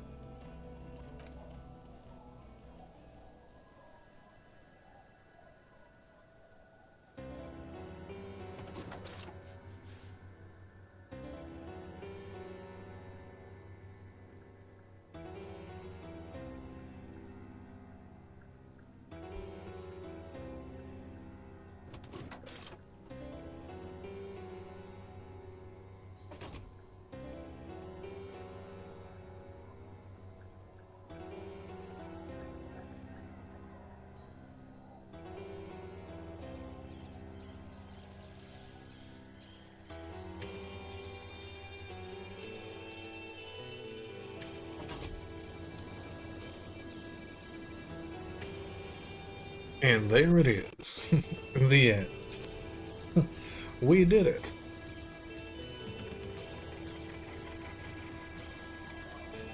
There we go. That's the first one I did the Traditionalist playthrough with. So, and the first one I got Uno is during the end there. So that was cool. I liked it. Pretty good. This is one of my favorite games. Got a lot of vocal exercise with this one, talking for like 3 hours every day for the last 2 weeks. An extra long, four and a half hours. I'm pretty tired.